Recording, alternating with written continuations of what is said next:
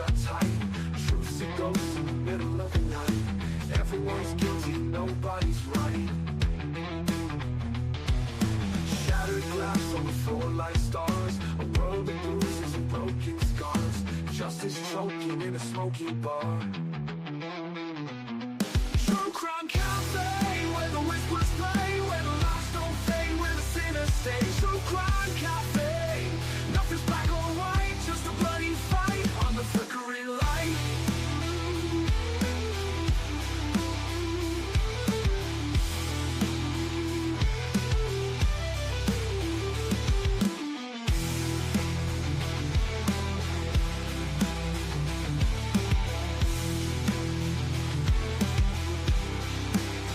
On the flickering light.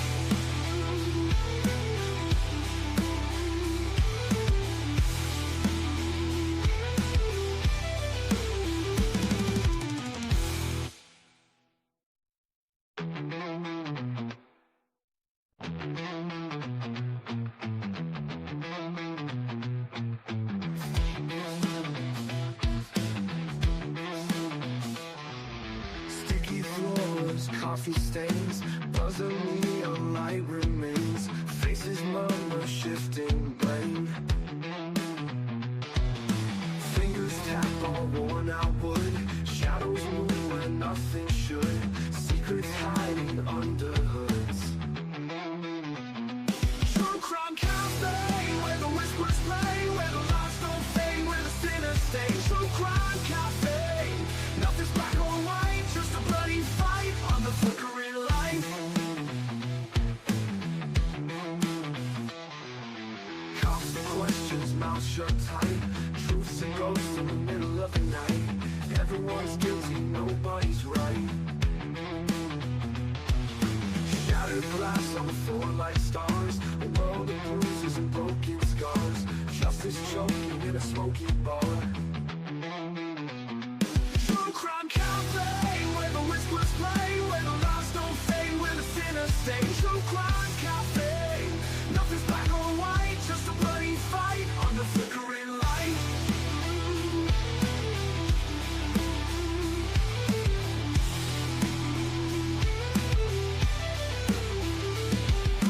Constant questions, mouths shut tight. Truth's a ghost in the middle of the night. Everyone's guilty, nobody's right. Shattered glass on the floor like stars. A world of bruises and broken scars. Justice choking in a smoky bar. True Crime Cafe, where the whispers play, where the lies don't fade, where the sinners stay. True Crime Cafe, nothing's black or white, just a bloody fight on the flickering light.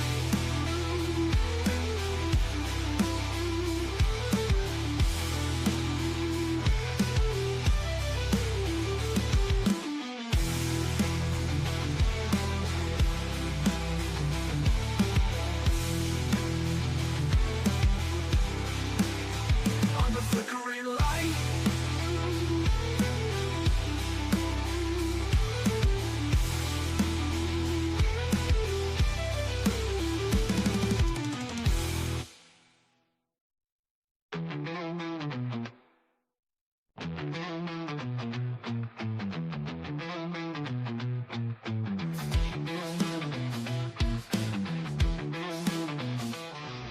Sticky floors, coffee stains, buzzing neon light remains. Faces murmur, shifting blame. Fingers tap on worn out wood. Shadows move where nothing should. Secrets hiding under hoods. True Crime Cafe, where the whispers play, where the lies don't fade, where the sinners stay. True Crime Cafe, nothing's black or white, just a bloody fight on the flickering light. Cops and questions, mouths shut tight. Truth's a ghost in the middle of the night. Everyone's guilty, nobody's right. Shattered glass on the floor like stars. A world of bruises and broken scars. Justice choking in a smoky bar. True Crime Cafe, where the whispers play, where the lies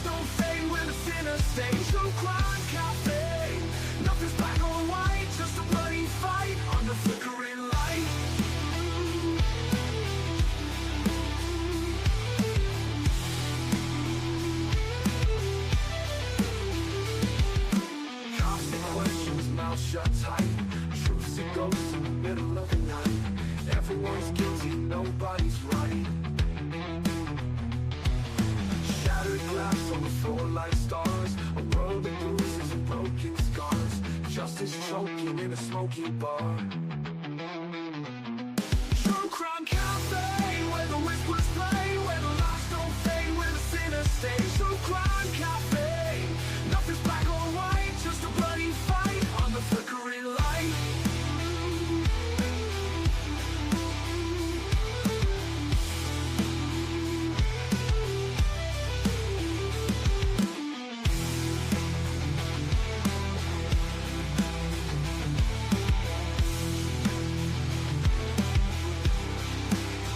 On the flickering light.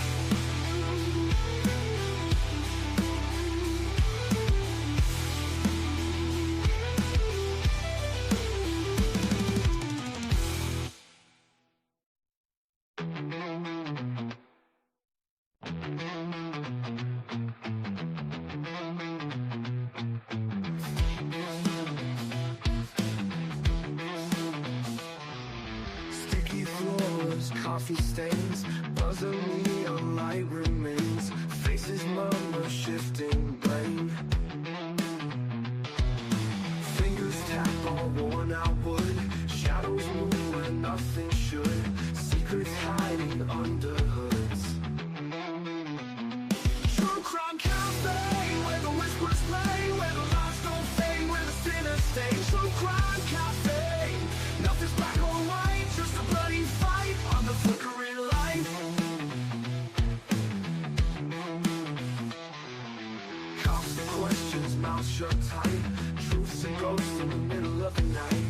Everyone's guilty, nobody's right.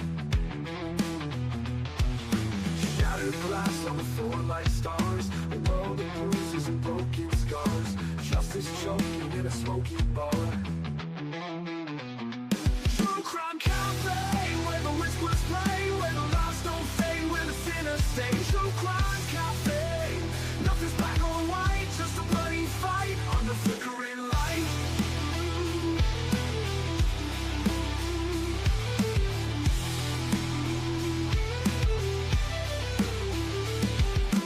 Cops and questions, mouths shut tight. Truths and ghosts in the middle of the night. Everyone's guilty, nobody's right. Shattered glass on the floor like stars, a world of bruises and broken scars. Justice choking in a smoky bar. True crime cafe, where the whispers play, where the lies don't fade, where the sinners stay. True crime cafe, nothing's black or white, just a bloody fight on the flickering light.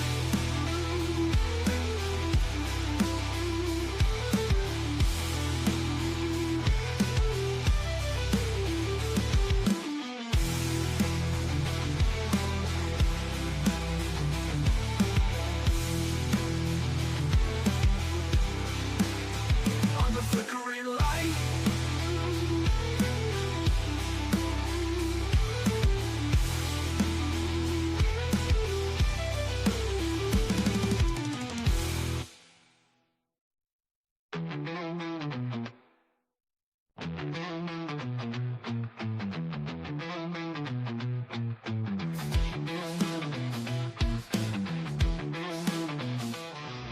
Sticky floors, coffee stains, buzzer neon light remains.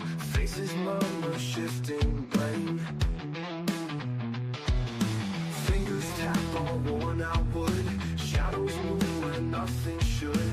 Secrets hiding under hoods. True crime cafe, where the whispers play, where the lies don't fade, where the sinners stay. True crime cafe, nothing's black or white, just a bloody fight on the flickering light. Cops and questions, mouths shut tight. Truths and ghosts in the middle of the night. Everyone's guilty, nobody's right.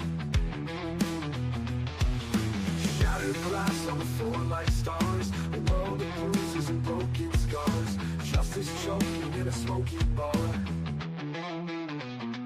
True crime cafe, where the whispers play, where the lies don't fade, where the sinners stage. True crime cafe, nothing's black or white, just a bloody fight on the flickering light.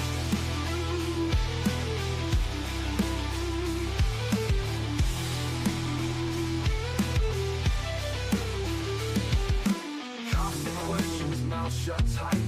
Truths and ghosts in the middle of the night. Everyone's guilty, nobody's right. Shattered glass on the floor like stars. A world of bruises and broken scars. Justice choking in a smoky bar. True crime cafe, where the whispers play, where the lies don't fade, where the sinners stay. True crime cafe, nothing's black or white, just a bloody fight on the flickering light.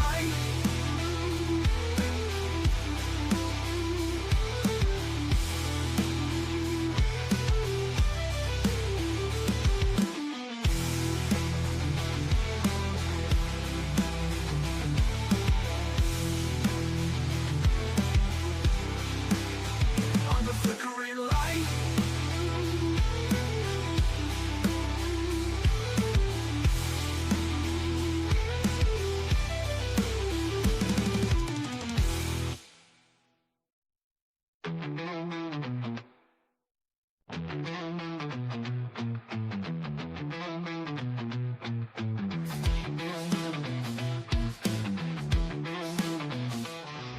Sticky floors, coffee stains, buzzer neon light remains. Faces murmur, shifting blame. Fingers tap on worn out wood. Shadows move where nothing should. Secrets hiding under hoods.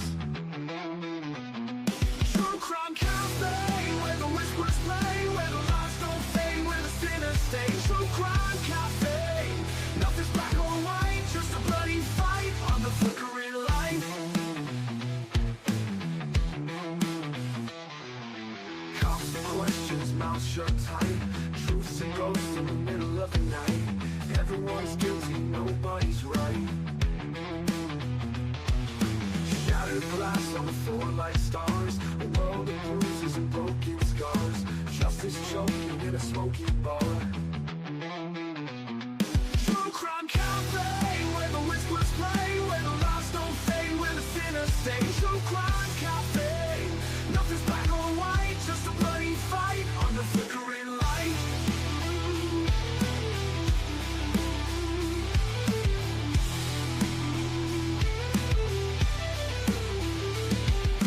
Cops and questions, mouth shut tight. Truths and ghosts in the middle of the night. Everyone's guilty, nobody's right. Shattered glass on the floor like stars. A world of bruises and broken scars. Justice choking in a smoky bar. True crime cafe, where the whispers play, where the lies don't fade, where the sinners stay. True crime cafe, nothing's black or white, just a bloody fight on the flickering light.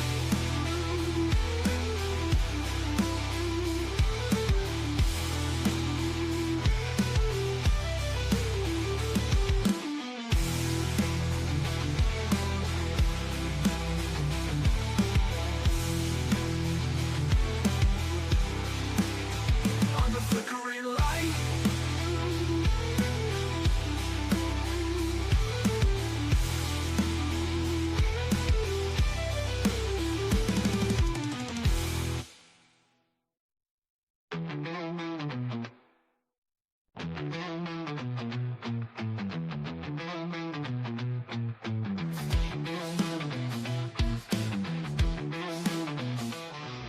Sticky floors, coffee stains, buzzer neon light remains. Faces murmur, shifting blame.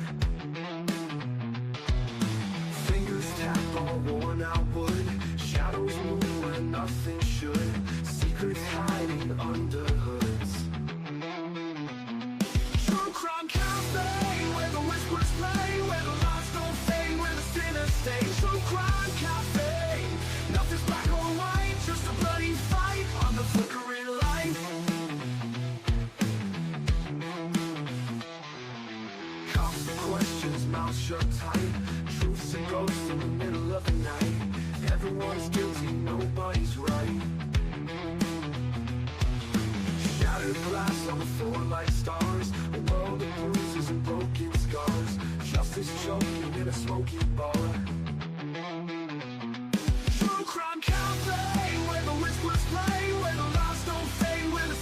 stage. So crime cafe, nothing's black or white, just a bloody fight on the flickering light.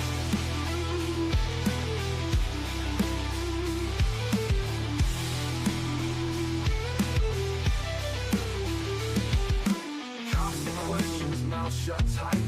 Truths and ghosts in the middle of the night. Everyone's guilty, nobody's right.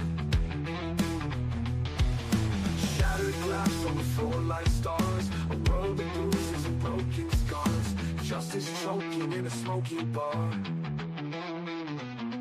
True crime cafe, where the whispers play, where the lies don't fade, where the sinners stay. True crime cafe, nothing's black or white, just a bloody fight on the flickering light.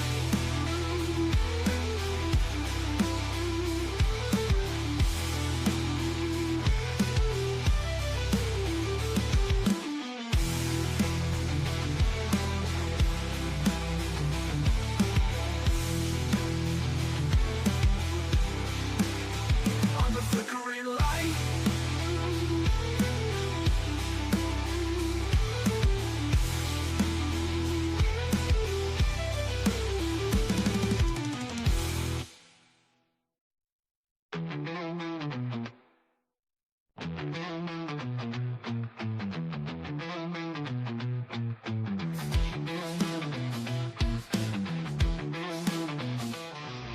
Sticky floors, coffee stains, buzzer neon light remains.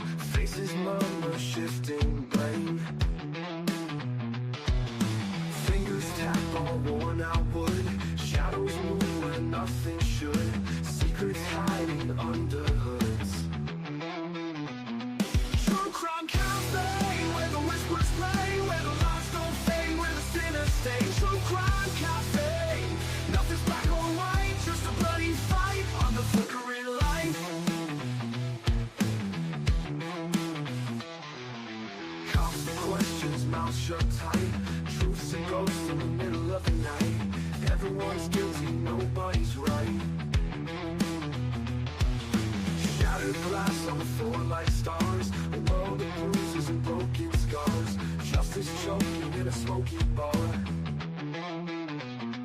True crime cafe, where the whispers play, where the lies don't fade, where the sinners stay. True crime cafe, nothing's black or white, just a bloody fight on the flickering light.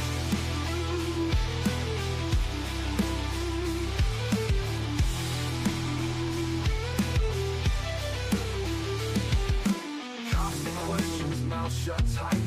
Truths and ghosts in the middle of the night. Everyone's guilty, nobody's right.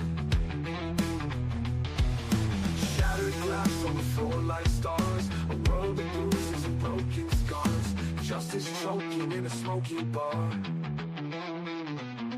True crime cafe, where the whispers play, where the lies don't fade, where the sinners stay. True crime cafe, nothing's black or white, just a bloody fight on the flickering light.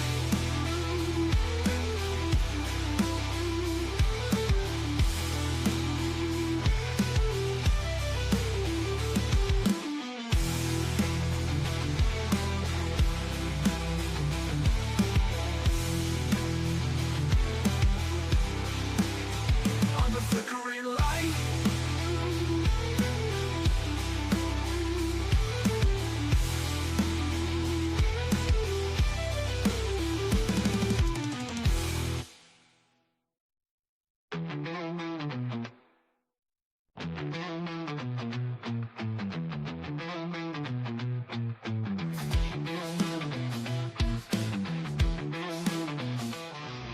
Sticky floors, coffee stains, buzzer neon light remains.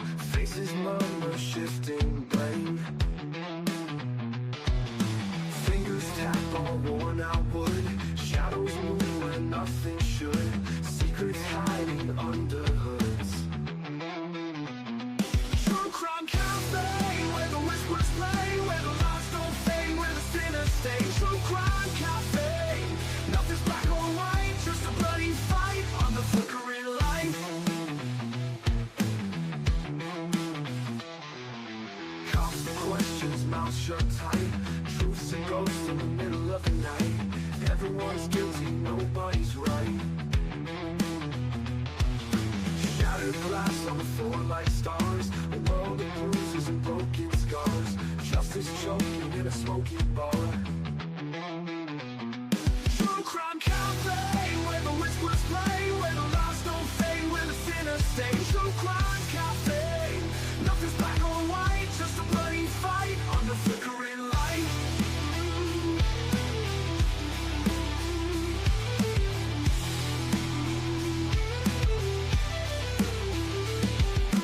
Constant questions, mouth shut tight. Truth's a ghost in the middle of the night. Everyone's guilty, nobody's right. Shattered glass on the floor like stars, a world of bruises and broken scars. Justice choking in a smoky bar. True crime cafe, where the whispers play, where the lies don't fade, where the sinners stay. True crime cafe, nothing's black or white, just a bloody fight on the flickering light.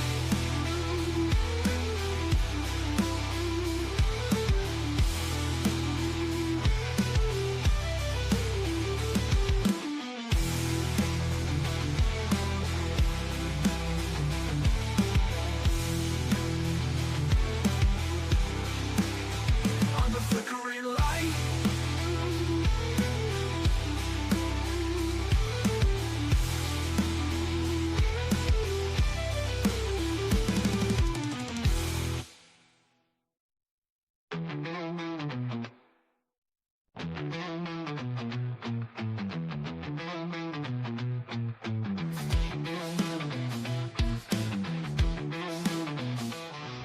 Sticky floors, coffee stains, buzzer neon light remains.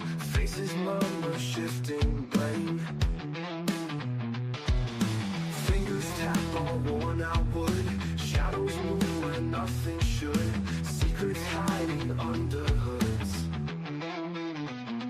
True crime cafe, where the whispers play, where the lies don't fade, where the sinners stay. True crime cafe, nothing's black or white, just a bloody fight on the flickering light. Constant questions, mouth shut tight. Truth's a ghost in the middle of the night. Everyone's guilty, nobody's right.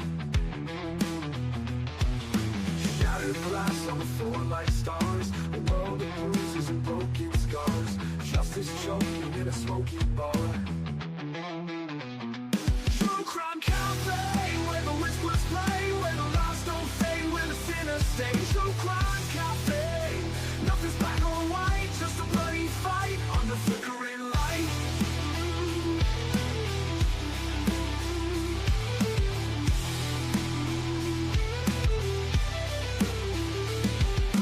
Constant questions, mouth shut tight. Truth's a ghost in the middle of the night. Everyone's guilty, nobody's right. Shattered glass on the floor like stars, a world of bruises and broken scars. Justice choking in a smoky bar. True crime cafe, where the whispers play, where the lies don't fade, where the sinners stay. True crime cafe, nothing's black or white, just a bloody fight on the flickering light.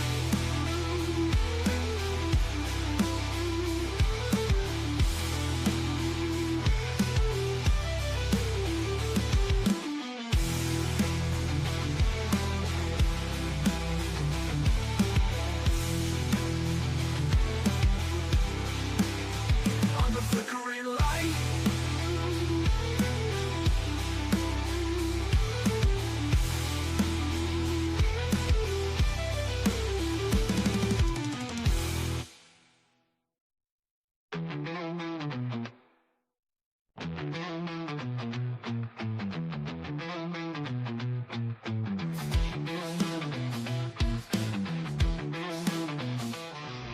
Sticky floors, coffee stains, buzzer neon light remains. Faces murmur, shifting blame. Fingers tap all worn out wood. Shadows move where nothing should. Secrets hiding under hoods. True crime cafe, where the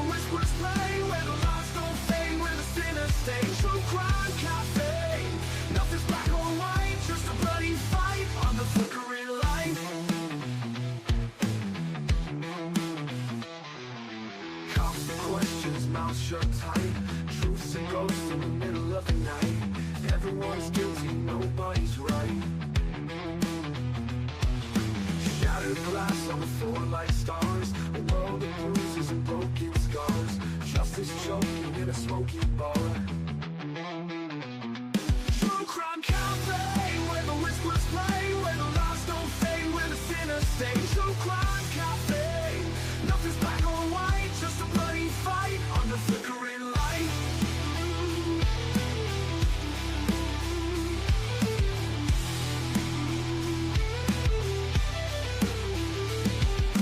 Cops and questions, mouths shut tight. Truths and ghosts in the middle of the night. Everyone's guilty, nobody's right. Shattered glass on the floor like stars. A world of bruises and broken scars. Justice choking in a smoky bar.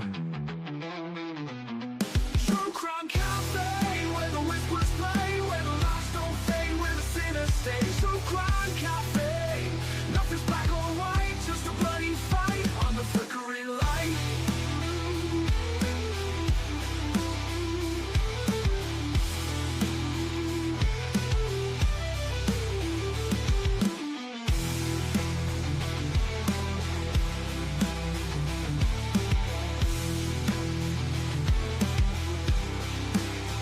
On the flickering light.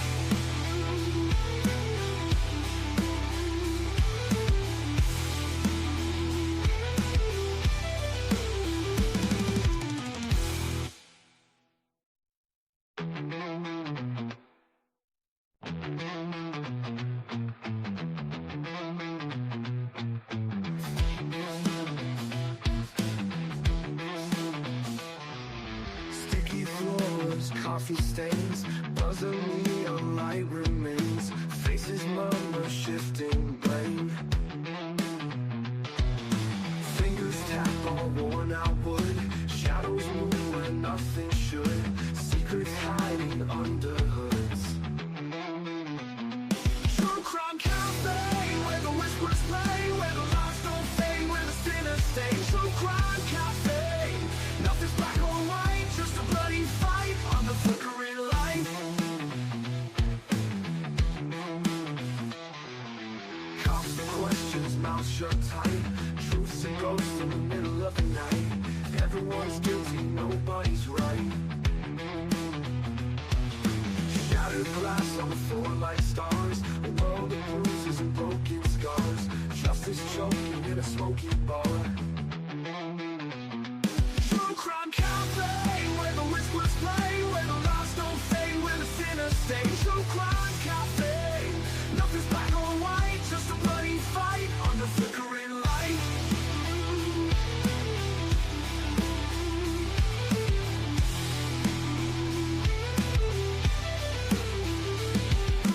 Cops and questions, mouths shut tight. Truths and ghosts in the middle of the night. Everyone's guilty, nobody's right. Shattered glass on the floor like stars. A world of bruises and broken scars. Justice choking in a smoky bar. True crime cafe, where the whispers play, where the lies don't fade, where the sinners stay. True crime cafe, nothing's black or white, just a bloody fight on the flickering light.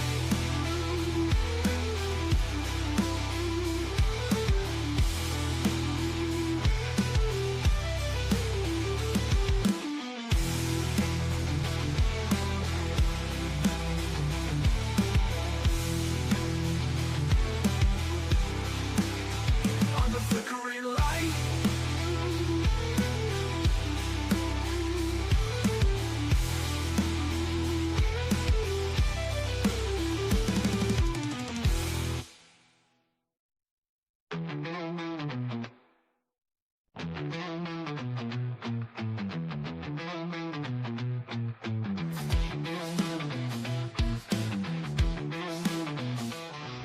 Sticky floors, coffee stains, buzzer neon light remains. Faces murmur, shifting blame. Fingers tap on worn out wood. Shadows move where nothing should. Secrets hiding under hoods.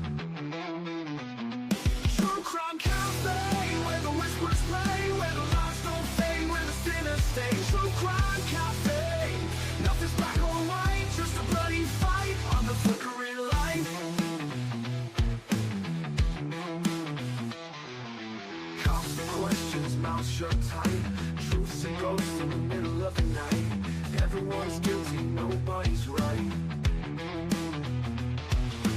Shattered glass on the floor like stars, a world of bruises and broken scars. Justice choking in a smoky bar. True crime cafe, where the whisperers play, where the lies don't fade, where the sinners stay. True crime cafe, nothing's black or white, just a bloody fight under flickering light.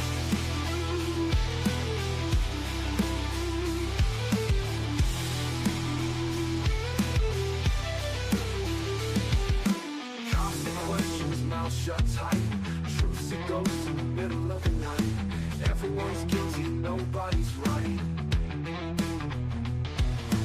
Shattered glass on the floor like stars, a world of bruises and broken scars. Justice choking in a smoky bar. True crime cafe, where the whisperers play, where the lies don't fade, where the sinners stay. True crime cafe, nothing's black or white, just a bloody fight on the flickering light.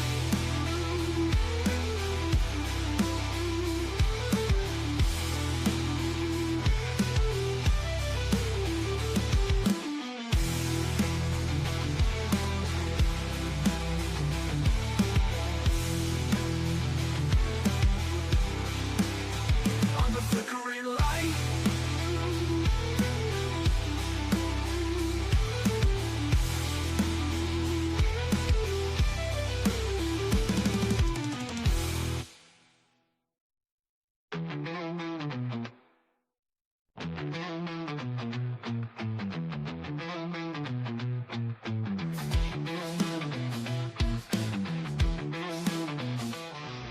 Sticky floors, coffee stains, buzzer neon light remains.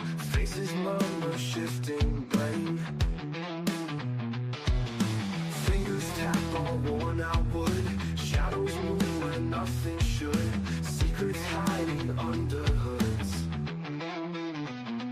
True crime cafe, where the whispers play, where the lies don't fade, where the sinners stay. True crime cafe, nothing's black or white, just a bloody fight on the flickering light.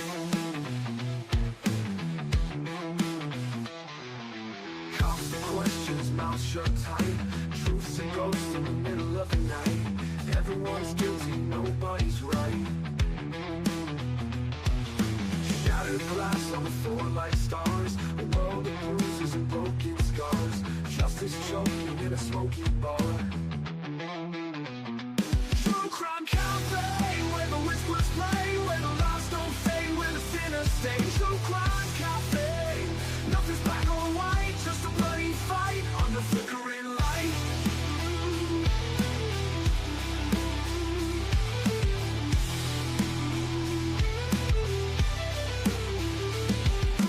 Constant questions, mouth shut tight. Truth's a ghost in the middle of the night. Everyone's guilty, nobody's right. Shattered glass on the floor like stars, a world of bruises and broken scars. Justice choking in a smoky bar. True crime cafe, where the whispers play, where the lies don't fade, where the sinners stay. True crime cafe, nothing's black or white, just a bloody fight on the flickering light.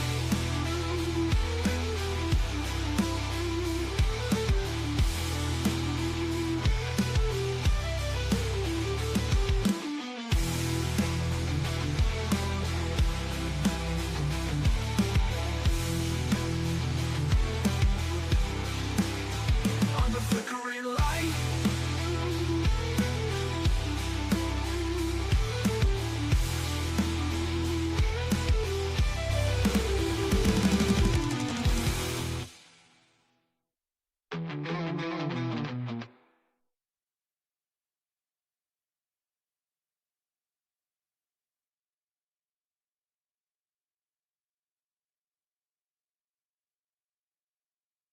Nirvana is apparently he was a suicide at the age of 27. More now from NBC's Brian.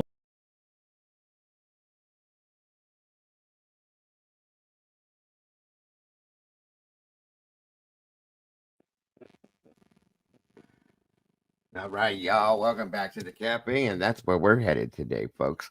We're looking into the death of Kurt Cobain.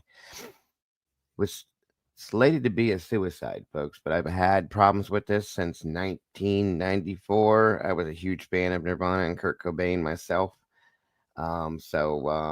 Yeah, I think it's about time that I actually spend some time and look into this myself, and that's what we're doing. Um, Everybody, make sure to hit that like button, share this out, let everybody know what we're doing. Please and thank you all for joining us today. That being said, you guys know what comes next. Now let's get this crazy show on the road.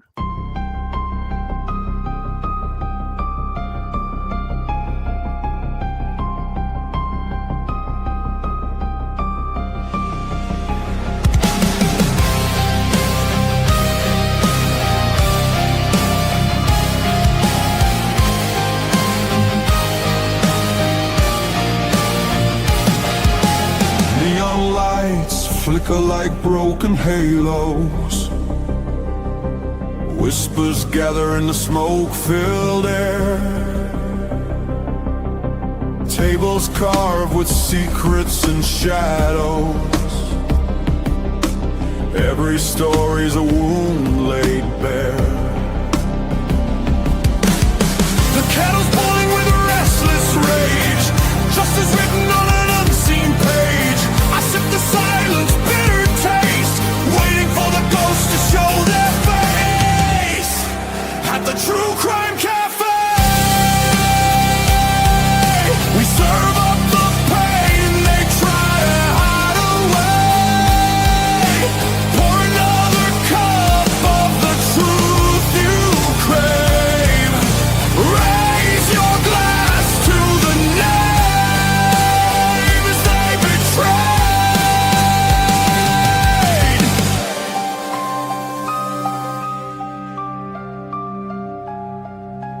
Mirrors cracked, reflections are liars. Ashes fall where the guilty once stood. The jukebox hums like a funeral choir. Echoes pounding through the neighborhood. Every scar is a candlelit vow. We hunt the how, we demand the now. No more silence, no more disguise. We'll paint the night with sharpened cry. At the True Crime Cafe, we serve up the pain they try to hide away. Pour another cup of the truth you crave. Raise your glass to the names they betrayed. This is not a sermon, it's a battlefield hymn, a requiem dripping from the bottle's rim. The guilty write stories in invisible ink, but we'll drag it all up from the edge of the brave.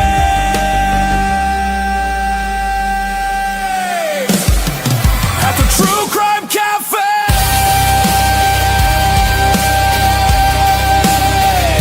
the reckoning burns like a black bouquet. Every shadow will pay.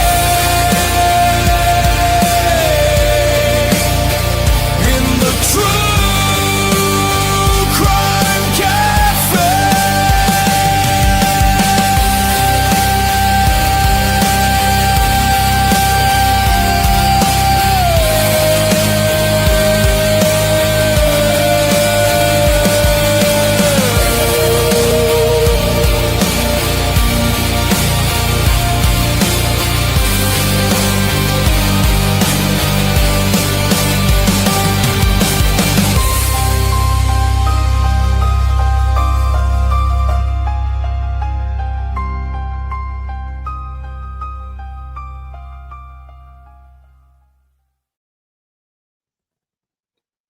All right, all right. Welcome back, everybody. Great to see you today again. Thank you for joining us. As I stated in the beginning, we are heading off in a little bit of a different direction today, looking into the mysterious so-called suicide of Kurt Cobain. More than 30 years ago, it's been now, guys. Back in April 8th of 1994. Um, Very sad day for a lot of people. I was a huge fan. I was, um, let me think here. I was 18 years old and I was a huge fan. Um, I did get them, Jen. Thank you very much. She reminded me I've been wanting to do this for a long time, and a lot of different things took me off of this to the side from away from this. Just something I really wanted to do. He was a big influence in my life as a teenager. When Nirvana came out, the grunge scene came out. Multiple bands. For those of you that aren't familiar, there was a lot of bands that came out of the area that Kurt came from, out of Seattle, Washington area. Aberdeen is where he's from, in the Washington area. Mudhoney, Soundgarden, Temple of the Dog, Pearl Jam, all sorts of bands came from this realm and started a new genre of music that everybody was just overwhelmed with, because it was so different and amazing. And I was a metalhead, still am, and it went from that to that. We had pop that was most popular, top 40 stuff, and then heavy metal if they listened to that, and then here come grunge. Okay, as an alternative, whatever you want to call it, but 90s grunge was the thing, folks. It was huge. And it really did influence me as a musician, and a lot of my friends. Two of the bands that I was in were based off of Nirvana. I was in a Nirvana tribute band. I was in a grunge tribute band where we played multiple styles of music: Pearl Jam, Mudhoney, Nirvana, stuff like that. Chris Cornell, another the front man for Soundgarden, was another person that came out of that mix. Sadly, we lost him as well. Just a lot of influence in the music world came from that. A lot of people were afraid of it. A lot of people in the metal world said no. Nope, we're not going that direction. And I even said that at first until I listened to it, and I couldn't help myself. And I became a huge Nirvana fan. I've met Dave Grohl more than once. He's from the area that I'm from and grew up in. And that's another one of my absolute favorite groups in the world right now, is the Foo Fighters, which is where Dave got his start from, was being the drummer for Nirvana. And again, another group, Alice in Chains, came out of this area, or came out of this genre, this new genre, I guess you could say. They were a little heavier. STP, yes. I see you guys know your music in here. I was a little nervous about some of you guys not knowing this or not being into this, but we'll see. Real quick though, let's see who we got in the house. Meg P, welcome back to you. Megastar Witchies, welcome back to you. Mark Schumann, great to see you, my friend. Miss Rowena is in the house. Typically unique, always happy to see you, dear. Miss Christina, good to see you. Thank you for joining us. SRBBBBB. Let's see, Witchy, Proby, and Proud. Hello, good to see you. Trish Crow's in the house today. Great to have you here. Annie Ruler, welcome back to you. Let's see here. And I got to thank Gen 7. Eddie's in the house. Finally, Eddie, welcome back to you, brother. Good to see you today. Let's see here. Gen 7 brought this back to my attention yesterday, so here we are, folks. So she's in the house today. Great to see you, Jen. I sent you an email just to let you know we're doing it, because I know you support this wholeheartedly. Let me see. Great to see you back, Eddie. You have been missed, my friend. It's only been a couple days. You can't even take a couple days off, brother, and you're being looked for quickly. Everybody gets a break, though. I'm glad to see you back, though, bro. Thank you for joining us. There's a link pinned to the top of the chat if you'd like to join me, of course. Whether you're interested or know anything about this, it's always good to have your input on things, in my opinion. Let's see who else we got in here, possibly. Miss Cassie's in the house. Good to see you, Miss Cassie. It'll be interesting to see Cassie's take on this, because she's younger than most of all of us, and she definitely was not around for this. But I guarantee you she still listens to it, because her mother knows all this stuff, SRB. And I'm sure she was raised listening to it. As my kids were too. Come on in, guys. Grab a seat. Miss Paula, always happy to see you. Thank you for joining us, guys. So we're going to be looking and delving into April 8th of 94. Kurt Cobain was found deceased at his home above his garage, you guys. And it looked to be smart ass patriots in the house. Great to see you, SoCal gal. Great to see you as well. Senior Wazowski, welcome back, brother. Great job yesterday on that, guys. Let me see. Come on in. But he was found above the garage in something called the greenhouse. Okay, sitting there. And I'll show you some photos and some things we're going to delve into. It looked as though he had been injected with a severely high amount of heroin. Kurt struggled with heroin addiction, drug addiction, period, throughout his entire teenage and adult life. And but it had looked as though he had injected himself and then took a shotgun and took his life. We're going to talk about that because it doesn't work, folks. It couldn't happen. I'm just telling you, based on the things I've looked into, the things that I know. No, it couldn't happen. And I promise you guys, we'll be going back to Idaho just right today. We're going to do this. So don't worry. Don't worry. So come on in, guys. Grab a seat, get comfortable, coffee, tea, whatever it may be. Please sit down and go through this one with me, guys. SoCal gal, great to see you. Done one. Okay. Love it. Love the name change. Good to see you. And as I have told you guys, I've been a musician since I was 10 years old. I love music. This was a huge influence in my life. So knowing the truth for this is important to me. Kurt was also married to a woman by the name of Courtney Love Cobain, his wife. She also was the front person, the lead singer, the leader of a group called Hole. In the 90s, they were horrible, in my opinion. They were listed in the same grunge, punk grunge type, genre. It was a horrible, horrible sound. I did not like it. I didn't like it at all. They were just not good to me. But that's my opinion. That's my opinion. Okay, and I think they would have them. The rest of the band was good. I didn't like Courtney at all. I'm not a fan of hers, never was a fan. She got a little bit into acting. She just is not good. She's not a good person to me. I never liked her.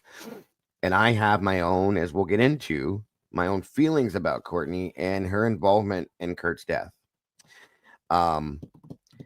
They tried to say that Kurt took his life with a shotgun that he used his thumb for. Now, we're going to get into some explanation of that, forensics, ballistics, and all that kind of stuff. And I'm going to show you how that's not possible. Yeah, I don't like Courtney Love at all. So please understand if I sound negative towards her, I am. I think she destroyed Kurt's life. I think she drug him down. She was jealous of his success with Nirvana and thought that she should do more and be doing better because of who he was and expected him to lift her up. And, she used him and abused him and in my opinion, destroyed him in some senses. So, no, I don't. Tom Grant, the PI that she hired, thank the Lord, knew right away when this went down that something was off, and she was dumb for hiring him because he's good. Okay, Tom Grant was a retired police officer that got involved in private investigation and did a great job in this and knew right away something was wrong. We're going to talk about him. We're going to talk about Dylan Carlson, who was Kurt's best friend, who I have some issues with as well within this. We're going to talk about a lot of things involving this. Kurt's manager, a lot of things, guys, that just don't match up in this. And it should have never. We're also going to talk about the actual detectives that investigated this case that should not have. He was going to be fired, the lead detective on this. And it never should have they should have never had their hands in this, and they should never reinvestigate this because they shouldn't. They just shouldn't. And yeah, I do believe Courtney was very jealous of Kurt's success and his fandom. Okay, how important he was to the world and how important she was not. And they were getting ready to get divorced at that point. Kurt was going to be taking Courtney out of his will. There was a prenuptial agreement signed. All of these things were happening, and she was not a happy person when she found this out. Okay, that should tell you something right there. Just think about it, and that's true. Like, and I remember being a teenager, and all the girls loved Kurt Cobain. They were in that mix, you know what I'm saying, that were in that genre, and they did not like her. And even guys weren't into Courtney. She was just gross. She was a gross person. She was nasty. Um, she had written a thing one time that her and Kurt, for those of you that know what I'm talking about, you'll get this. And if those of you that don't, I'll try to explain it. But that her and Kurt were like Sid and Nancy. Okay. No, they weren't. No, they weren't. Sid and Nancy, and I can't think of Nancy's last name, but Sid Vicious was the bass player for a punk band called the Sex Pistols. And they were very drug based, okay, heroin, all sorts of things. And she thought that was what made them special and that the world was going to love them because they were like Sid and Nancy. And what happened was, God, I can't think of Nancy's last name right now, but one ended up killing the other. I'm pretty sure it was Nancy, or Sid killed Nancy, in a drug-induced psychosis, I guess you could call it. The whole thing. But there's a movie out called Sid and Nancy. There's just a book about it. There's a lot of stuff. And being that I'm so involved in the music world, I've known these things for years. I was in the punk world for a long time, the grunge, the alternative metal, all of it. It's a crazy story. So just knowing that she thought that about them blew my mind right away when I read that little excerpt that was put out. Like, she's just nuts, folks. And I just never trusted nor liked her. Hey, Robert, good to see you. I got your email, bro. Thank you. So yeah, Christine is in the house as well. Good to see you. It's just a bad situation all the way around. And I know that Courtney knows the truth. I know just as much as I can tell you that I know certain people within the Idaho 4 case know the truth. I know 100% that Courtney Love knows the truth as to what happened to Kurt. And I have a strong feeling that she has an involvement in it. Okay. They also have a child together. Her name's Frances Bean. She's an adult now. She just had her own child at some point, not too long ago, so on and so forth. So it's interesting. The whole story is interesting. I feel bad for her that she had to lose her father at such a young age, and that her mother had to be who she was. What are you gonna do? So that's what we're getting into today. Come on in, guys. Grab a seat. I'm just kind of waiting for everybody else to show up. It may be here. I'll give it a few more minutes, and then we'll get kicking off.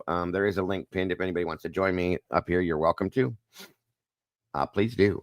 And let me hear your thoughts, feelings, and opinions on this case. If you're from Gen X and you grew up in the 90s, you'll be quite interested in know all about this, in my opinion. So there's definitely some questions to be asked.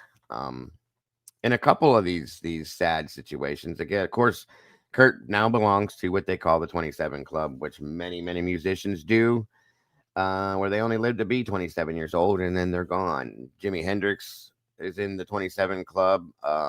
Jim Morrison, I believe. There's a lot of musicians that are in this 27 Club, they call it. It's a very sad thing that has to exist, but there's quite a few people. So, yeah, Cassie, Forever 27. It's one of them things, a lot of musicians that belong to this 27 Club, and it's very sad because they come out shining bright like a star, and they go out completely with the lights out, folks. It's very sad. Amy Winehouse, yeah. Good to see you, Frank. Thanks for joining us. Another sad situation. There's a lot of them. I want to say Janis Joplin's in there. Jim Morrison, Jimi Hendrix, Kurt Cobain. That's it. Nancy Spungen. Thank you so much, LS. So, yes, Sid Vicious and Nancy Spungen were a couple in the early 80s, late 70s, and when the punk was big. And there's a whole story behind this, that Sid killed Nancy in a heroin. It's maybe another case I could cover for you guys. It's very interesting if you're interested in it at all. But very interesting story, and sad. Again, it was a true love story per se, and the drugs were what fired this whole relationship with them. And they truly, supposedly loved each other so very much, and then this sad situation happened. Excuse me. Yeah, Amy Winehouse was another sad situation. They just never got to go any further than 27, you know? Crazy stuff, you guys. Crazy stuff. 40 people in the house, guys. We got 40 likes. That's awesome. Keep it coming, guys. Keep it coming. Please make sure you share this out. Let everybody know what we're doing in here today. I appreciate that very much. And make sure to hit the like button on the way through the door. Let me see. That's right. We all know the truth. And it's not hard to tell. And here's the thing, folks. The biggest part of this entire thing that'll tell you pretty much everything. And we'll discuss it. We'll go over it.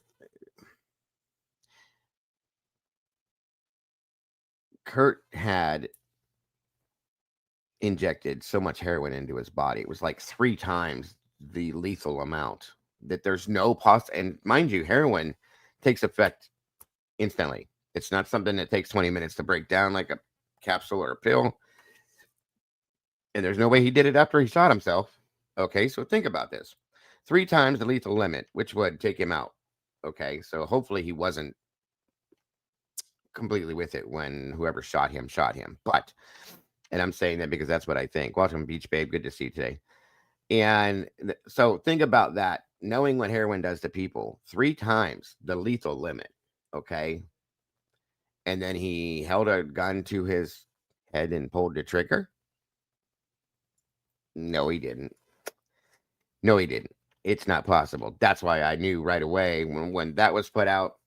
And not to mention the way that the gun was held. And I'll show you that as well. Okay. The gun itself, if you know what a shotgun is, was upside down. The trigger was down here. Of course, the barrel here.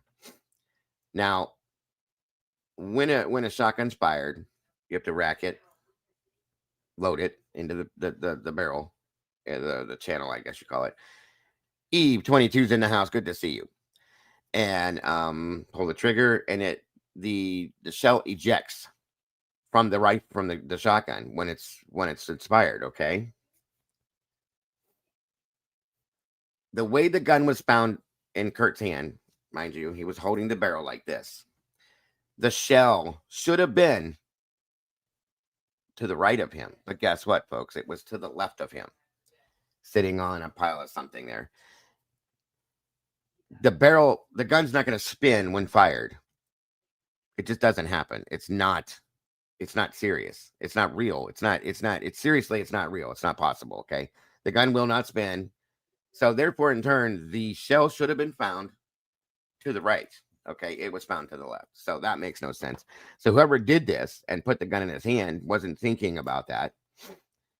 And here we are. There's also reactions that the body has when things like this happen. Okay.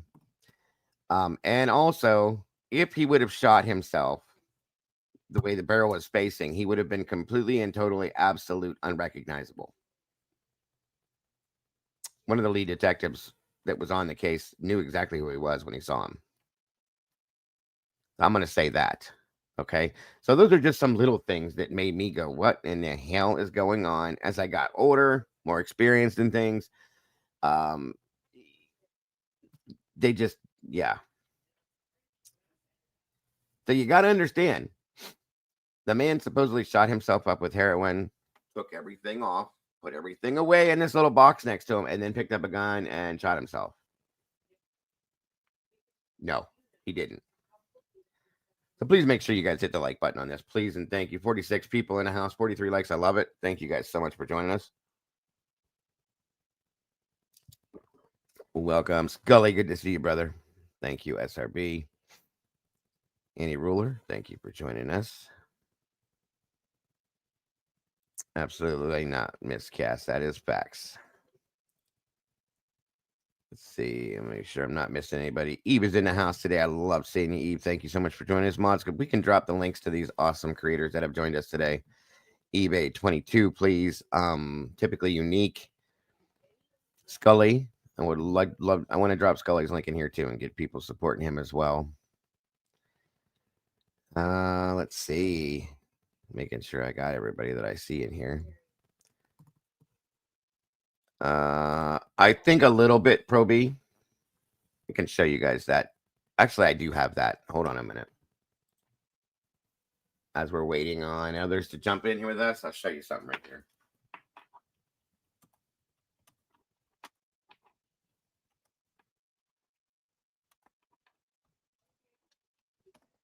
Hold on a minute here.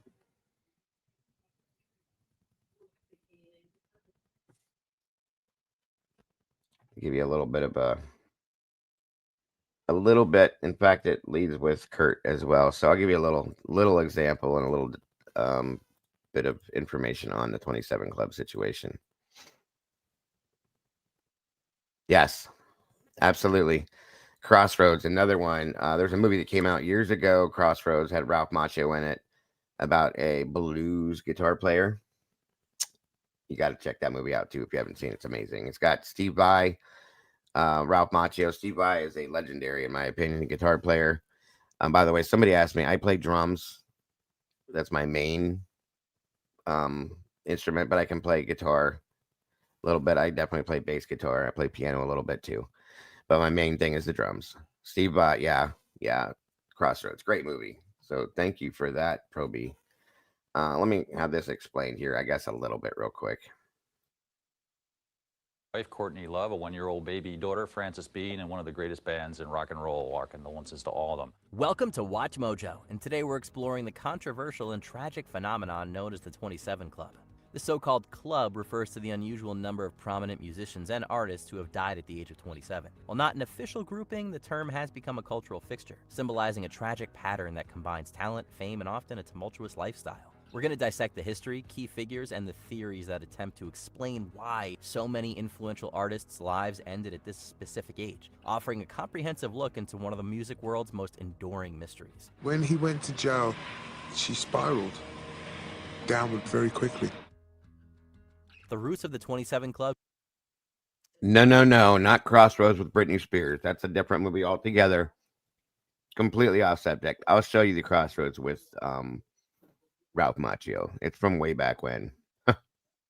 Britney Spears. Oh, Lord.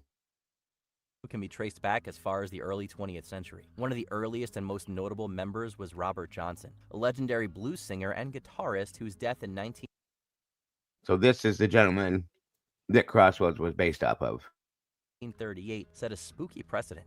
A famous blues man, a beautiful wife, a jealous husband old enough to be her father, a glass of poison whiskey, all the makings of a tragic ending. Johnson's life and death were enveloped in myth and folklore, notably the story of his supposed pact with the devil, which only added to the enigmatic aura. However, it was in the late 1960s that the concept of the club began to solidify in the public consciousness. This period, characterized by a revolution in music and counterculture, was marked by the untimely deaths of several iconic stars.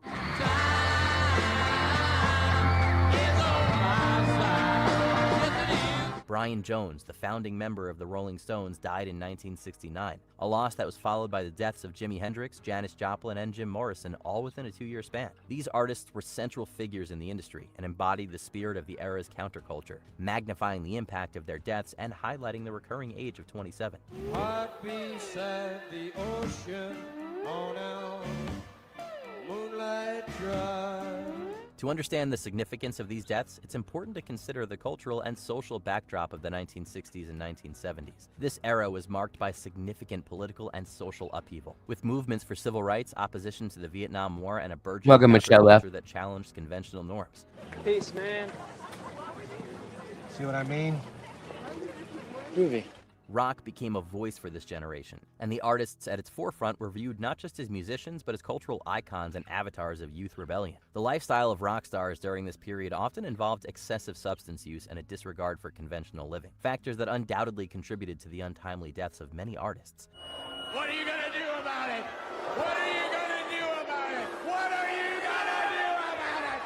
The deaths of these 27-year-olds were seen not just as individual tragedies, but as symbols of the larger struggles and dangers of a generation pushing against the boundaries of society. The pattern of influential rockers dying at 27 continued beyond the 1970s. Kurt Cobain, the frontman of Nirvana, whose death in 1994 was a huge cultural shock, became one of the most notable unfortunate members of the club.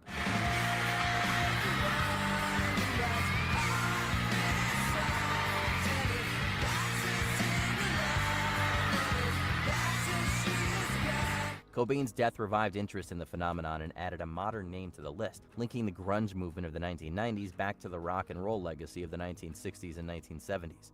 Why do you feel so bad? Why? Uh-huh.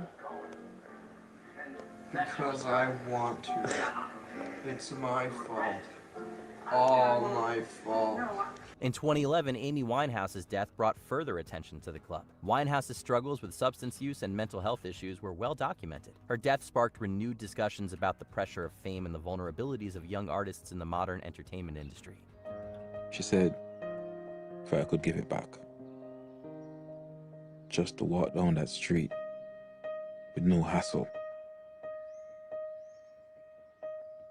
I would. There have been numerous other significant musician deaths at age 27, including from vehicular accidents. While the club is primarily associated with musicians, its scope has broadened over time to sometimes include artists from other fields who also died at 27, such as artist Jean-Michel Basquiat. Where do the words come from? Real life books, television. Yeah, and you just skim them and start including... No, man, when I'm working, I hear them, and I just throw them down. This expansion highlights the fact that the pressure... That's awesome, Patriot. It's a great movie, by the way. So great job, and you got to be proud for that one. Very good stuff. Very good stuff. and challenges leading to premature deaths at this age are not confined to musicians alone. Statistically, it has been the subject of much debate. Researchers have analyzed death patterns among musicians to determine if 27 truly is an age at which deaths are unusually common. Studies have shown that while there is a slight increase in the risk of death for musicians in their late 20s compared to the general population, there's no significant peak at age 27. This suggests that the concept of the club may be more of a product of human tendency. Experts suggest that the age of 27 is a tumultuous period in human development, often marked by introspection and a reevaluation of one's life and choices. The combination of access to substances, the stress of fame, mental health issues, and the physical demands of touring and performing can create a perfect storm for tragedy. Another theory posits that the lifestyle of many musicians, characterized by irregular schedules, lack of sleep, substance use, and the pressures of fame, can lead to physical and mental health deterioration. Ladies and gentlemen, from Los Angeles, California, the Bears! This lifestyle may not necessarily be more hazardous at 27, but the cumulative effects can become particularly pronounced around this age. The concept of the 27 Club has also been perpetuated by the romanticization of early death in the music industry. The idea of living fast and dying young has been a recurring theme in rock and roll mythology. Fast, die young, bad girls do it well. Fast, die young, bad girls do it well. This misguided and wrong-headed view of early death as a form of artistic martyrdom can influence both the public's perception and the artist's own view of their lifestyle choices. Media portrayal and fan culture have contributed to the mystique. The media's focus on the tragic aspects of these artists' lives and deaths often overshadows their artistic achievements. This sensationalism can perpetuate the myth of the tortured artist, potentially influencing young artists' perceptions of what it means to be successful. And I just said to her, if you want me to help you, I'll help you. I love you, but I don't like who you've become, and I don't want to be around you. Before we continue, be sure to subscribe to our channel and ring the bell to get notified about our latest videos. You have the option to be notified for occasional videos or all of them. If you're on your phone, make sure you go into your settings and switch their lives at a young age has led to increased calls for better support systems for artists. Many critics argue that the entire concept of the club glorifies unhealthy lifestyles and detracts from the real issues at hand, such as the need for mental health support and safer working conditions in the industry. See, heroin was my main man. but now I'm on the methadone and I'm getting my act together. And you come here and say you want to help. And I say, hey, far out. The 27 Club remains a complex and multifaceted phenomenon. While it can be partially explained by statistical data and rational theories, its cultural and emotional resonance of the club goes beyond mere numbers. It embodies the intersection of talent, fame, tragedy, and the human tendency to seek patterns and connections. It not only symbolizes the loss of great artists, but also serves as a reminder of the fragility of life. Is it fun to be famous? People who are really famous end up total reclusives and they don't do anything. Why do you think the tragic 27 Club is such a widely known phenomenon? Let us know in the comments. Did you enjoy this video? Check out these other clips from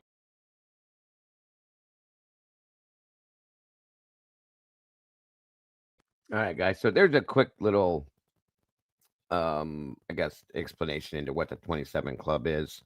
And sadly, Kurt went into that as well. He became part of that club. And I know a lot of you guys aren't familiar with this. The story behind this is very interesting. If you're into true crime, this is going to catch you. The way this went down, the whole story, it's real wild, okay?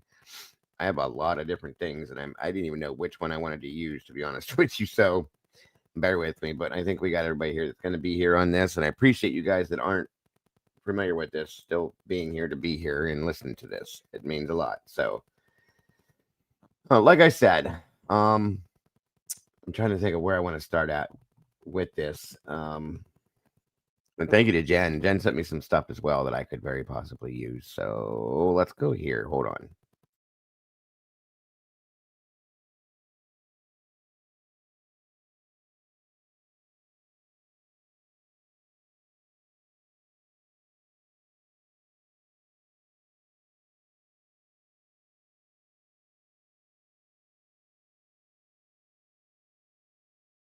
Now, there was a lot of people that tried to say Kurt was very depressed. He was this, he was that. He went through a period where, yes, he was depressed because he struggled with, he had a stomach problem for a long time that he couldn't get dealt with. And you know what happens when you're in chronic pain? Eventually you become depressed, you become irritated with life, okay? So that's something he went through. But Kurt himself was not depressed in the point where he was suicidal and he wanted his life to be over. People say in his lyrics and some of his songs he did, well, some of the stuff he was writing about was the pain was so bad in his stomach that he could just die. You know what I mean? That kind of thing. But he was not suicidal. He even said in multiple interviews to not read into his lyrics to his fans. Don't read into them so deep. It's not really as serious as what you guys are making it out to be. Things like that. I've seen these interviews. I remember them.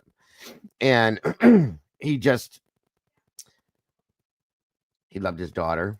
He was looking forward to, growing up with her, per se. He even said that one time that he was growing up with his own child, And like I said, he had recently he was going to be filing for divorce to get divorced from Courtney. He was taking her out of the will. He was moving on because he realized what she was doing to him and what his life was with her, and it was not what he wanted. He wanted, more for his daughter, so on and so forth. But Kurt Cobain was not depressed and did not want to end his own life. Okay. No. Understand that. So we're going to go forward with this here and break it down. I have a bunch of different stuff, guys, so get ready. And I'll try to keep it all where you can understand it. And if not, I will make sure that it makes sense to you. Again, anybody that would like to join me to discuss this stuff as we go through, you're more than welcome to. If not, no worries. I understand completely. Here we go. Now, part of this that I want to tell you that bothers me too, you guys, is that the investigators that investigated this, they made clear statements that when it comes out to be or looks like a suicide, they don't go any deeper into it to investigate it, which is sad and disgusting to me, because clearly common sense shows within this situation that this wasn't clearly a suicide. There were 3 or 4 rolls of crime scene film never developed. Really. So once again, we have police officers here that didn't do their job. Surprise. But something else I just wanted to throw out there for you guys to understand in this situation as to why they never went any further with this than they probably should have. Very sad. Very sad for him and for his daughter to have real justice.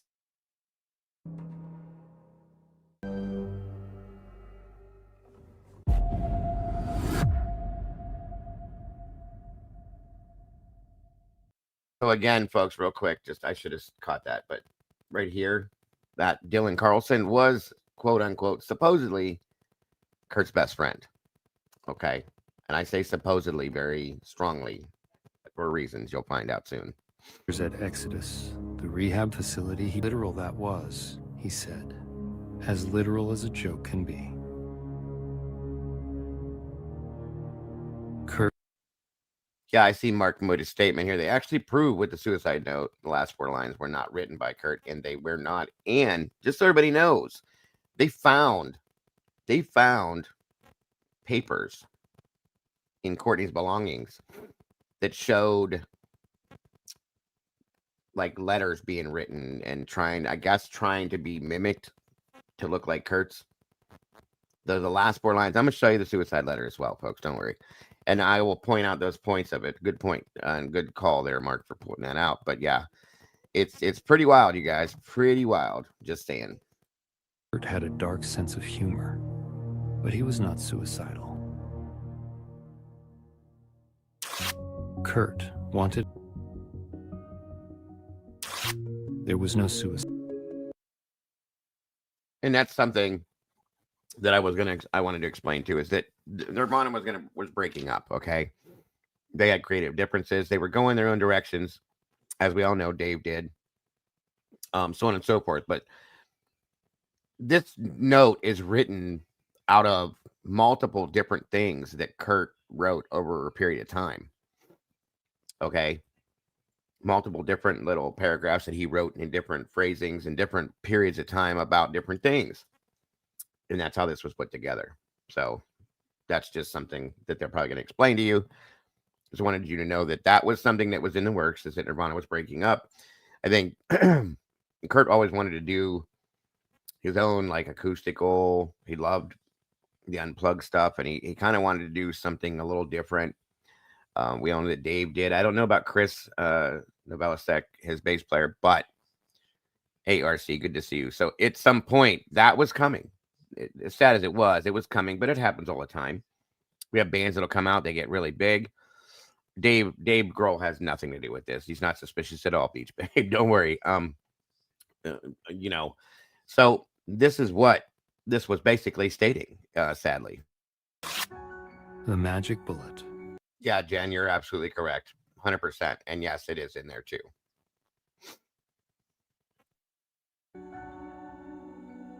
Kurt was found dead with a very large Remington Model 11 shotgun lying between his legs and resting on his upper torso. The gun was lying upside down on Kurt's chest with the exit chamber facing the right side. Therefore, now this explains to you what I was telling you a little bit earlier, guys. It's interesting. The bullet casing should have exited on Kurt's right. However, as noted in the police reports, the casing was actually found to his left, sitting nicely on top of his brown jacket. What does the SPD say? Well, nothing that holds up under even the most casual scrutiny.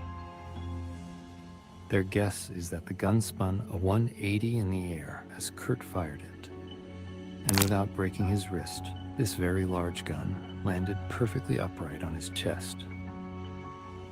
Is this the magic bullet of the grunge era?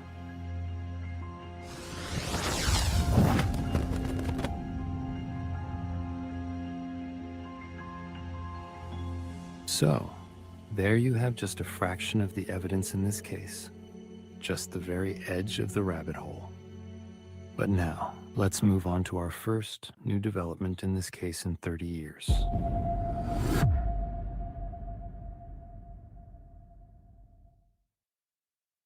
Hi, my name's Joseph Burns, and I was there at the house when Kurt Cobain was murdered.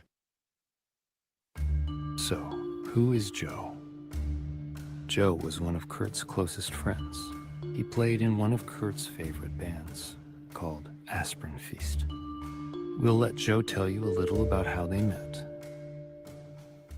Now I'm gonna tell you guys real quick to understand this. Joey Burns, well, if you look at him, he's been through a lot. Drugs and things have done some bad things to him. It's only been 30 years. There's no way Joey Burns should look like this. As you can tell, he's lost a limb. He's in a wheelchair. The guy's in bad shape. And I said drugs and other things have done some bad stuff to him. Other things that he's been involved in. So again, but he was again, like they explained in the band Aspirin Feast, he was very close to Kurt, was always at the house with him, stayed there, so on and so forth. So he's going to explain all this to you so you guys know who he is and why he looks the way he does now. I just wanted that to be known. Met Dylan. We're talking. He's all, you got to meet this friend of mine. He really likes your band. He's a fan. And his name's Kurt. And yeah, and so Dylan introduced me to him. Kurt had seen us play some shows, and Dylan told Kurt that he was friends with me and stuff like that. And so we got introduced by Dylan. Well, I met Kurt Cobain, and he had seen my band, I guess, and Dylan said, you should meet my friend Kurt. He said that Kurt really liked Aspirin Feast, and I should meet him. And so I met him, and we hit it off. And you know, he used to come over a lot to my place where I had a tattoo shops, and he would come over and just hang out and stuff and watch me do tattoos. And Kurt would always say he was going to get a tattoo. He never got one, but yeah, he'd just hang out and stuff like that. He'd bring Francis over a lot, and a good kid, you know, just hung out, never cried or fussed or anything like that, just a good kid. So it was cool that he brought her over. Yeah, Kurt was an easygoing guy, you know. Now, we find ourselves in front of the darkest of doorways. On the other side of that door is the night Kurt's life was ripped away from him. If you're ready, let's have Joe take us through it. It was a joke, yeah. Just like Idaho, it was not an investigation. They didn't look into anything that they should have. Again, they classified it as a suicide. Therefore, they did not go any further with it at all. And it's really pathetic. So, yeah, agreed.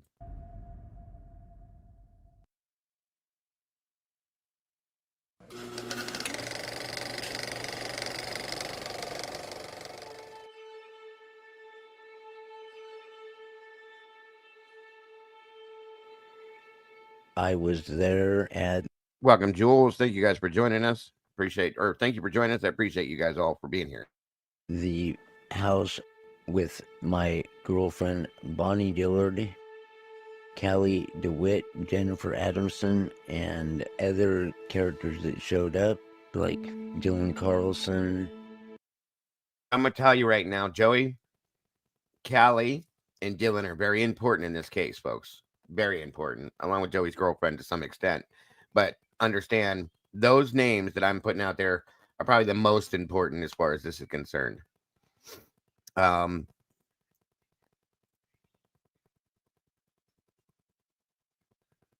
absolutely, Eve. Thank you, hon, for being here. But again, moving, and this is that house there is Kurt's house. And like I said, where they found Kurt was in the garage up above in something what they called the greenhouse, just so you guys know. Here's basically what happened. Me, Callie DeWitt,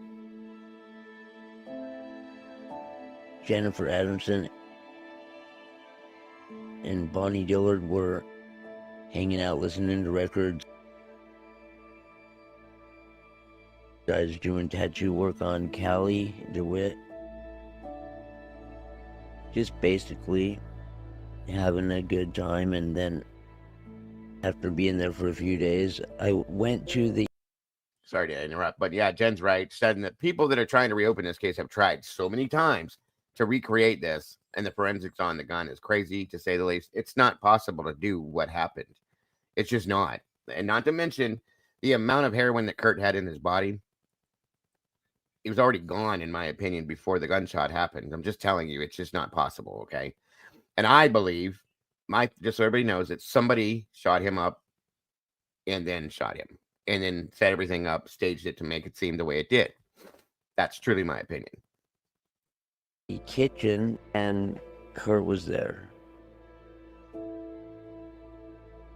We talked a little bit, and he explained what was going on, that he had left his drug rehabilitation center and found his way home. He had been hiding out. I say hiding out because he's trying to avoid his wife, Courtney Love, from her or people she had hired to find him, looking around, trying to be sneaky and looking all around the house. Then he grabbed some things to eat.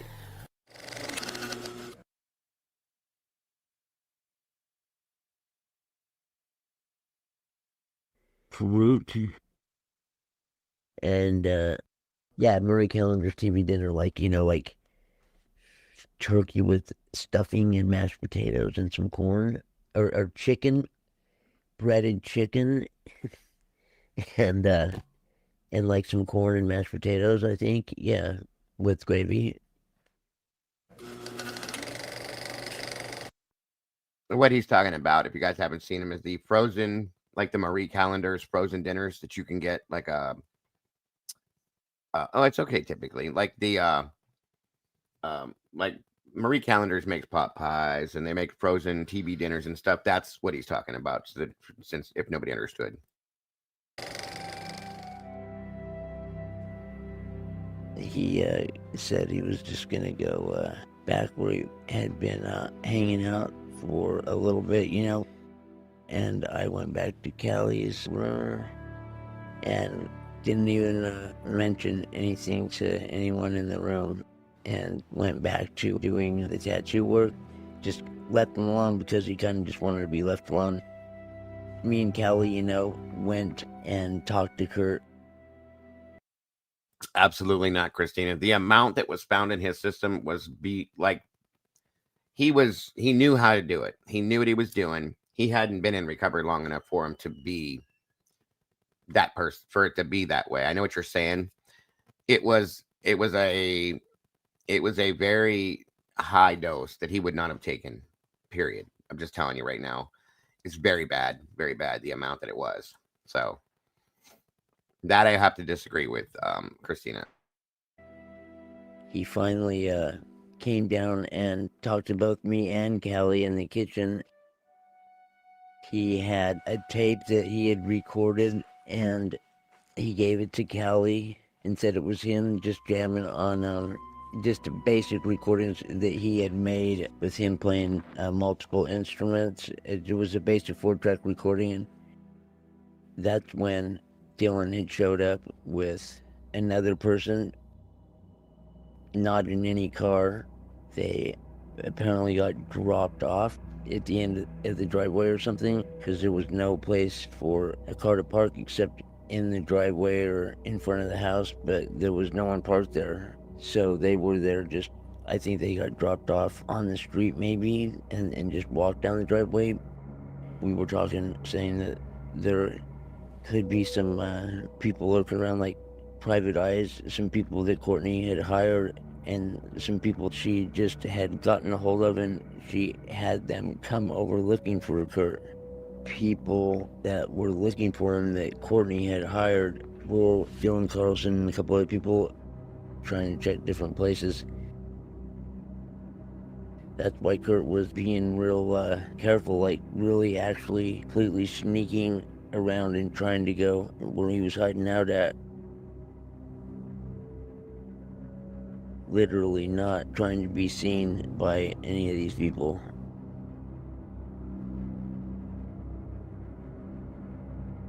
But Dylan did come through the door with someone, and that's when he was trying to get Kurt to go back upstairs with him.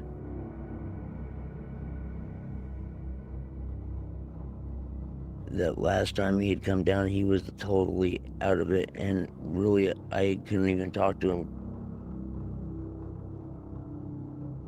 Callie had already been down there and talked to Dylan, and they were trying to get Kurt to go back upstairs. At the same time, Callie was telling me Kurt would be fine. Kurt didn't want to go anywhere with Dylan. Dylan's doing it just outright, you know, but the other guy is falling back until he decides, fuck it, Dylan, he needs to do this and just do it. Kind of using the body to kind of push, you know, trying to herd Kurt up into the greenhouse.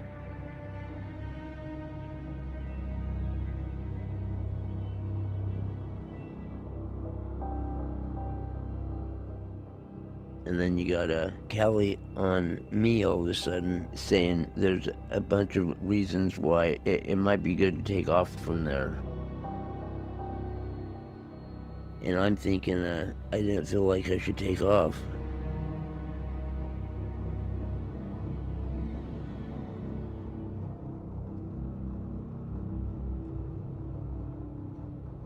Yeah, I was trying to go with Dylan and Kurt, but that's not working out so good. And it seems like when they do start getting them up the stairs, I'm thinking he was fucked up when he came back down, you know? Didn't need to go back up there if they're trying to get him to go do another hit of dope above the greenhouse. There was no need for that. He definitely doesn't need to fucking do any more dope, you know?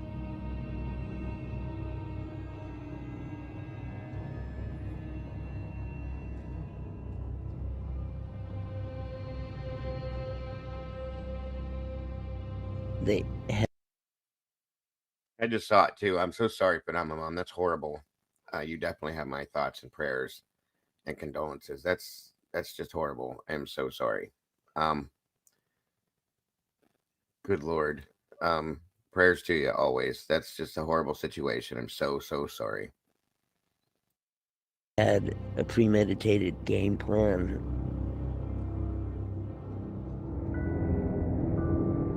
There was a point there, I mean, where I felt like I should have done something, but it's like, you know, like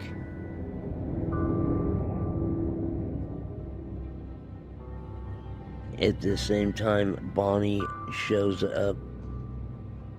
We went out of the kitchen, you know, like right there at the top of the driveway. She's trying to get us to go, right?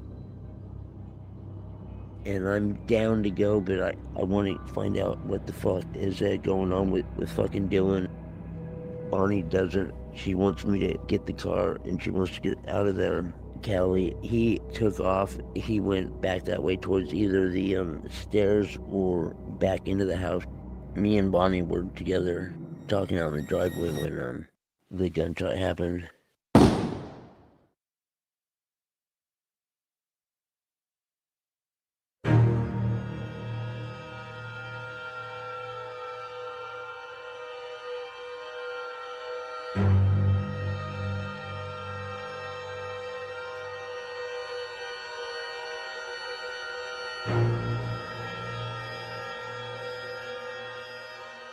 And then it was like a panic to get the fuck out. When we did leave, finally, Jen and Callie came with. Shit kind of went spiraling. Fuck. The heroin use got really bad after that, and I got the fuck out of there, just like Callie was saying that we should all do, but I think I'm the only one that really got the fuck out of there. It seems like those other people just got with Courtney.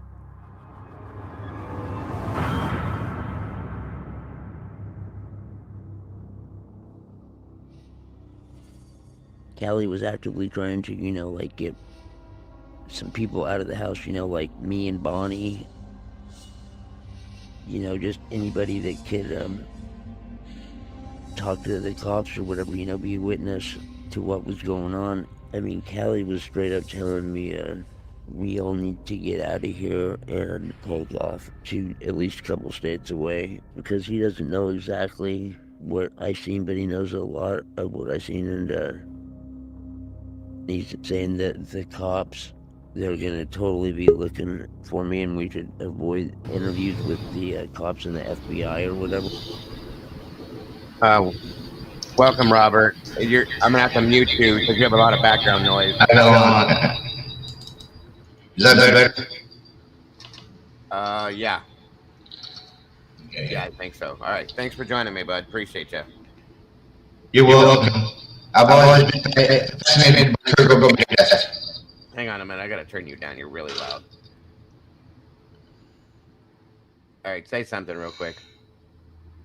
I've always been fascinated by the death of Kurt Cobain. Oh yeah. Well, appreciate you joining me. And absolutely anything. Once we get through this, there's a lot that we can discuss on this. And yeah, I saw that, Jen. It's okay. It's okay. I appreciate that part. I was already looking at a lot of stuff from that channel. Believe it or not, I was surprised. So yeah. And Carolyn, Dylan is and was per se, I'm going to say this presumptively, supposedly he was Kurt's best friend. Okay.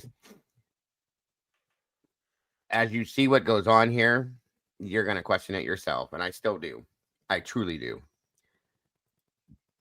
So yeah, absolutely, Jen. Thank you. And Robert, again, thanks for joining me. I appreciate your input and thoughts on this as well. You're welcome, Dado. All right, guys, on we go.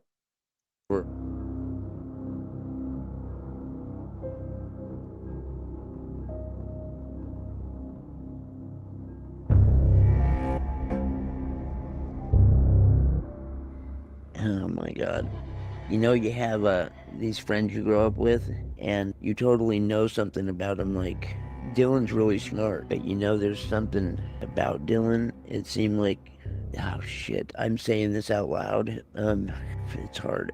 You have to know how to be around some people, and you've known them forever and stuff like that, but there's certain things you don't want to do with that person. Like, you might not want to fucking OD with this person. Are they going to bring you back to life, or do they have some kind of weird ulterior motive to let you die?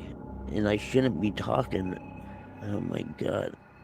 Dylan's really smart, and you don't want to leave Dylan in charge maybe of some important shit like your well-being. Maybe Dylan could be a little, what do you call that, someone that sees something horrible, instead of getting freaked out by it, is just curious about it and watches it. You could just do something horrific and it doesn't really bother you at all.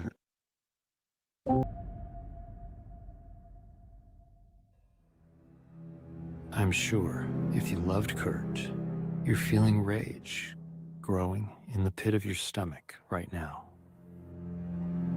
The helpless feeling of being stuck.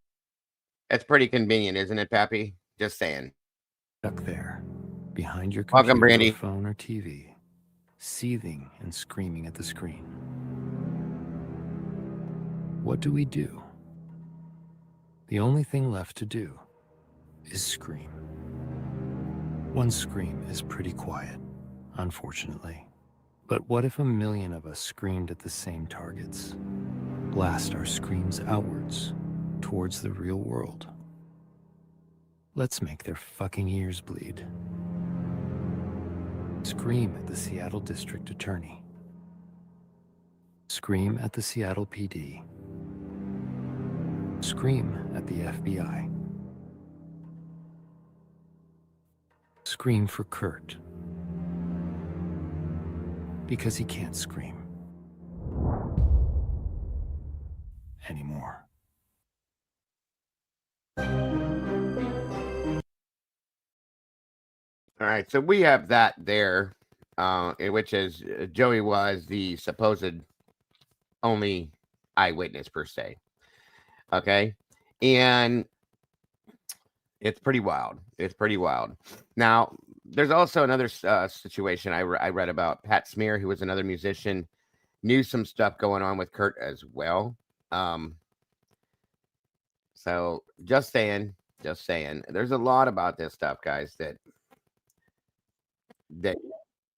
was not put out to the world because it was kind of covered and buried up like it always is. So we're moving on to some other stuff here. This is just a little something. I'm gonna be throwing little things like this in and out of it while we're doing this.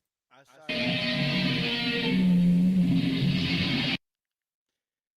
saw a recent interview with Dave Grohl, and Dave Grohl mentioned he hasn't even brought up Kurt's name since what happened to Kurt. He said he feels it's taboo to mention Kurt, and he's taught his daughter not to mention Kurt. He said that's a part of his life that he's trying to forget. Yeah. And they were in the car one day, I guess, and one of Nirvana's songs came on, and his daughter asked what Kurt was like. And so Dave basically broke it down to his daughter what Kurt was like, and she said he sounds like a really nice person. I cannot see him doing what he did to himself. And Dave said that he stopped her right there. Says we're not going to mention that. Right. I saw that same interview. Absolutely. And when I met him, he's not comfortable talking about Kurt at all. In fact, he doesn't like talking about Nirvana or any of that stuff. He's all about himself, his life. Dave's a great guy, okay, but he does not like to talk about Kurt in that situation whatsoever. He's very uncomfortable with it. So that very true, very true. And it's very sad because that is they were something, guys. They were definitely something. Very bad situation. Band Nirvana is apparently he was a suicide at the age of 27. More now from NBC's Brian Williams. Kurt Cobain's body was found inside a garage apartment adjacent to his Seattle home. Dead of an apparently self-inflicted shotgun wound, police say a suicide note was nearby. He was among the most powerful voices of his generation, an originator of a music style and fashion called grunge, as lead singer for the hugely successful rock group Nirvana, which has sold 15 million albums worldwide. Kurt Cobain's tenure as a living rock and roll icon was... Welcome, Miss Tandy. Good to see you today, dear. I hope you're having a great day. ...brief and troubled. Just last month, a combination of alcohol and drugs left him in a coma from which he fully recovered.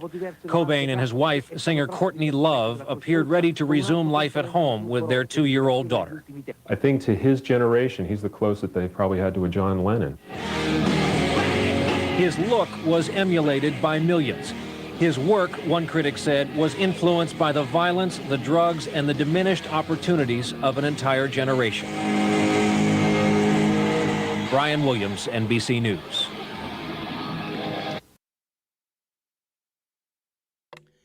You know, it's I remember the day. Yeah. I'm sorry. Go ahead. No, go ahead. I was just going to say, I remember the day that I saw that, and it like broke me, you know, almost, as I was young, very young. And I was just like, I looked to him because he wasn't all glamour and glitz and all that kind of stuff. It just didn't match up, you know. And I think, like, if this guy can do this, anybody can do this. And I saw that, and it went, you know, that news broadcast. I remember watching that, and I was like, what? No way. And it's just very sad, you guys. Go ahead, Robert, with what you were going to say. When I was 10 years old, my mom and I, this was like maybe a few months after my dad had passed, we flew out to California to see my aunt, my uncle, and all my cousins. I met David Frick when I was 10 years old, and he was a part of a group called Frick and Frack. And I've heard of him. But yeah, and he was like super, super nice, and he promised like we'd never lose contact. Well, we lost contact after I left California. I was only 10 at the time, but no, I watched this documentary, and in the documentary there's somebody talking, and they specifically pointed fingers at Courtney, stating that she had something to do with what happened to him. Um, and that's why the police are refusing to reopen the case, uh, because the statute of limitations, I guess, is run out on it. You're muted, Dago. There's a lot of issues within that situation. The original investigators, like I said earlier, that investigated this, the lead investigator was about to be fired. There was other things that went down, planting evidence in different cases and stuff like that. So they didn't have good police on this. Okay, I'll just put it that way. So there's a lot of issues with this, in for a lot of reasons we all know. Like I said, Courtney, she hired Tom Grant, and we're going to get into him here shortly too. PI used to work as a police officer, retired, went into private investigation, got his license, all that stuff. And he was very serious about his job, and he was very real about his job. There was no bullshit, okay? And that was Courtney's mistake. She went through the phone book, found the Grant Company, which is what the name of the PI, the private investigation place was called, hired him. He was very, very good at what he did. And that was her mistake, because he did not, almost near immediately when she hired him, he knew something was wrong in her with her side of things. She hired him because of a credit card thing going on, and she was trying to find his credit card. She said it was stolen, blah blah blah, this and that, everything else. She reported his credit card because she was trying to find him and shut him down, thinking that if he had no access to the money, that he would come out of hiding. He was hiding from her, folks. That'll tell you right there in itself the problem. He was hiding from her and everybody that she was involved with, because he had made statements. Again, they're getting divorced. He's cutting her off, cutting her out.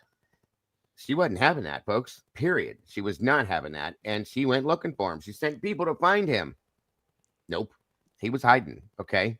Yeah, see, what I heard about that at the time was he was in a rehab center in California, and there was a lot of talk that he had escaped the rehab center. He did, and went back to their home in Washington.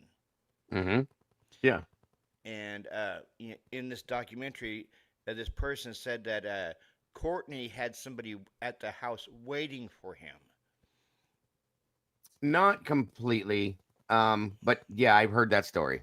I have a lot of issues with Dylan. Okay, I'll be honest with you. Dylan and his relationship with Kurt, as well as his relationship with Courtney. Now, I think Dylan's drug habit was used against him. Okay, used to, how can I explain this? I think Dylan's drug habit was used to control him. Let me put it that way. Okay, and I think also, I know for a fact also, because I watched the interview with Tom Grant, that Tom was trying to have a conversation with Dylan after Kurt was found dead. Okay, and he said, "Hold on a minute, I'll be right back." Excuse me. He was at the house with Courtney.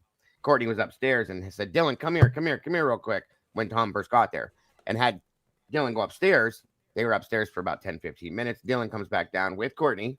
Courtney sits down, lights up a cigarette, and Tom looks over. He goes to start to talk to Dylan, and you could tell that Dylan had just been shot up, and he was gone, like gone. Okay, couldn't talk, couldn't hardly anything. And he looks at Courtney and he says, "Why did you do that? You knew that I had to talk to him." And he looks at Dylan and goes, did you just shoot up Dylan? And he goes, "Yeah." "Well, why? You knew we had to have this conversation." He goes, "I'm all right. I'm ready." And Tom said, "No, you're not."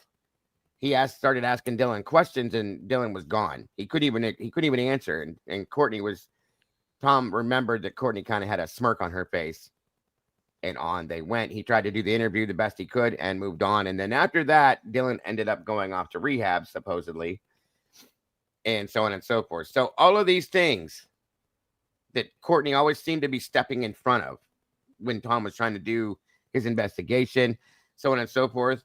Welcome, Cat. Kelly Land, great to see you. He was in Rome, guys, at some point and supposedly overdosed, okay? And went and put himself into a drug-induced coma accidentally and came out of that. And Courtney tried to claim that was a suicide attempt. No, it wasn't at all. Not at all. So Courtney hires Tom and sends him on this wild goose chase looking for, this whole credit card thing. Then she tells the truth to him about why she did it, because she's trying to get Kurt to come out of hiding because she's worried about him, so on and so forth. There's a gunshot, or the shotgun that was purchased, blah, blah, blah, which we'll get into that story too. It's all spread out, folks, so bear with me. That's why I'm telling you this from me. And Dylan ends up being, I believe that this was Courtney's doing, driving around town in different places with Tom, the PI, because it's his best friend, and he's helping Tom find the areas and places that Kurt would go and look, and so on and so forth. And the whole time Tom is saying, I think we need to go to your house. We need to go to your house. We need to send guys to your house to check things out. She says, no, we don't. No, we don't. I don't believe he's there. No, we don't. Courtney knew something from the beginning of this, okay? That's my opinion. As did Dylan. So they go to the house that this had, where the greenhouse is, where Kurt was found deceased. And they go through the house. They look around, this and everything else. They're looking under beds. They found Hypnol and stuff like that. Dylan takes, and he's like, oh, it's mine. I'll take it. This, that, everything else, so on and so forth. And Tom's like, are you sure? Like, is that legal? Because Tom was by the book. Yeah, it's in my, it's I have a prescription for it, blah, blah, blah, blah, blah. It's a sleeping medication, all that kind of whatever. They go through the house, they look around, there's everything else, and Dylan is with him the whole time, okay? They leave there. Not one time does Dylan say a word about the greenhouse. He knows about the greenhouse above the garage. Not one time. And Tom would have found Kurt at that point if he had went to that greenhouse, but Dylan doesn't say a word, folks, on purpose, because he knows, in my opinion, that Kurt's up there. So this next little thing I'm going to explain to you, or I'm going to show you, is from Who Found Kurt. It's interesting. Wasn't like an electrician or yes, it's an electrician. Yeah. Yeah. Gary Smith is the gentleman that found him. Okay. On we go. When electrician Gary Smith discovered Kurt Cobain's body on April 8, 1994, he called 911 and gave a statement to police. But 3 days later, he called someone else, a private investigator. And what Gary whispered during that phone call would haunt him for the... Oh, Jen, thank you so much, hon. Absolutely. This is something that I've wanted to do for so long. And it's funny because I've talked about it for 20 plus years. I've never thought about, since I'm in true crime, that I could have done this. It never clicked. Because this is definitely a horrendous crime that is completely corrupted, and there's a conspiracy behind it. So yeah, unsolved mystery. Absolutely, and then some. So no thanks needed, Jen, but I appreciate you relighting my fire for it, truly. So thank you so much for the super chat, dear. Always appreciated. Rest of his life, because Gary Smith saw something in that greenhouse room that didn't make sense, something he couldn't stop thinking about. For 20 years, Gary Smith refused to talk publicly about what he found that morning. But in private conversations, in quiet bars with friends, in late-night phone calls, Gary kept coming back to the same detail, the same impossible detail that made him question everything the Seattle police told the world about Kurt Cobain's death. And when Gary finally broke his silence in 2014, just months before he died, what he revealed sent shockwaves through everyone who heard it. It was a gray Seattle morning, the kind where the mist hangs so low you can taste it. April 8th, 1994. Gary Smith, a 47-year-old electrician who'd been installing security systems in wealthy Seattle homes for 15 years, pulled up to 71 Lake Washington Boulevard East. Yeah, Jules, the thing that happened in Rome was not a suicide attempt. It was just an overdose. And again, I have questions about that one as well. But Courtney tried to play that off like it was like Kurt was suicidal. She had playing this whole thing for a while about him being suicidal. She kept referring to that. She referred to the Rome situation as being a suicide attempt. She kept pointing at that her husband was suicidal and he wasn't. And it's like she's building a narrative, in my opinion. You know what I mean? So yeah, Jules, it was absolutely not a real situation that he was trying to do to take his own life by any means whatsoever. So absolutely. And absolutely, Robert, we'll talk about it. The house belonged to Kurt Cobain and Courtney Love, though Gary had never met either of them. He'd been hired by someone from Courtney's management to install some additional security equipment. Nothing unusual, just another job. Gary grabbed his toolbox from his truck and walked up to the main house. The place was quiet, too quiet.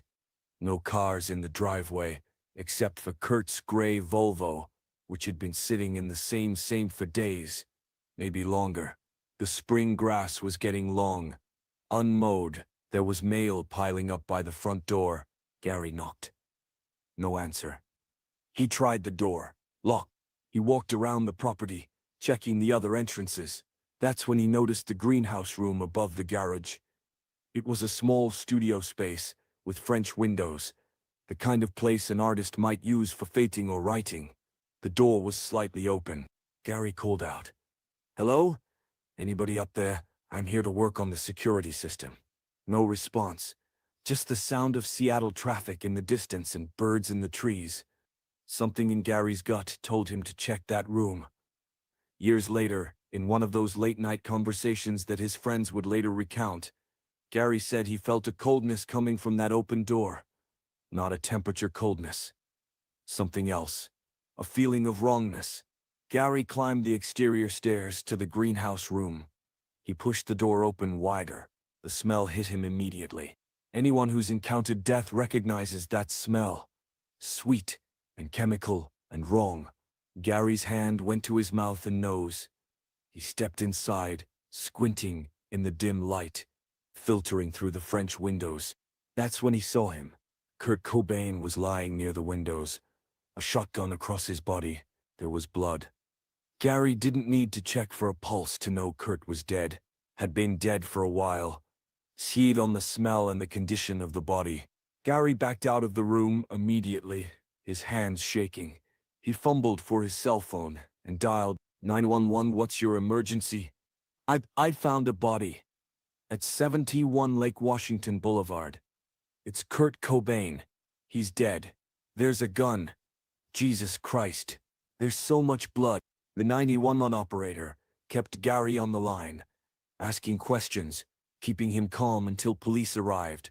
Within minutes, Seattle PD was on scene.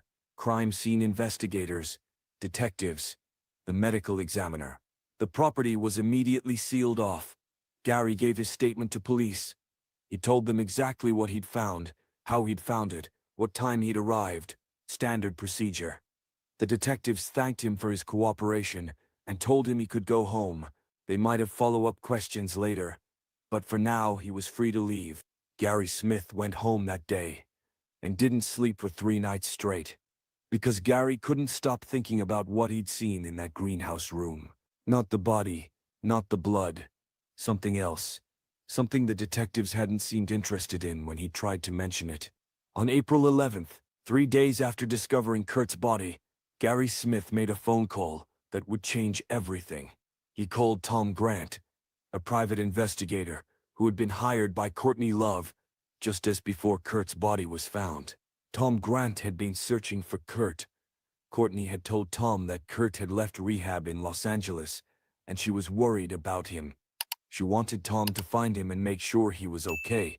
But Gary Giddy hadn't called Tom Grant to tell him about finding the body. The whole world already knew about that.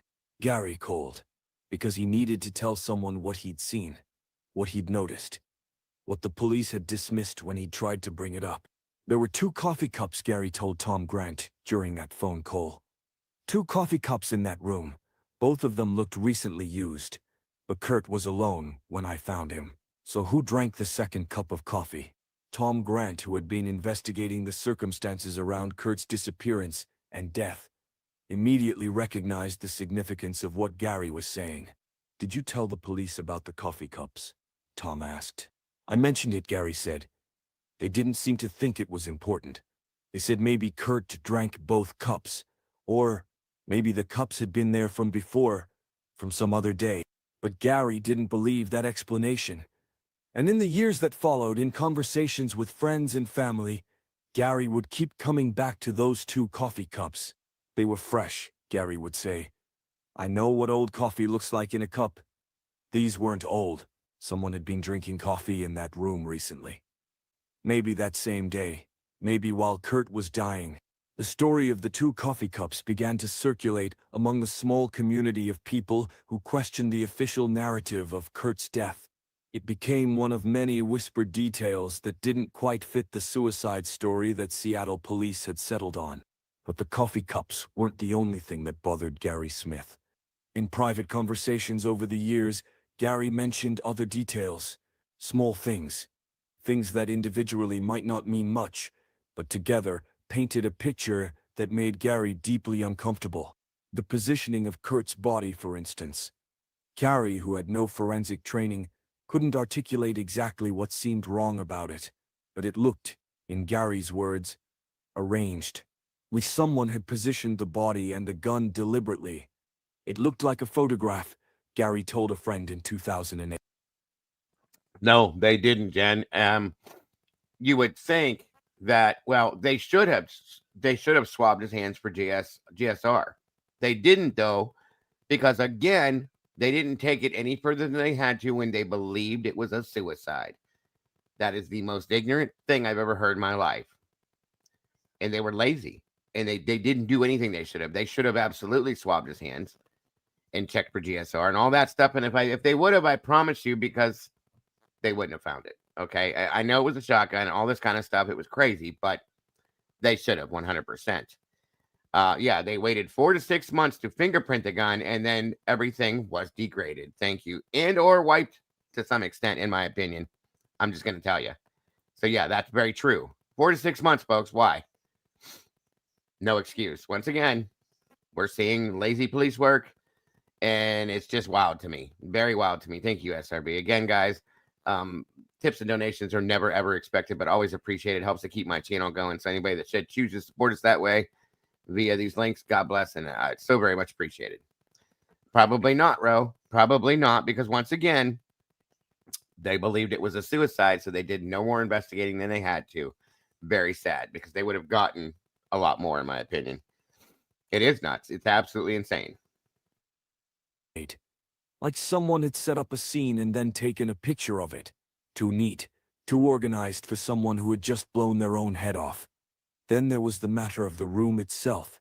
Gary remembered that the greenhouse room had been locked from the outside when he first approached it. The door had a latch that could only be secured from outside the room. But when police arrived, they found the door barricaded from the inside.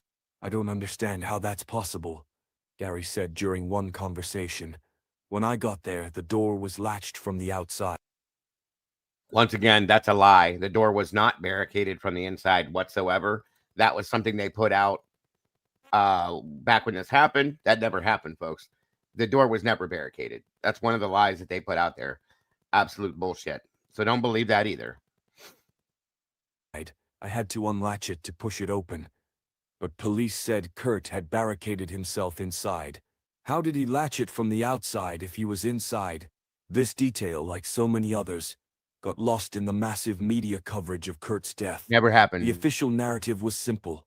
Kurt Cobain, troubled rock star, had taken his own life. The police evidence lasted less than a week before the case was officially closed as a suicide. But Gary Smith couldn't let it go. In 2012, 18 years after finding Kurt's body, Gary Smith was diagnosed with pancreatic cancer. The doctors gave him less than 2 years to live. It was during this period that Gary began talking more openly about what he'd found that April morning.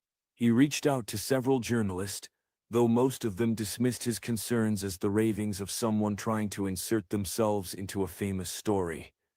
But a few journalists listened, and what Gary told them raised questions that had never been adequately answered. Gary talked about the timeline. He explained that according to what police had told him, Kurt had been dead for approximately 3 days when Gary found him. That would place Kurt's death around April 5th or 6th. But Gary had been at the property on April 6th to do some preliminary work for the security system installation. He hadn't gone up to the greenhouse room that day, but he'd been on the property, and he hadn't noticed any smell, hadn't noticed anything unusual. If Kurt had been dead in that room on April 6th, Gary reasoned, I would have smelled something. Death has a smell. You can't miss it. But I didn't smell anything Exactly, that day, Dan. which makes me think Kurt wasn't dead yet when I was there on the 6th. This timeline discrepancy bothered Gary enormously. If Kurt died after April 6th, that changed everything. It changed the whole narrative of when Kurt returned to Seattle, when he supposedly isolated himself in that greenhouse room, when he supposedly took his own life. But there was something else Gary talked about in those final years of his life, something he'd never mentioned to police, something he'd kept to himself for nearly 2 decades. Gary Smith claimed that when he'd first entered the greenhouse room and seen Kurt's body, he'd heard something, a sound, like footsteps on the floor below in the garage area beneath the greenhouse. I thought it was police arriving, Gary told one journalist. But police didn't arrive for another few minutes. I was alone in that house, or at least, I thought I was alone. But I heard someone down there. I'm sure of it. Gary never investigated the sound. He was too shocked by finding Kurt's body, too focused on getting out of that room and calling 911. But later, when he had time to think about it, Gary became convinced that someone else had been in the house when he arrived. Someone who had been in the greenhouse room with Kurt, or had been there recently enough that they were still on the property when Gary showed up. Maybe they hid when they heard me coming, Gary speculated.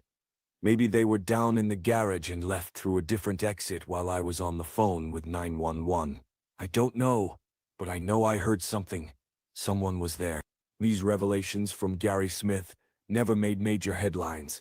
They were shared in small forums, in alternative media outlets, in whispered conversations among people who questioned the official story. Gary never went on national television with his concerns.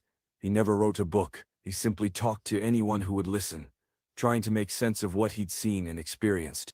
Gary Smith died in January 2014. He was 66 years old. Just months before his death, he gave one final interview to a documentary filmmaker who was investigating questions around Kurt's death. In that interview, Gary looked tired and thin, the cancer having taken an obvious toll. But his eyes were clear when he talked about that April morning 20 years earlier. I've spent 2 decades thinking about what I saw in that room, Gary said. And I keep coming back to the same conclusion. Something wasn't right. I'm not saying I know what happened. I'm not saying I have proof of anything. But I'm saying that what I saw didn't match what police said happened. And I think if someone had investigated more carefully, if someone had asked more questions, maybe we'd know the truth about what really happened to Kurt Cobain. The documentary that featured Gary's final interview was never completed. The filmmaker ran out of funding, but bootleg copies of Gary's interview circulated online, and his story became part of the larger collection of questions and inconsistencies that surrounded Kurt's death. Tom Grant, the private investigator who had spoken with Gary multiple times over the years, later said that Gary Smith was one of the most credible witnesses he'd ever encountered in his decades of investigative work. Gary had no agenda, Tom said. He wasn't trying to sell a book or get famous. He was just a working-class guy who happened to find a body and couldn't make sense of what he'd seen. He noticed details that police either missed or ignored. And those details matter. The 2 coffee cups, the door latch, the timeline discrepancy, the sounds Gary heard in the house. None of these things prove anything definitively, but together they paint a picture of a death scene that may have been more complicated than the simple suicide narrative that was officially accepted. Gary Smith took his questions to his grave, but his whispered concerns lived on, passed from person to person, documented in scattered interviews and forum posts, and late-night conversations among people who believed there was more to Kurt Cobain's death than the world had been told. And Gary wasn't the only person who saw things that didn't make sense. That April, He wasn't the only witness whose observations were dismissed or ignored. In the days and weeks following Kurt's death, others came forward with their own troubling details, their own pieces of a puzzle that didn't quite fit together. But those stories, those whispered accounts of strange phone calls and suspicious visitors and timelines that didn't add up, those are for the next part of this investigation. Because what Gary Smith found in that greenhouse room was just the beginning. The real questions about Kurt Cobain's death don't start with how he died. They start with the 72 hours before Gary Smith climbed those stairs and pushed open that door. Who was with Kurt in those final days? What happened in that house before Gary arrived? And why did so many witnesses report things that contradicted the official timeline? The answers to those questions might change everything we think we know about April 5th. If this investigation into the whispered stories around Kurt Cobain's death moved you, make sure to subscribe and hit that notification bell for episode 2. So that's a little into the man that found him and the things that he wasn't comfortable with within the crime scene there. See, it was kind of ironic. I was 2 months away from turning 23. I'm a Gemini, so my birthday is June 1st, and this happened in April of 1994. I was 2 months away from turning 23 at the time that this happened, and I remember watching on MTV Courtney reading that suicide note. Yes. And like right at the very end, she was reading it like Kurt didn't like his fans because she was blaming the fans for what happened to him.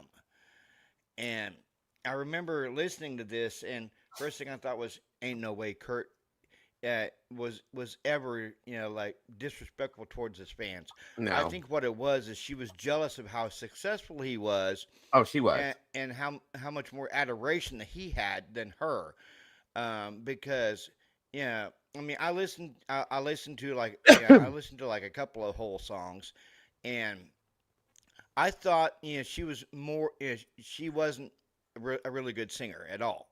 Not even close. No, she expected Kurt's fame to grow because she's married to him and all this, that her band was going to soar, okay? What she couldn't accept is that she was horrible and she had no talent.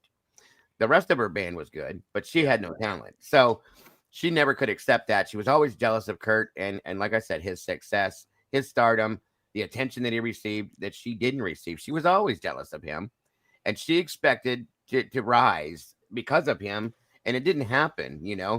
Like he had told her one time. I remember seeing a clip that he was talking about him and her, and he said, God, this was years ago too.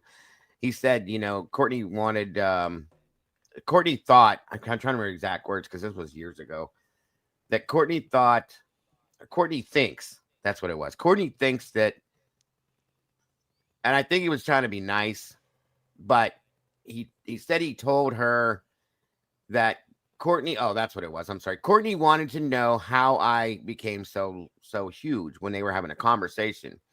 And he said, and she said, I want to be just like you. And this is when they first got together. I want to be as big as you and stuff like that. And he said, it takes a lot of work. And he goes, and I didn't ask to be this big. I didn't want to be this big. Kurt was a shy person. He didn't want to be the spotlight guy. Okay. He didn't want to be in the spotlight. He just wanted to play his music and write his music. And that's all he wanted to do. He wanted to be like an acoustic singer songwriter. That's his big thing. And it blew up because of those style of music that he wrote and the way it was at that time. It was perfect. And he said to her, like, he goes, I don't want this. And she said, are you crazy? Why would you not want the stardom and the attention you get, so on and so forth? And he said that he just kind of made a face when he was explaining that. And I'm like, And then later on down the road, you hear these other things. And it was like, wow, there you go. So, and listen, she made sure, folks, that she was nowhere around him when this happened. Okay. She was on tour, I guess, or something like that, but was nowhere near where Kurt was. She was in LA, I think. And don't quote me on that one because it's been a while. And he was where he was found was in Seattle, where he was from. So, oh yeah, Christina, what is it? The Babes in Toyland song, Bruised Violet, was about Courtney. Quote, liar, liar, liar. Love that song. Gotcha.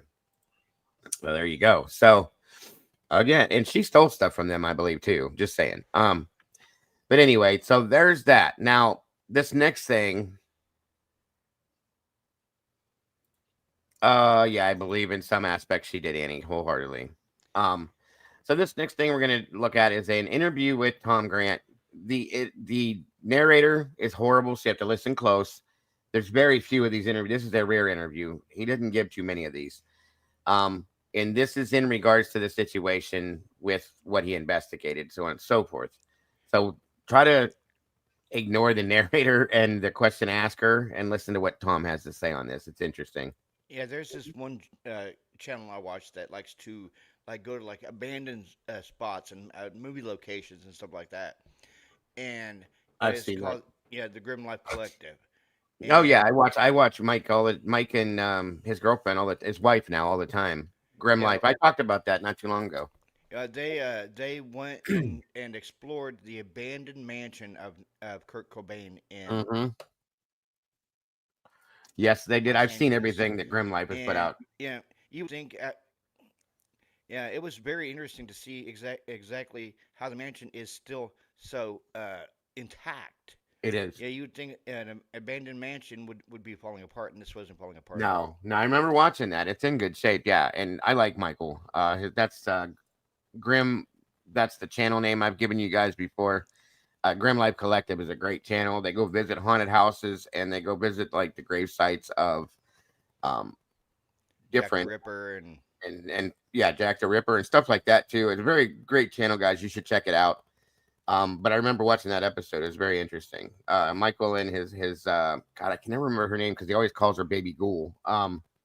The hell's her name? Anyway, his wife. They do a great job.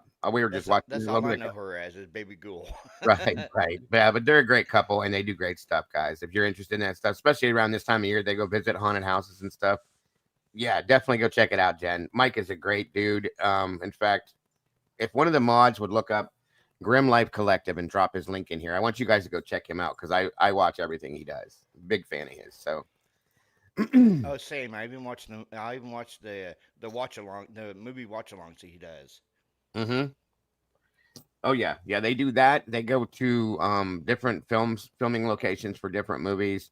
They've done like 31, Rob Zombie's 31, and a lot of the movies that Rob Zombie's put out.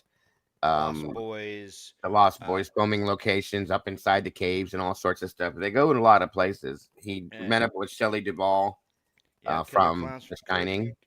Killer Clowns from Outer Space. They've done that one. Yeah, they do a lot of great stuff over there. I love Mike. There's a link. Thank you so much, Busy guys. Go check out the channel. I think you'll like it. If you like that kind of stuff, you'll love it, to be honest with you. And you got to check out the Kurt Cobain mansion thing that they did. It was really good. So anyway, on we go. Again, guys, bear with the narrator on this and the person that's asking the questions. It's kind of difficult to understand her to some aspect, but Tom gives decent answers you can understand. Courtney Love when you first met her. What was your first impression about Courtney Love when you first met her? Well, she wasn't actually in her house. She was staying at a hotel in Beverly Hills called the Peninsula Hotel. So again, I want everybody to understand this is Tom Grant for the Grant Company. He's a private investigator. Courtney hired, which was a huge mistake of hers because she thought that he was just going to be some fly-by-night PI that was not going to care enough to look into this. Tom is a retired police officer, took his job very seriously, did a very good job at his job. And he knew right away, as they'll probably explain here, that something was off with Courtney. So just so everybody knows what we're listening to. Awesome, Jen. Thanks, hon. And my office was just a couple. Sorry, Robert, I didn't hear you. She thought he was a patsy. That's why she did what she did. Oh, yeah, 100%. 100%. Couple of miles away from where she was staying. And she called me on April 4th, which was a Sunday. And the first thing she told me on the phone was that 1 second. Yes, Christina's right about this right here, saying Courtney may also be behind the bandmate Kristen Plaff as well.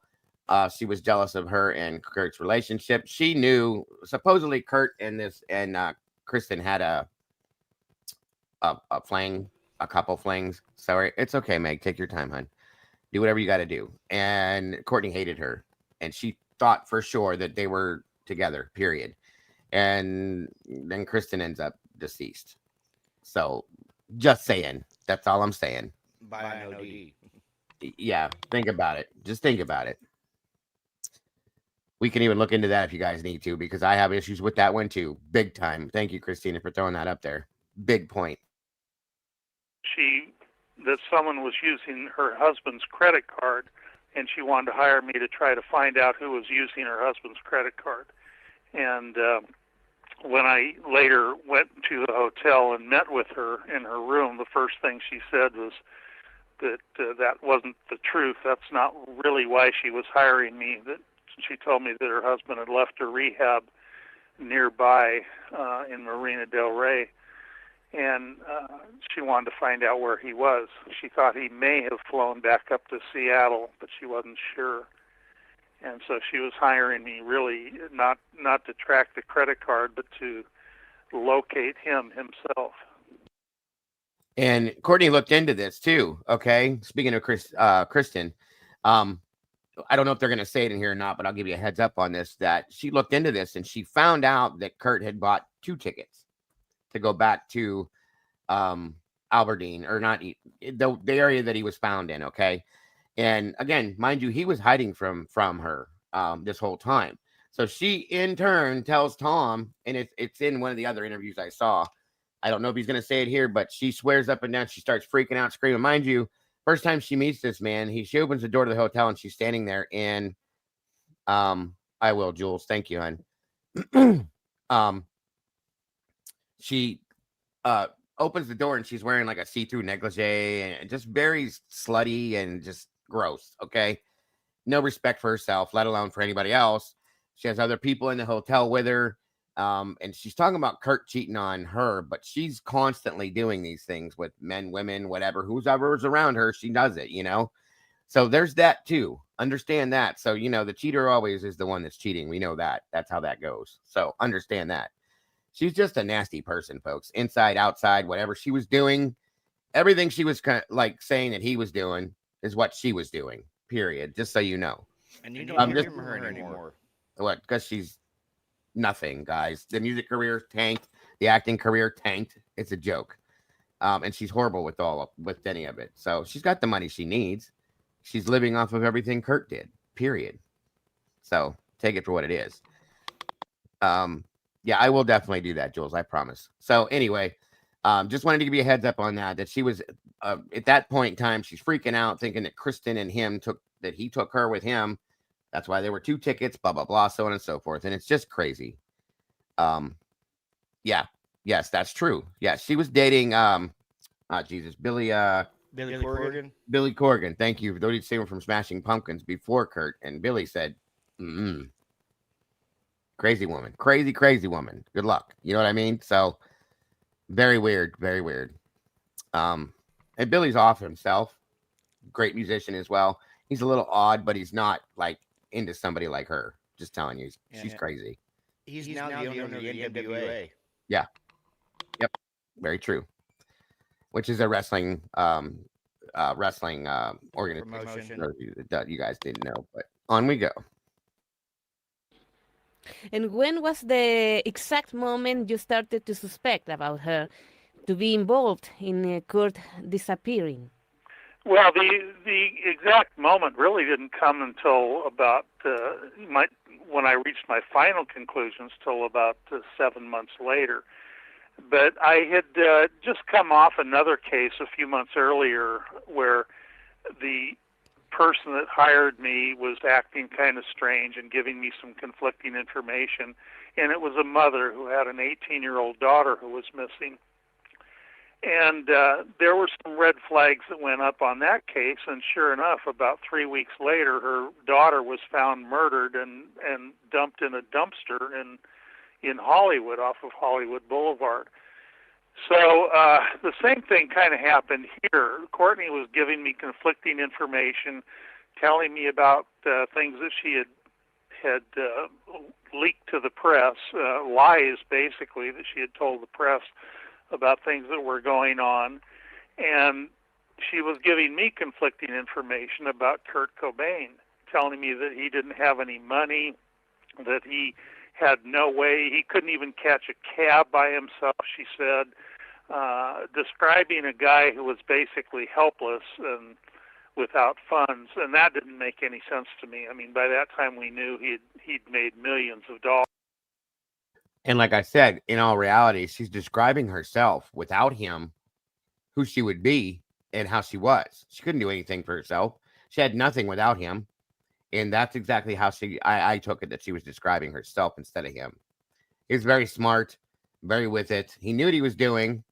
And he was one of the most talented musicians that ever existed, folks, as far as songwriting and everything. So once again, her jealousy overtook her completely, in my opinion. And anybody with that kind of standing can call almost anybody that they know, and if they need to borrow money, they'll certainly get any amount of money they want.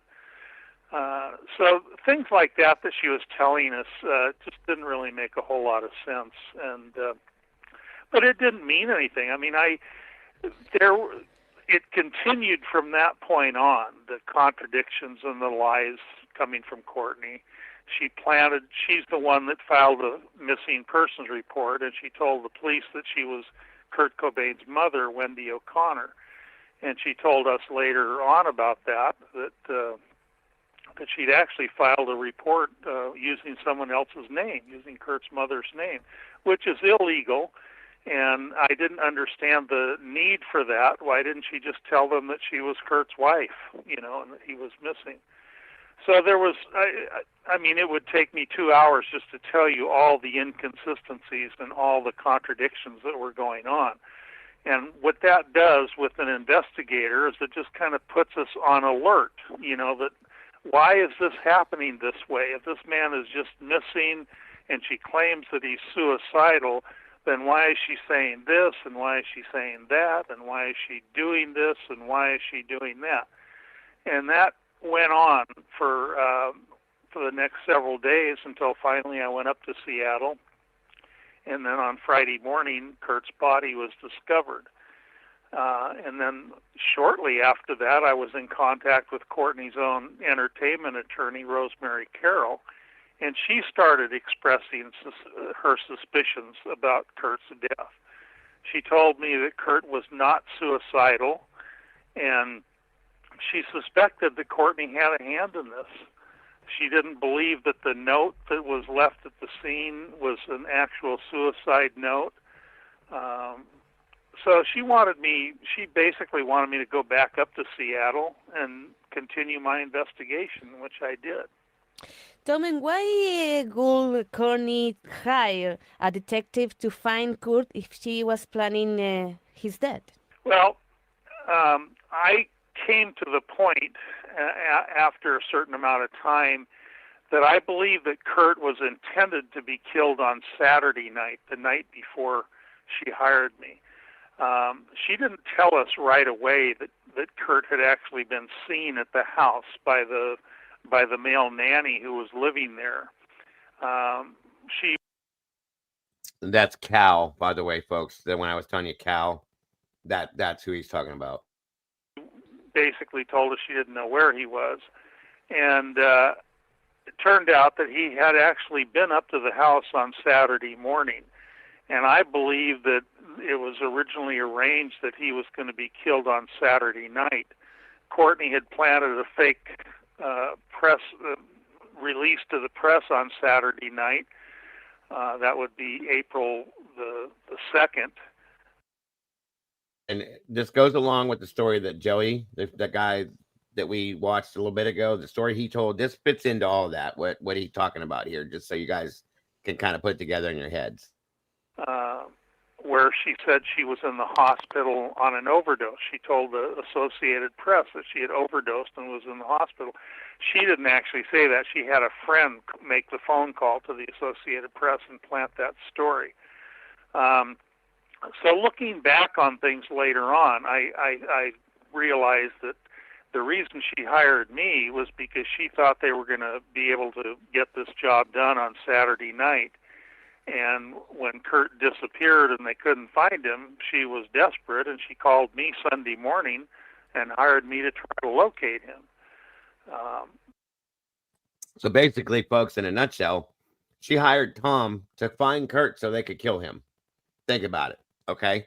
That's exactly how what this was all about, and how and why she did it. She wasn't as stupid as she seemed. She was dumb in other ways, but this way she was very conniving and very dark, okay? So they basically hired a PI to find her husband so that she could have him killed. Period. That's how I see it. That's all I'm going to tell you. I don't see any other possibility in any other way. So just saying. Because she knows if he divorced her, she would get nothing and her career would be ruined. She would have had a very, very small, once the divorce went through, because of the prenuptial agreement, because of other things that Kurt did, because he was smart, she would have had a very, very small settlement.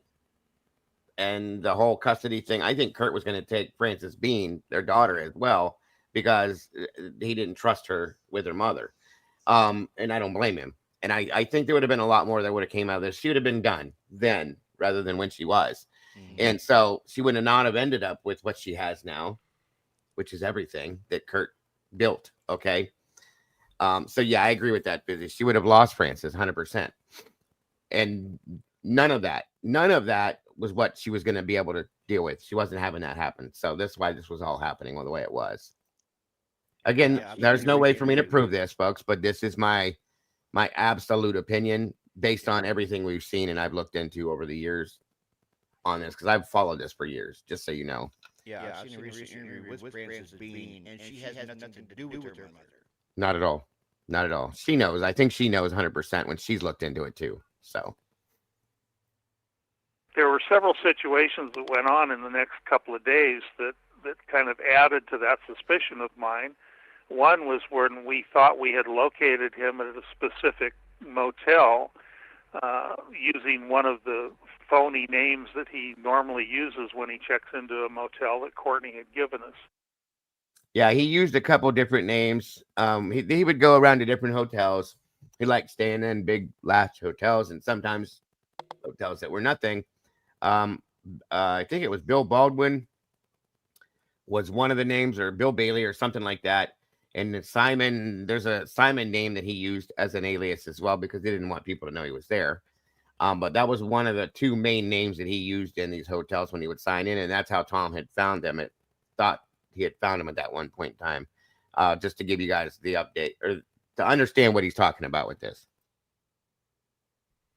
The name of Bill Bailey. And we had located a Bill Bailey at a hotel, or I should say a motel, a two-story motel.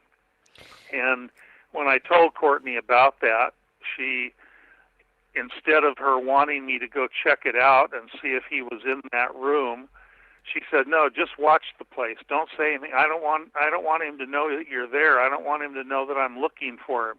Just watch it, and if he leaves, follow him and see where he goes." And then about an hour later, she called me and she said, "Never mind, I called the room and that's not him." Well, that didn't make a whole lot of sense. First, she tells me she didn't want him to know that she was looking for him, and for me not to go to the room, just to stay out and watch for him.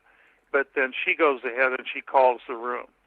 So it was things like that. It just inconsistencies and contradictions that just kept happening and didn't make a whole lot of sense to me. And what about Rosemary? Which is her position now that the documentary is out? She was actually Courtney Love's entertainment attorney. She was an attorney that worked for Courtney Love and Kurt Cobain.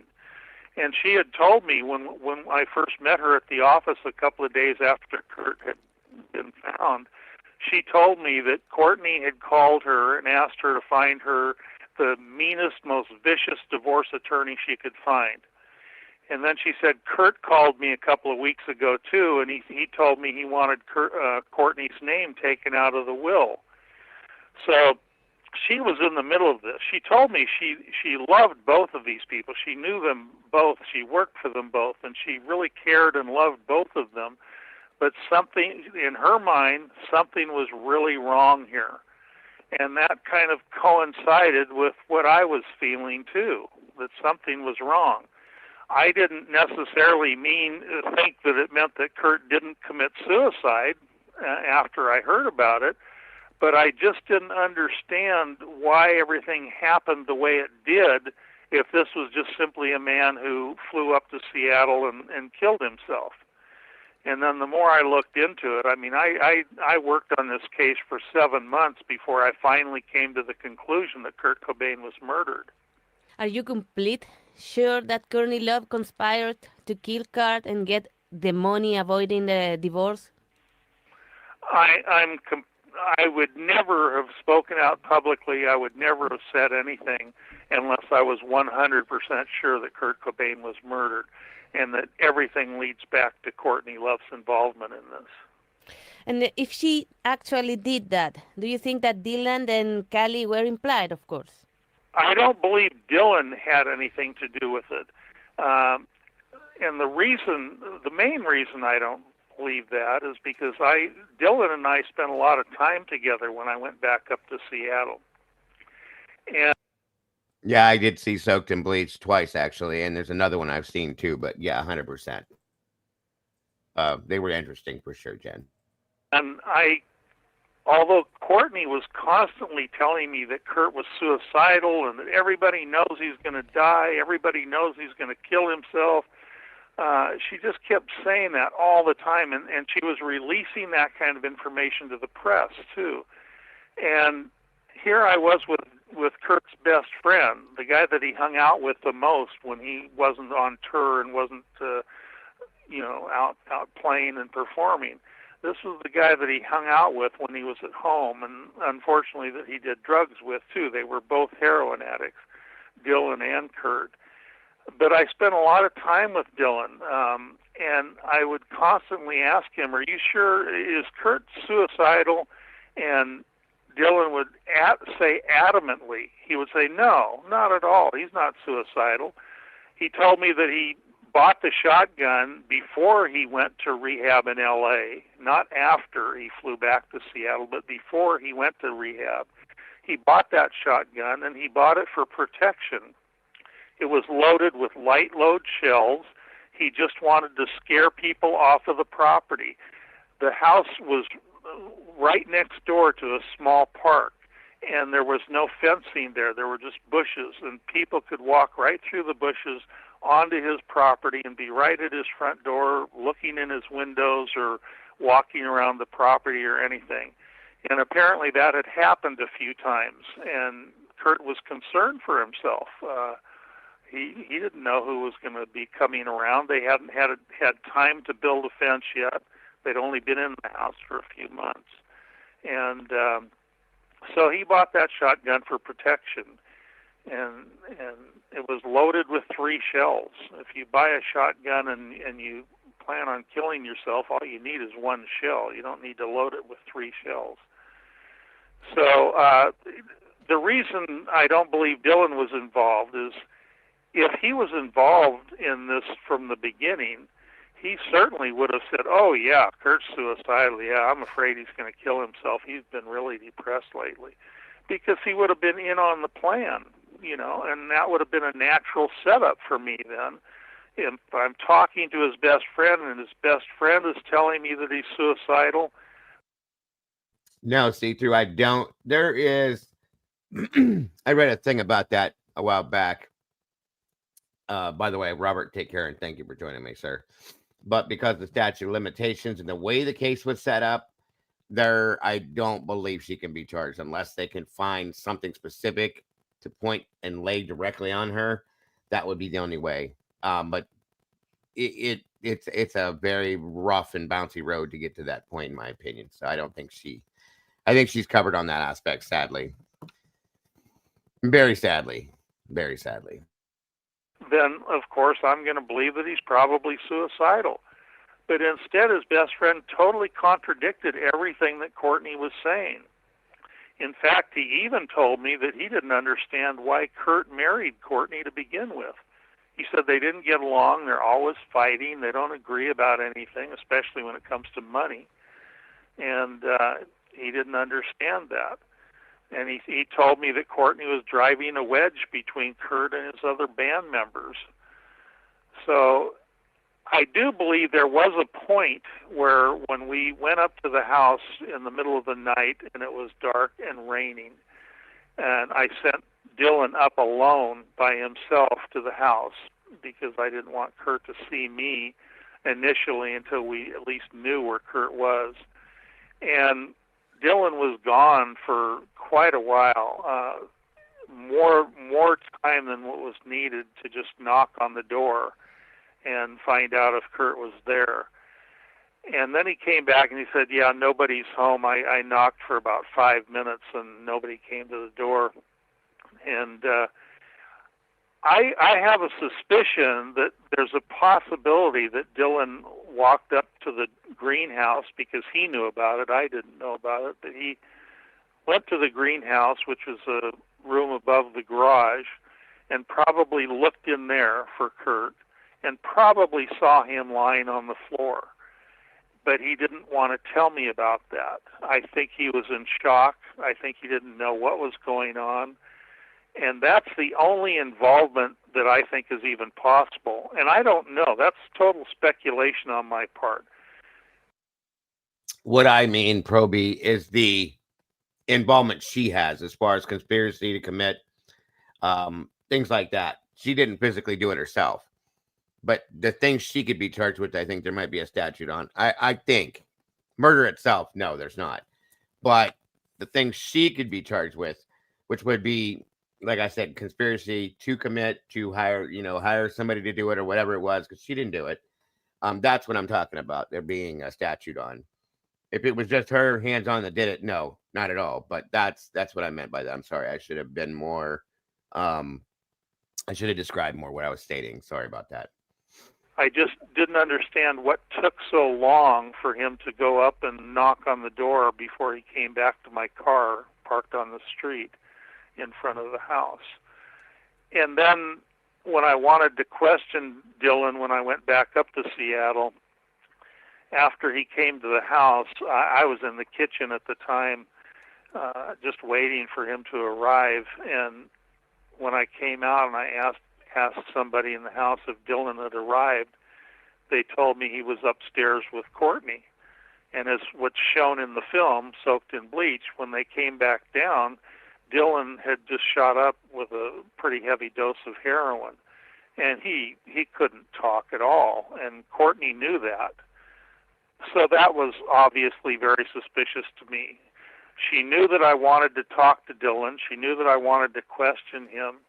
And she brings him back down to me totally, practically knocked out on heroin, where he could barely talk. Courtney Love put an order of cease and desist to stop the opening of the movie in June. What happened after that? How many people got to watch the movie in the States? Oh, it's everybody except for one theater. Everybody has ignored her threats. She's been doing that for years. I mean, I started doing radio interviews in December of 1994, and she started threatening radio stations and making them do retractions and things like that. But gradually, I told everybody she will never sue anyone, because if Courtney ever sued me or anybody that was involved with my story, with me telling my story, like a radio station or a television show or anything, we would be able to depose her. And in a deposition, which is a questioning session that goes on before a trial where both attorneys are present, if you tell a lie during a deposition, you can be charged with perjury, just as if you were sitting on a witness stand in a trial and lying. So depositions are very powerful, and just by her filing a lawsuit would give us the ability to depose her, basically put her on a witness stand and ask her questions, and there's no way Courtney Love would be able to answer these questions. Yeah, I'm sorry, Fizzy, I didn't see your question at first, but yeah, and thank you, Jen, for answering. Yeah, he's still alive. We're gonna get into Dylan after this, guys. Just hold on, you'll be interested in that. Questions without incriminating herself. This has gone on for years. She's threatened the media. When the film Kurt and Courtney came out and it was going to be shown at the Sundance Film Festival, she threatened them with a lawsuit. And so they dropped the film, but another film festival up the street picked it up, and everybody went up there and watched the film. And of course, Courtney never sued anybody. And just so everybody knows, this year, I believe I saw it, Charlie Hunnam is playing Kurt Cobain in a movie called Like Teen Spirit. So I'm looking forward to seeing that. If it truly is real and comes out, I just saw a trailer for it not too long ago, so I'm hoping it's real. I'll go back and show it to you guys. But he looks just like him. It's crazy. So I'm interested to see that too. But that's supposedly coming out this year. We'll see. She's always threatening to sue people, but she never follows through. And so at this point, everybody knows. They just ignore these letters that her attorneys send, and they just move on. And sure enough, I mean, the film is shown in theaters around the country, and it's on Vimeo for download. It's being sold on Amazon now. It's being distributed on DVD. Courtney Love has never filed a lawsuit against anybody. Her attorneys have only threatened, but they have never followed through, and they never will. And has she ever threatened you or personally tried to convince you to stop spreading this theory about Kurt's death? Yeah, when she found out that I was about to leave for New York to do a radio interview on CBS Radio in New York, and one of her attorneys slipped a letter under my door. I didn't answer the door deliberately at my office. That's a good question, SoCal. It says, interesting. Wonder if he had a conversation or thoughts after meeting Courtney on the set of Sons of Anarchy, because she was on, a couple times, I think she played on a couple episodes of SOA, which is another one of my favorite shows. And she was horrible there too, folks. Horrible. She's not a good actress nor a good singer, period. But yeah, I do believe so, Beach Babe. I do believe so. There was depositions taken from quite a few people, but a lot of this stuff didn't get pushed through because, once again, the investigation was not followed through with, period. So yeah, I'll show you guys the trailer afterwards that I found on that. But she'll never be able to sue anybody, because if she does, the truth has to come out. It's not going to. See what I'm saying? So there again, just remember that. It's not going to come out until it comes out. That's all there is to it. Just saying. Office, I was locked up. It was in the evening, and somebody slipped a letter under my door. It was from her attorney. Basically, it was kind of a well-written letter, but it was basically an offer to pay off, is what I interpreted it as. Why don't we see if we can get together and work things out in your favor? You know, you can read into that, and of course, they can say that wasn't an offer to pay me off, but what are they talking about? Work things out in your favor. I just ignored it. So she was trying to get, pay Tom off to shut up, probably do an NDA and be done with it. And that way he could never say anything against her, so on and so forth. He never did it. Like he said, he ignored it, and more power to him. Anyhow, and it also mentioned, of course, that there was a possibility of a lawsuit if I followed through with this radio interview. But why don't we get together and see if we can work things out in your favor? And I just ignored that, and I flew to New York, and I did the radio show. And, of course, from that point on, I have never personally been threatened by Courtney's attorneys. It's the other people. She threatens radio stations and television stations and movie theaters and people like that, that will give me a platform to tell my story. And it's been 21 years now, and she's threatening all these years but never following through. And that's because she's a complete and total whack job, and she knows what she's guilty of, in my opinion, of course. Sends the message that it's just a bunch of hot air. She's just blowing smoke. And the photos of the crime scene came out after the movie was done. But was that useful to clear the facts a little more? Not all of the photos. Yeah, they didn't release all of the photos. They only released some photos like of the ammunition sitting on the floor and of the drug kit, things that we already knew about. They didn't release photos of the body and of the position he was holding the shotgun, although we know that from the police reports and from that one still photograph that was taken by the Seattle Times that shows Kurt's right leg and his right arm. And in that photograph, you can also see the butt of the shotgun, which is totally upside down. So we know that the shotgun was laying on his chest with the butt. And I will show you photographs here shortly too, folks. I have a bunch. Between his legs, and it was inverted. It was upside down, in other words.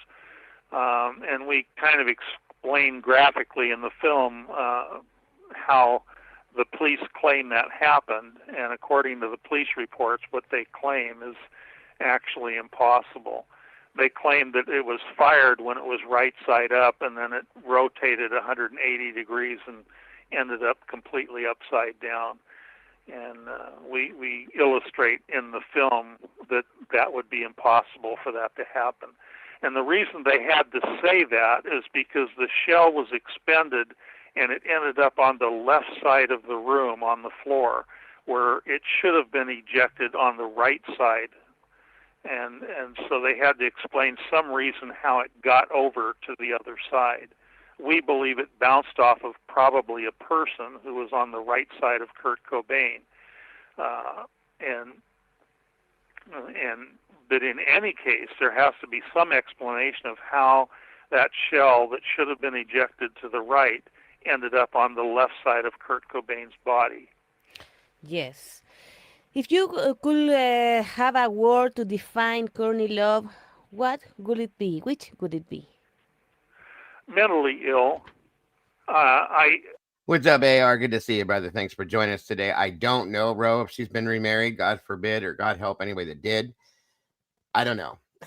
But good to see you, brother. Hope you're doing well. Thanks for joining us today. I don't dislike her. I don't have any hatred towards her. I just believe that she's a psychopath and a sociopath. Even her father in the film Kurt and Courtney, her father says she's a sociopath just like me. And I know her father. I've gotten to know him very well, Hank Harrison. And I believe that Courtney Love basically is a result of DNA. She inherited her mental condition from her father, and she will just lie and steal and beat people up and create violence. Smart ass. Good to see you, by the way, dear. Says Dago, I'm so glad I came in today. I'm very interested in this. But it's a nice break from new or recent cases that get to be a bit much. Yes, it is. And it is great to have you back, dear. Absolutely great to have you back. Truly. We've missed you, and it's great to see you today. She's been involved in beating and attacking several people over the years. One girl in particular that I've gotten to know very well came to the premiere of the Soaked in Bleach in Westwood a couple of months ago. Her name is Kristen King, and Kristen King was found sleeping on the couch of Courtney's then boyfriend, and Courtney walked in and saw her sleeping on the couch, and she started attacking her. She grabbed a bottle of whiskey and poured it all over her, and then as the girl got up and started running out the door, Courtney picked up a lit candle and threw it on her, trying to set her on fire. And then she followed her out the door. The match apparently didn't ignite the alcohol, and she followed the girl out the door and jumped on her on the front lawn and started beating her up and pinching her on the chest all over, and until the police arrived. And those are the types of things that Courtney does. She has a terrible temper. She's extremely violent. She's been arrested several times. Even before she was married to Kurt Cobain, she had a criminal record. But I believe it stems from mental illness.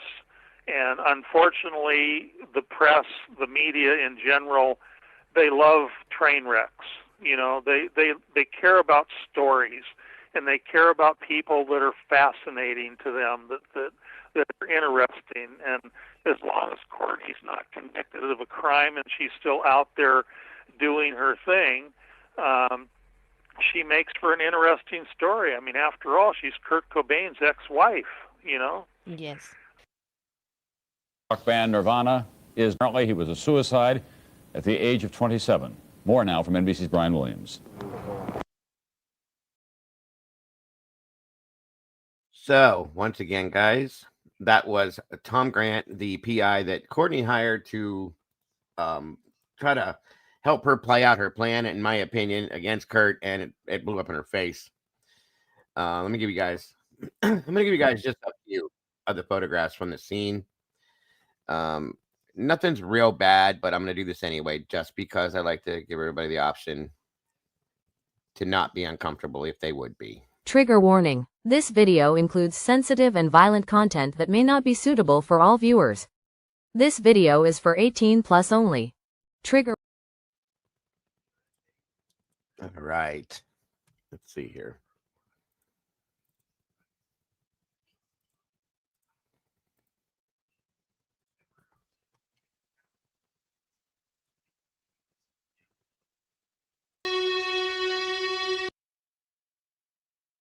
This is the suicide note, supposed suicide note, where they found it and how they found it. So everybody knows. How could...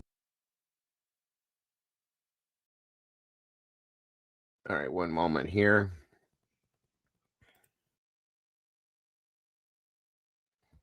Got some more stuff I'm going to get into. Hold on. Just a second, you guys. Sorry, I have to go back through a bunch of other stuff to get to certain things. My apologies. 1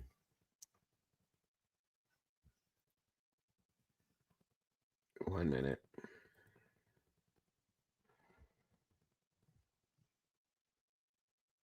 Oh, yeah. Yeah, that's true. One good thing, she sent Dylan and Mark Langan again to rehab and helped them get clean. Dylan still struggled, but Mark relapsed twice after Lane died, and they were close but remained clean. Yes.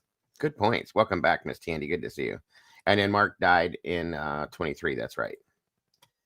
Speaking of, hold on 1 minute here. Give you guys some other stuff with this to give you some understanding of certain people and certain things that are involved here. Give me 1 minute. Where's that one photograph at?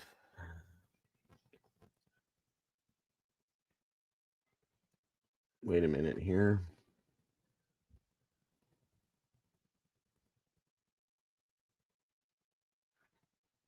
Just give me 1 second, guys. I have so much. I don't even know what I want to show and what I don't. Oh, 1 minute.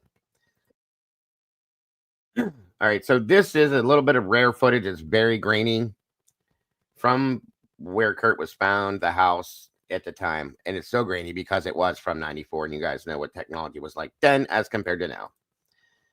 Just to give you a bit of insight into what it looked like and what was going on. Awesome, Miss Tandy. I gotcha.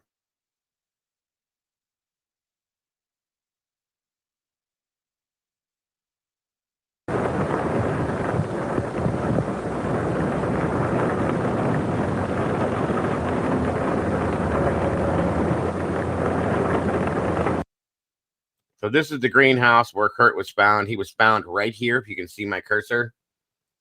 Okay, right in this area. I'm sorry, this footage is so bad, but this was like filmed live at that point. So I shall say...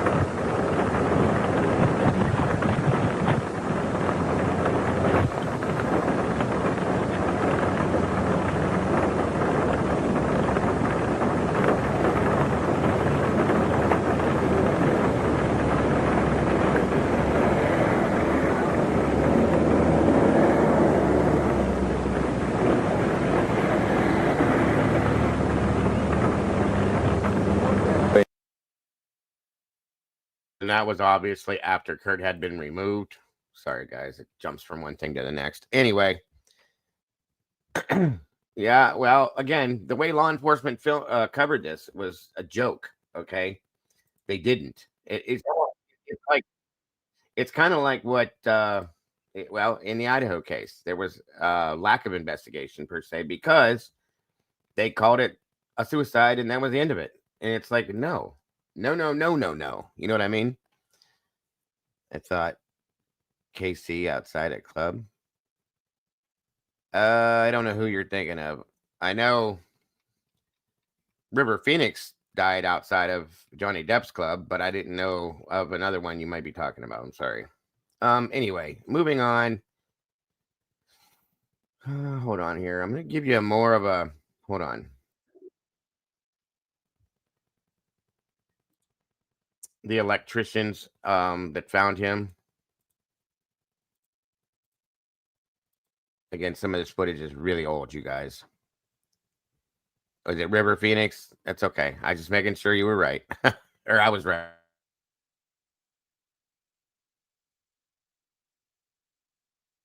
Kurt Cobain was found dead this morning at his Seattle estate. The lead singer of Nirvana was apparently at the house alone.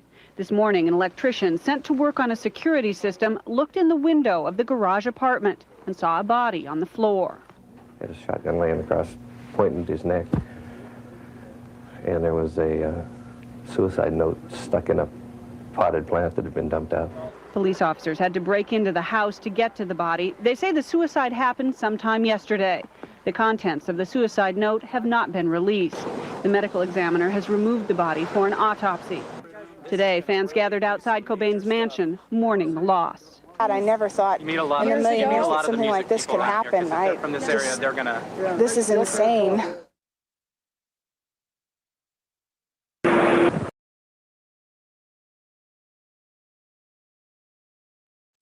Hi, Terry. We did talk about 27 Club, but we're talking about Kurt Cobain today. And yeah, it was called the Viper Club. That's right. Yeah, at some point that belonged to Johnny Depp. And that was River Phoenix died there. Joaquin Phoenix's older brother. And I just wanted to make sure I was right. Lucy's in the house. You got some splaining to do. Good to see you, Lucy. Thank you for being here, dear. Let's see. Next up, I had too much stuff, you guys. Too much stuff. All right. Let's go into Mr. Dylan, sir. 1 minute. 1 minute. This, again, is a channel that has put a lot of this out. Who Killed Kurt? I want to give them more props because they did a great job on this. So I got a couple parts to this. This is Dylan now. And about Dylan. So give me 1 minute here.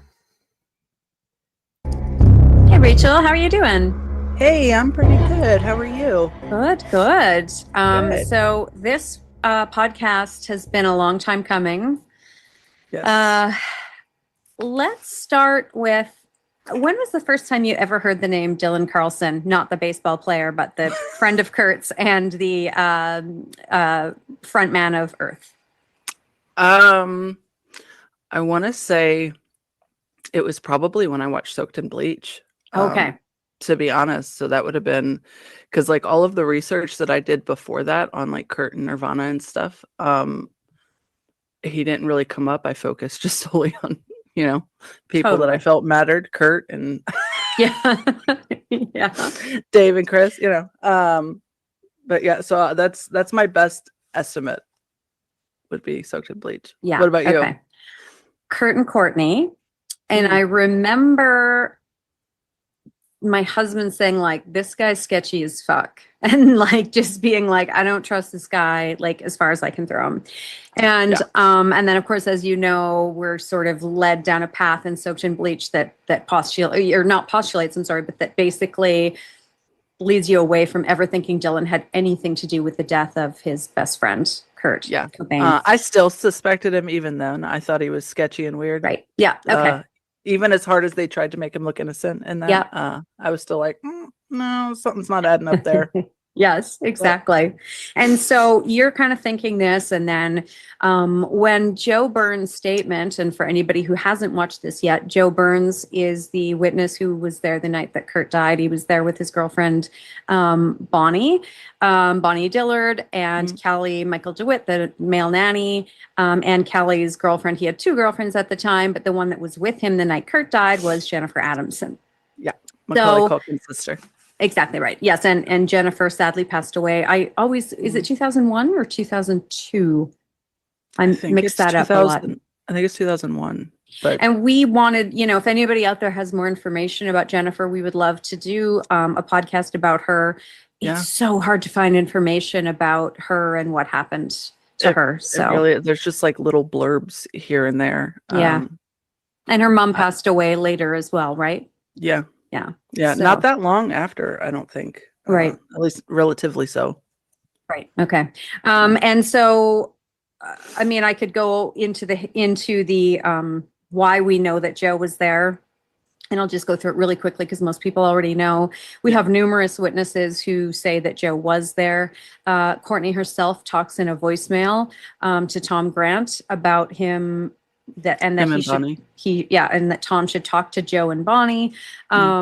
So we know that Courtney and Kurt knew Joe and Bonnie. And somebody who used to work with Jennifer in Seattle said that Jennifer told him that she was there the night Kurt Cobain died. So we know that Jennifer was there, Joe and Bonnie were there, and so thus likely Callie was also there. Yeah. So let's talk. I want to start, let's figure out who Dylan is, what we can find out about Dylan, but let's quickly go over what Dylan said about Kurt and Exodus. So Dylan Carlson tells us that the last time he spoke to Kurt was before Kurt went to Exodus, correct? Yeah. When they took him to the airport, he claims in the police report, it paints a picture like Dylan was in the vehicle. I believe Dylan calls it a limo or a cab. Sorry. Right. But it was actually a limo that took him it was a limo service. Sorry. Right. And that was Harvey Ottinger driving Kurt to the airport. Yes. And we have spoken. Harvey is a lovely human being. I've spoken with him many times, and he has said numerous times Dylan was not in that car with them. He never drove Dylan with Kurt anywhere. So we know that that's not true. Now, why do you think Dylan would have lied about saying that he was in the car with Kurt going to the airport to Exodus? Because that way he can claim that he did not see or talk to Kurt again after that. So that gives him some distance from Kurt and his death. Right. And he also needed a way to say that he knew that Kurt had bought those shells, correct? So that's the gun and the shells and Yeah. So the thing that the police should have followed up on is the fact that Dylan said he didn't speak with Kurt after Exodus. Or after, basically, we know he wasn't in the car, and Kurt had bought the shells that morning. He got into the limo to go to Exodus, and then basically said to Harvey, "Oh shit, I know I can't bring these on the plane. I'm going to leave them with you. Please make sure I get them." And so we know that from Harvey, and we know that Dylan was not there, but somehow Dylan knew about those shotgun shells. Did Kurt talk to him? He had to have. Well, Courtney, right? Could have told him. Yeah. How would Courtney know? Maybe Kurt told her. I don't know that they really talked after he got out of Exodus. Right. I know she tried to call him, many times. Exodus was the rehab center that Kurt went to. Courtney says he escaped from, all that kind of stuff. So just so you guys aren't lost.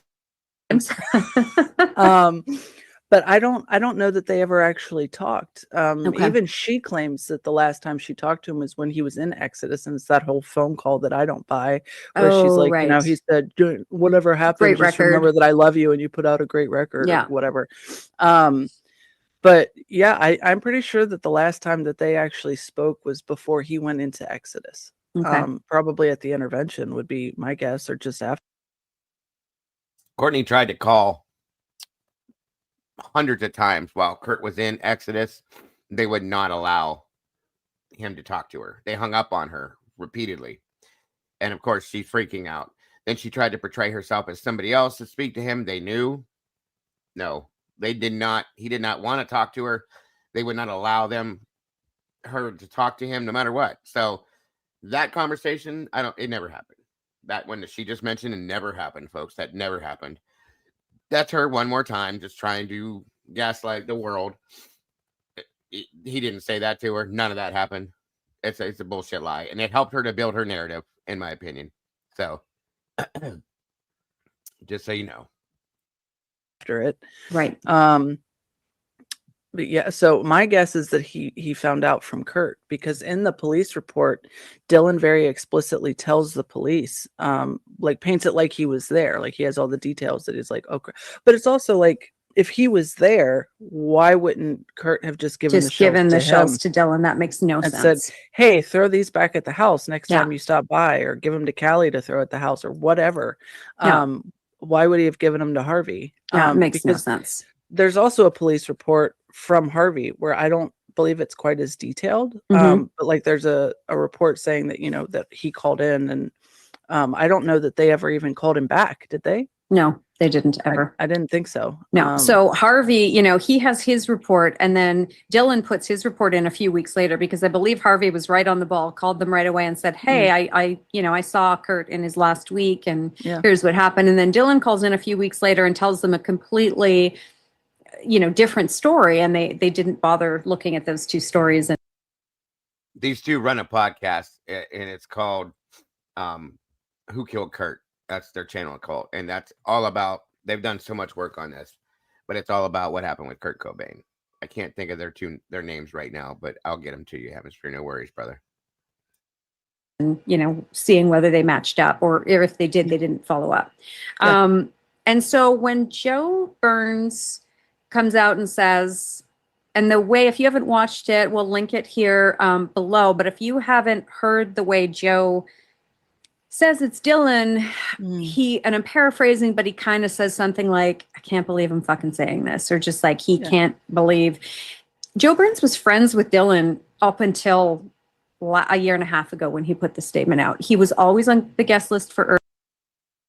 Yeah, they were close. They were all very close. Dylan was, quote unquote, Kurt's best friend. And Joe knew this. Okay. And that's why he made that statement. I can't believe I'm fucking saying this right now, but he believes, and that's the point we're getting to. That's the one thing that Tom Grant never really fully got, but this is newer. This is newer what has come out with Joe Burns recently. So it could be why, but that it's believed that Dylan is involved in Kurt's death, period. Like hands-on involved, crazy enough as it is, but yeah. There was no animosity between the two of them, despite this very horrible thing, I think, that Joe had tried to basically put out of his mind, for 30 years. So when you watch Joe Burns, I think a lot of Joe's issues were that the drugs kind of masked it all from that night. Do you know what I mean? And the drug use therefore after got worse, and it just kind of covered it for years. So that's what I believe part of this is. and you and I wouldn't talk for maybe 6 months after that, probably by the time that came out. What are you thinking when you're watching Joe talk about Dylan and talk about what happened to Kurt? Part of me was like, yes, finally, like somebody's saying it. Yeah. But also at the same time, it's not like, I don't want to say shocking, but it grabs you, because it's like the severity of not just the words, but the emotion.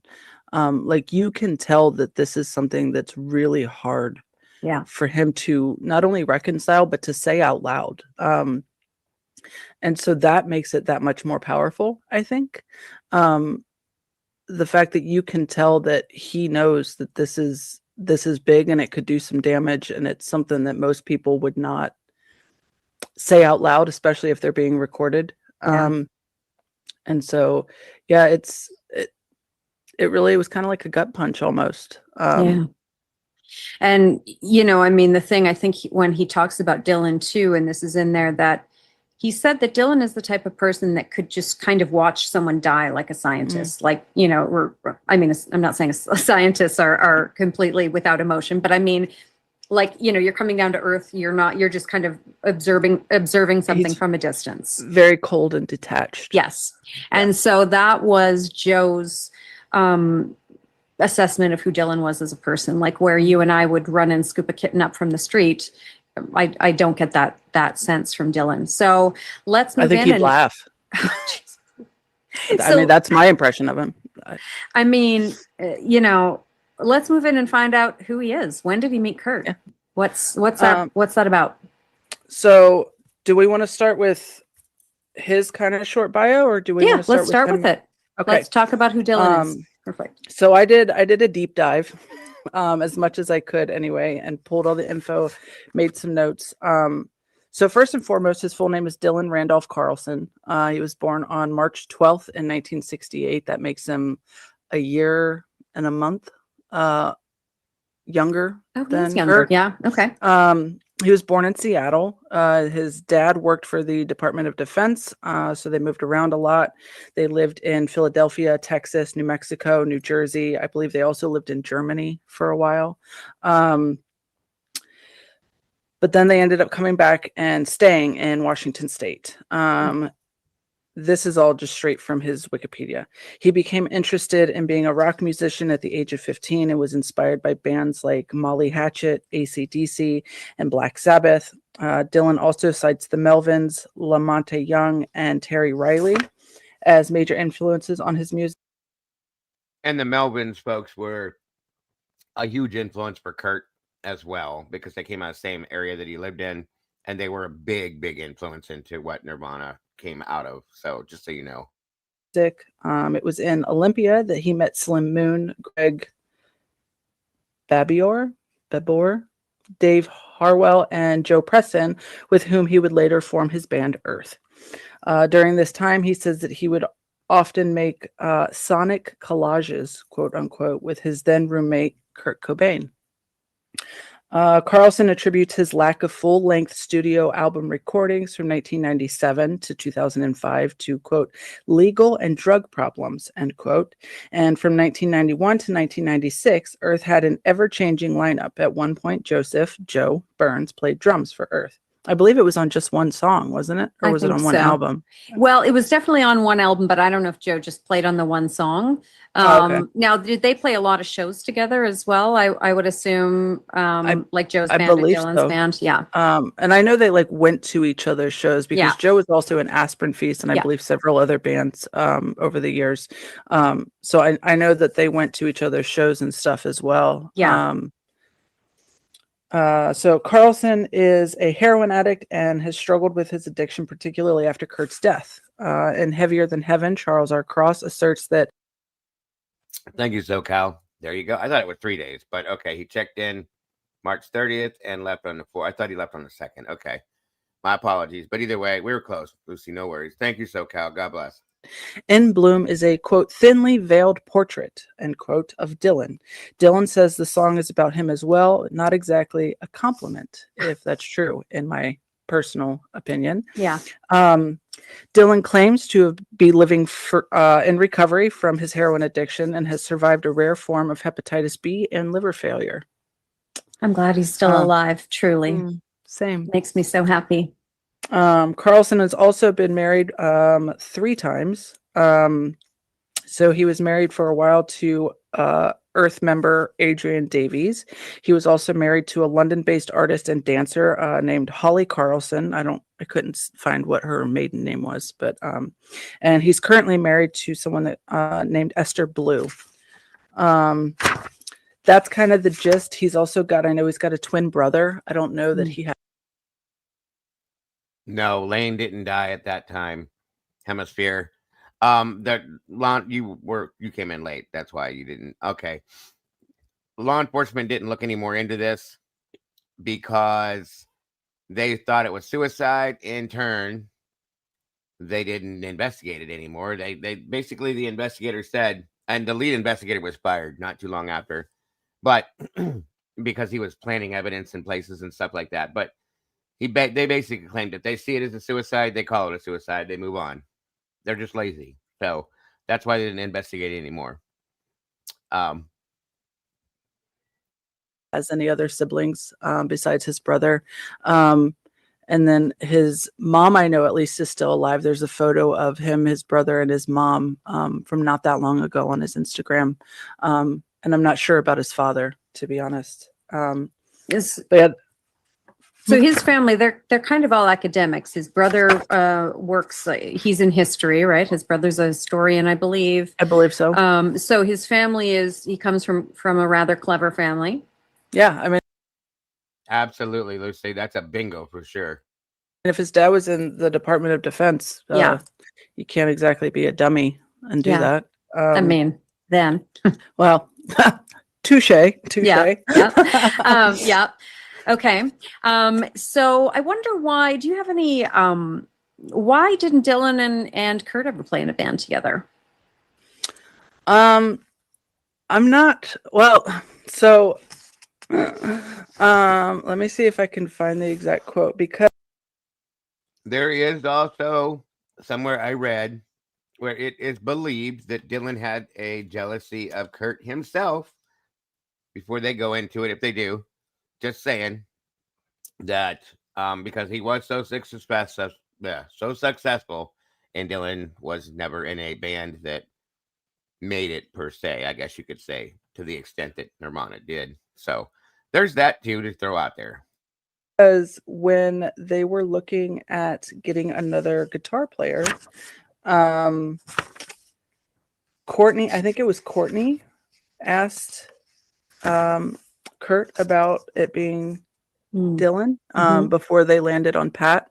Okay. And they both decided that was not a good idea. I'm trying to find the exact. I know that. I swear I wrote it down. It's interesting because. Yeah, sorry. Courtney said before Pat that they considered putting Dylan in Nirvana, but that she said, no, you'd be dead in a month. And Kurt heartily agreed. Wow. I mean, we could expand on that, but, you know, I mean, that's, you know, that's very interesting because I think she wouldn't have even considered, I mean, she obviously, I think she had more of a hold on Pat, and I'm not sure how clever Pat is. You know, I'm not really sure. This is my opinion. I don't know him, so I could be wrong. Anyone else? They're talking about Pat Smear, and I'll show you who that is here next too. Is out there, or anyone out there is free to disagree with me as usual. But I feel like Pat would have just taken whatever Courtney said more probably, you know, to heart than and simply, you know, than maybe somebody like Dylan would. But again, we know that Courtney obviously did have some kind of hold over Dylan. What do you think? Do you think it was just drugs? Why do you think that Dylan betrayed Kurt? And I personally think that Dylan had a thing for Courtney. I think they were together intimately. And I think that's how Courtney controlled him, as well as the heroin that she gave him and fed him. Because when Kurt died, she made sure that he stayed doped up, per se. Okay. And she became basically his drug dealer. So there's that as well. I truly believe that Dylan and Courtney were intimate more than once. That's just my opinion, so you guys know. And that's why I think how and why I think she controlled him. Oh, is it? Okay. See, I saw it come out and I watched the trailer and I'm like, oh, okay, yay. I mean, it made sense, but maybe they do that AI shit. I hate that. And did Courtney's bidding? I think it was drugs and money. Was the main thing. But honestly, I'm not entirely sure. I mean, I'm a recovered addict, or I'm in recovery, you know, semantics. And so, you know, I know what it's like to be in the depths of that and desperate and have no money. And I don't care who came along and what they offered me. I would not have done that to my best friend, especially, but even just like a random person, someone on the street. Yeah. that's why I think there was an intimate relationship between the two to some aspect that would allow Dylan to do something of that degree, in my opinion. I think he had this thing for her. Just saying. So I'm not sure. But I also, I have morals. I have a conscience. I have a lot of empathy and sympathy, and I'm fairly sensitive. And he, I don't think, possesses any of those qualities. In my personal opinion. Agreed. So I don't know if maybe that's just part of it, is that he doesn't have the emotional makeup to form the type of attachments normal people do. And that, he was close with Kurt out of convenience. And so once he became potentially worth more to him dead than alive, which I'm sure is exactly how Courtney would have painted it. Yep. You side with me, you help me with this, I'll take care of you. You won't ever have to worry about anything. But, Kurt, he's leaving me and he's taking off and he's splitting up the band and, we're not going to be able to pay for your drugs, or we're not going to, blah, blah, blah. It could send somebody like that into a panic, especially because I'm pretty sure he was an acquirer for them. I don't know that he was necessarily like a full-blown like dealer in his own right, but he was definitely a big middleman. And That's true. He would go find this stuff and they would pay for it, basically. And so in turn, like I said, that's why I said she became his drug dealer, because she would pay for everything and kept him doped out. So that can also come with some responsibilities and weight and issues that just a regular drug user wouldn't have. Like if they, are getting things on a front, and then all of a sudden they have drug dealers coming after them and they need money, things like that. So what if you and I are friends and you're desperate, you're going to lose your house, you're in the throes of an addiction, and somebody comes up and they say, listen, Michelle has tried to take her own life more than once. She doesn't want to be here. And, why don't we just help her, because you're going to benefit from this. What does that, you're in a haze. Is that any more compelling for you? No. Not yes, not Michelle. For me. Yeah. Like, well, now that you put it that way, no, I mean, like, even like, I'm trying to think of the worst thing I did, like, out of sheer desperation. And no, absolutely not. Because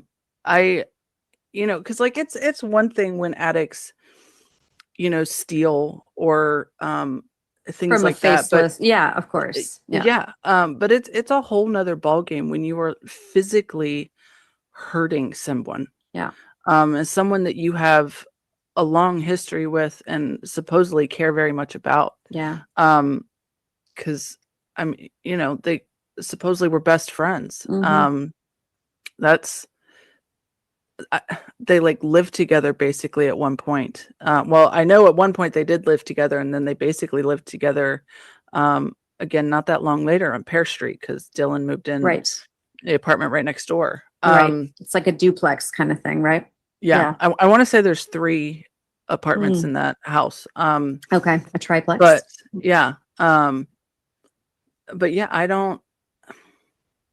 I don't know that there's anything anybody could say to me that would sell me on that. Like I would go and, I don't know, rob somebody, try and rob a bank, or something like that before I would physically hurt somebody, especially somebody that I cared about, no matter how desperate I was.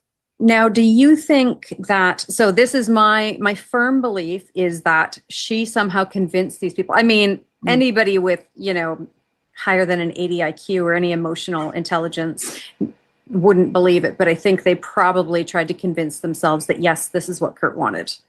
That's just something I've sort of pieced together from little bits of information that we've gotten. I could be wrong on that, but let's, when they did the intervention, so when they do this intervention, this is like the reverse surprise party that Dylan brings Kurt to, right? So this is not a happy occasion, but Dylan basically, first of all, Chris, everybody knew this was just stupid. Like it was Bad not idea. real, a terrible idea. These hypocrites, these drunks, these coke addicts going there and telling Kurt that he needs to quit. Yeah. So we know that it's not like Dylan was doing this out of the goodness of his heart. He really wanted to help Kurt, and he was going to make sure Kurt got there because he thought this could save Kurt's life. Yeah. So Dylan betrays his best friend Mm. and brings Kurt to this intervention. And then at the intervention, it's going very badly. And at some point, I believe Kurt throws a waste paper basket that has glass in it at Dylan, and Dylan cries. Yeah. I wanted to say something else there, but I'll just go with that. So anyways, do you think, I mean, this probably was planned before that. Do you think that had any sort of, did that have anything to do with, you know, him going, okay, well, like, I hate this guy. You know, he's done these things to me. Obviously, Kurt was very angry at him. I mean, they must have made up at some point if Kurt is the one who told him about the shells, right? So yeah. Well, and I mean, if you know, if heroin, wow, mixed up my words there. Sorry. If Kurt needed to score after he got back, yeah, he pretty sure he would have reached out to Dylan, right?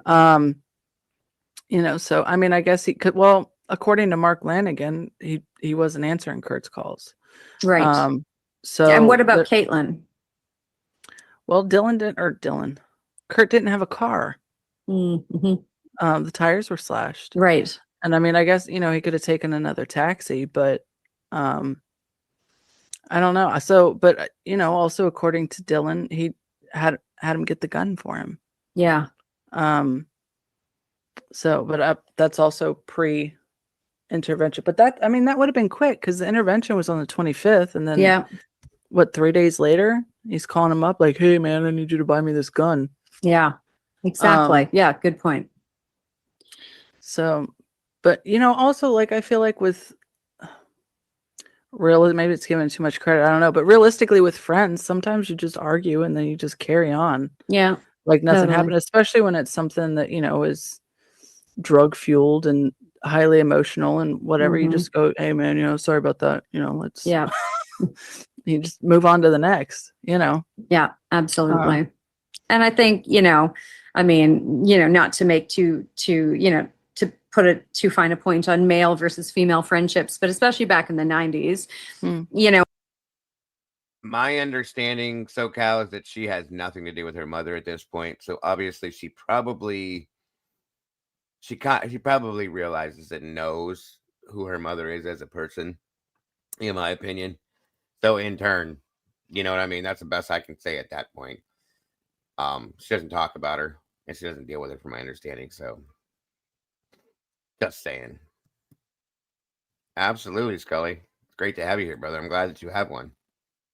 I feel like whereas we would be gossiping and listen, I gossip now, so I'm not saying women gossip. I'm saying I would be gossiping, you know, where we would be doing that and talking about our feelings and doing all of that. You know, I got the sense from Joe that was not the relationship he had with Kurt. So I'm going to imagine that Dylan and Kurt's relationship was, you know, was not really heavily emotional, you know? Yeah. Yeah. No, I very much, doing all my research and everything, I very much got the vibe that they were drug buddies. And that was like close drug buddies, but right. Yeah. Drug buddies, with a little bit of music thrown in there. Right. Okay. You know, so then if we go, okay, so now, they start to, you've been working on this timeline. So let's talk a little bit about how now Dylan ends up with. Yeah, that's my understanding too, Jen. That's a very good point. Absolutely. Tom Grant, who is the investigator that Courtney hired to find Kurt after he goes missing. So now, even the interesting thing is that Tom, for whatever reason, wants people to believe that Dylan is innocent. Yeah. I still haven't quite, I mean, my instinct tells me that it's simply that he has told people for 31 years that Dylan had nothing to do with this death, and he can't go back on that. He can't be wrong. He can't be wrong. Other people think other things. Maybe he's on Courtney's payroll, etc. I honestly don't know. And you looking at the timeline, I mean, we'll talk about this in a future video, but the amount of discrepancies between what Tom said and did, et cetera, are just mind-boggling. They're piling up, and they're piling up fast. Like it's gotten to the point where I have to put in like 2 entries for the same event, because one source Tom says this happened and another source Tom says this happened. And so I'm just putting in both, like, hey, and like I put in a little note, like, you know, these are both of the same event or whatever, and from different sources, but we don't know which one's accurate. So I'm throwing both in here so that you can see both and decide for yourself what you think. But yeah, there's numerous. It's going to be so interesting to have that. And I think it's going to be such a help to try and put, you know, that last week or few weeks together. So and see, that's the thing. Tom says, and has said, Tom Grant, the PI, says that he didn't think Dylan was involved, but he also stated that he thinks that Dylan knew that Kurt was dead before they found Kurt. Okay, like that day they went to the house, he said he thought that Dylan had saw him and was in shock or something and didn't believe. That's why Dylan didn't say anything. I don't believe that. I don't. I think Tom might have just been a little hard-headed and didn't want to believe that he could have been wrong about something at that point, because he was right about so much other stuff. I'm just saying. It's weird. It is a very weird circumstance. I'll say that's true. goes to Seattle and he meets up with Dylan because Courtney basically tells them to meet up and look for Kurt. So what day do they what day does Tom Grant get to Seattle? I believe it was the 6th, I think it's the evening of the 5th, evening of the 5th, but it's like the early morning hours of the 6th. Okay, got it. When they like make it to the house and everything. Okay. Because they go and like he picks Dylan up and they go to like a coffee shop, diner, whatever, and sit and talk for a while first. And that's where Dylan says he didn't think Kurt was depressed or wanting to end anything. Yeah, you know, he's going through some stuff, but he's actually handling it really well. He tells him that, you know, no, Kurt wouldn't go to his mom, that he doesn't get along with his mom. Yeah. In one source, that's where that's where Dylan tells Tom that he doesn't know why Courtney told him that he only goes to the best hotels, that he only goes to shitholes. Right. And another source has that conversation taking place in the car while they're driving around the next day. Whatever. Okay. That's one of the discrepancies I'm talking about. Right. Okay. Yeah. So, but yeah, so just things like that. They kind of go over what Dylan thinks, what Dylan knows of Rome, what, you know, how Dylan feels about the whole thing. Dylan talks a little bit of smack about Courtney. He doesn't really know why he married her, that type of stuff. And then from there they leave and they go to the house for the first time, to look for Kurt. And, at that point, Tom says that he stayed in the car and he sent Dylan. But Dylan was gone about 5 minutes and came back and said that nobody was home. But then he also notes that he was gone for a long time. And it just seemed off to him. So I don't, you know, and then they leave from there. They come back the next morning. I believe that's when they pick up Mark as well. And Tom basically says, I don't know. Do you want me to just kind of dive into this whole thing? Sorry, I'm just kind of. Yeah, I mean, because I really want to get to the, you know, I want to figure out why Tom doesn't believe that Dylan did this. And yet he says that Dylan he thinks Dylan saw Kurt's body and didn't, and lied about it. So let's get into that more about what happened with Dylan and Tom. Yeah. So when they leave the house that first night, he goes and he drops Dylan off. He goes back to his hotel, gets up early the next morning, picks up Dylan. They go. I don't believe he did, Gary, at all. I think he was murdered, period. Pick up Mark. At that point, Tom asks him, you know, like, hey, why don't we go to your Caitlin's? How much, you know, is $200 enough? You know, I want you to go in there and see if Kurt's in there, talk to her, see if she's seen Kurt, when she last saw Kurt, etc. Try and gather some information, blah, blah, blah. So he gives them $200, which is like an astonishing amount of money for 1994. Yeah. Yeah, like that got them so much heroin. It's ridiculous. And he sits and waits in the car. I want to say they were gone like half an hour to an hour, something like that. They come back very clearly inebriated, I'll put it that way. And basically say that no, Kurt wasn't in there, that she hasn't seen him or talked to him. And that's it. So basically it was pointless because they get zero information. At that point, Tom claims that he dropped Mark back off at home. Why pick Mark up at all? What was the point of that? Really don't know. Okay. All right. Yeah. Well, because I mean, I it doesn't make sense. Like, why pick him up just to go and buy some drugs? Get him high and like, yeah, bizarre. Yeah. But then also, I think he did have something as far as coverage went. SoCal. I didn't ever really get any information on that. Truly, I think I remember reading somewhere that there was some kind of coverage there.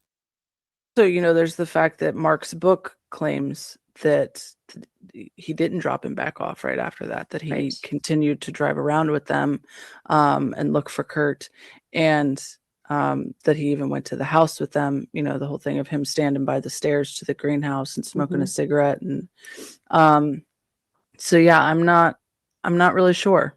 Okay. That's something I would actually love to have answered. And because they did proceed to drive around Seattle and look for him and couldn't find him anywhere. And then I want to say he drops Dylan back off again, and then it's later on that evening, or maybe they just drove around all day. Sorry, it's been a while since I did that part. I want to say they just kind of drove around all day, because then they end up back at the Lake Washington house at about like 9 something that evening to look for Kurt. And it's just Tom and Dylan. There's a whole thing about how they pull up, and Tom, this is another place where there's discrepancies between his case study manual and the book. But the long and short of it is that they pull up, he ends up contacting the security company because he knew that they had been there earlier that day. And so he wanted to see if they had relocked the window that they had used to gain entry. Is this the same company that Gary Smith worked for? Yes. I believe it's Charles Pelly is who he talked to. Yeah. Okay. And then there's something about them driving down the street to go to a payphone, despite Tom having a cell phone. So like in one version, they use his cell phone and do it from the driveway. And that's what Charles Pelly says, is that Tom tells him, I'm here in the driveway and blah, blah, blah. But then Tom claims that they drove down to a payphone to make that phone call. I don't know. Okay. It's weird things. I think Tom's account is he's getting older, and I think he's forgetting things, truly, to be honest with you. If you go back and look at the original story he told, things have changed a bit, but they're just little things that don't really make that much difference, in my opinion. To lie about. So Right. it doesn't really make sense. But so basically they talk to Charles, they talk to Courtney. Courtney tells them that, I believe that's when she was at Rosemary's and told Dylan, because it's Dylan that talks to Courtney. Like Tom sends Dylan to call Courtney. Right. Tom doesn't talk to her himself. Mm-hmm. So I believe that's when Rosemary tells or overhears Courtney telling Dylan, make sure you check the greenhouse. And that's when they go back to the house, and Dylan climbs in through a window and opens the door and lets Tom in. And they run through the whole, well, no, they don't run, but they go through the whole house. That's where they're yelling. Yeah. Yep. That's where they're yelling Kurt's name. Right. Looking for him. And that's where they find the Rohypnol. They, turn over their bed, pull everything off, turn over the bed. And find the Rohypnol between the mattresses. That's why Tom says he knows that there was not a letter under her pillows from Kurt. And then once they finished their One of the lies that Courtney told was that Kurt had left an "I love you" suicide note underneath Courtney's pillow. And it had all this stuff and so on and so forth about how much he loved her and all this stuff. That never happened. Because they went to the house the day before, I think it was. Kurt was found in the greenhouse. They were inside the house. Dylan and Tom went through the house looking for anything they could find, and they found there were hypnol underneath the mattress. They went through the bed in the main master bedroom, Kurt's bedroom, whatever you want to call, so on and so forth. That's where Courtney made up the lie about the letter being underneath the pillow for her, blah, blah, blah, blah, blah, all this bullshit. None of it ever happened. But they never found anything within the house belonging that had any remnants of Kurt. Meanwhile, he's in the greenhouse above the garage the whole time. And it's believed that Dylan knew this, whether it's because he was involved or whether it's because Tom thinks he saw him and just went into shock and didn't say a word. I think he was involved. Personally, that's my opinion. search and basically turn up nothing. Although Dylan does take the Rohypnol. Right, of course. They leave, and because they were supposed to go to Carnation right that day, and ended up deciding to do it the next morning instead. So they finish their search. They leave, and then I believe they call Courtney back again, because there was 3 trips overall, and I feel like maybe I'm mixing them up a little bit. But I believe it was after that they call Courtney, and she's like, wait, like, you have to go back and you have to search for the gun. Like, look in this closet, blah, blah, blah, and see if the gun's there, and you have to take the gun, yada, yada. But after all 3 of those trips, Tom takes Dylan back home, drops him off. They agree that he's going to come pick him up again in the morning, and they're going to drive out to Carnation to see if he's out at the house in Carnation. That's when everything goes down. This is the next day. I don't know if she's going to tell this or not, so I'm going to tell you. They were heading to Carnation. They stopped off for something, and that was when Kurt had been found. And somehow or another, I can't remember how, but a radio disc jockey got a hold of the info that Kurt had died, and it come across the radio. They hear this on the radio. They head back to, somebody called Tom as well on his cell phone and said it, so he turned on the radio to hear it, and they're playing it. So he heads back to the house where the police are there, and he tries to talk to the detective. The detective says he has nothing to say to him, doesn't have time to talk to him. Tom says, I have information that could help you in this case, and the detective doesn't want anything to do with it. He said, call after 3, I'll be back at the office, whatever. It's pretty weird. So, okay, thank you, Kyle. I didn't realize that, but good for checking up. I did not know that. So there's how that goes. I don't know what she's going to say next. She could probably just tell you the same thing, but I wanted to tell you that too. And so that next morning is April 8th. Right. And so after he picks him up, they're headed to Carnation. When they pull over to a gas station, Dylan goes to call Courtney. And they hear, Tom hears it on the radio. Yeah. Yeah. Now, at what point, so Dylan was very nonplussed, right? He gets back in the car, as it shows anyways, in Soaked in Bleach, and he's like, oh, okay, cool.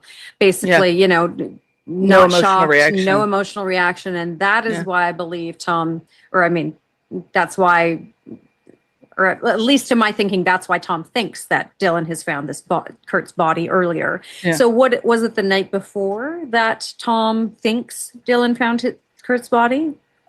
The best opportunity I can think of that Dylan would have had, or that Tom could think Dylan had, would be those 5 minutes where he waited in the car and he sent Dylan to go knock at the door. Right. That maybe he wonders if, when nobody answered the door, if he ran up to the greenhouse and found him. But also, I'm sure people have seen the photos from the day, like the police photos where you can see the driveway and you can see the greenhouse and the house. Yeah. And if he's sitting in the car in the driveway, would he not have seen that Dylan came from a different direction? He was parked on the road in front of the house, so he wasn't in the driveway, to explain what she's saying there. That's why he wouldn't have seen that. Right.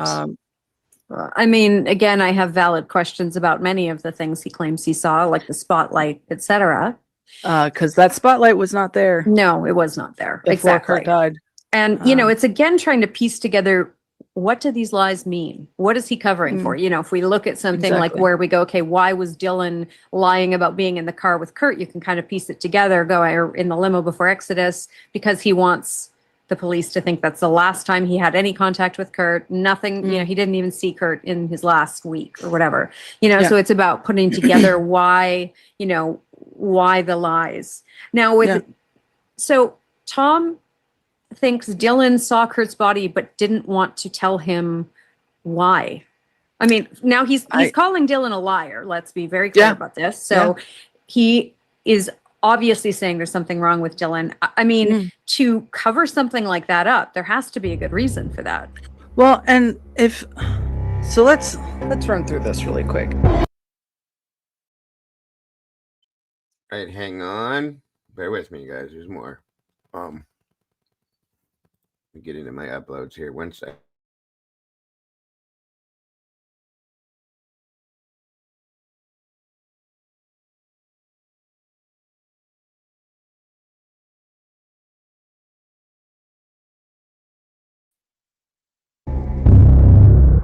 So let's run through this really quick.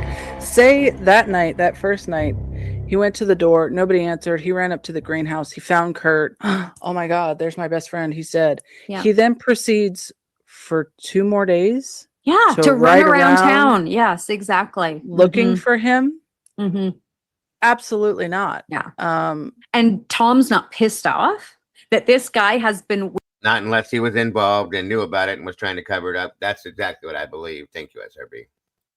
Wasting his time, making him look like an idiot. Like he can't find Kurt, I mean, it doesn't look great for him. He has, again, for his ability as a PI, it's like, okay, he could have found Kurt 2 days prior if Dylan had just, that is exceptionally bizarre.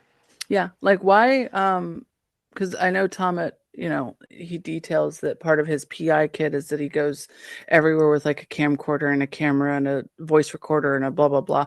Right. Why is a flashlight not in that kit? Why were you not? Okay, it was dark and it was raining. It was night. Got it. Right. But they do make these like really cool inventions called flashlights that allow you to see in the dark.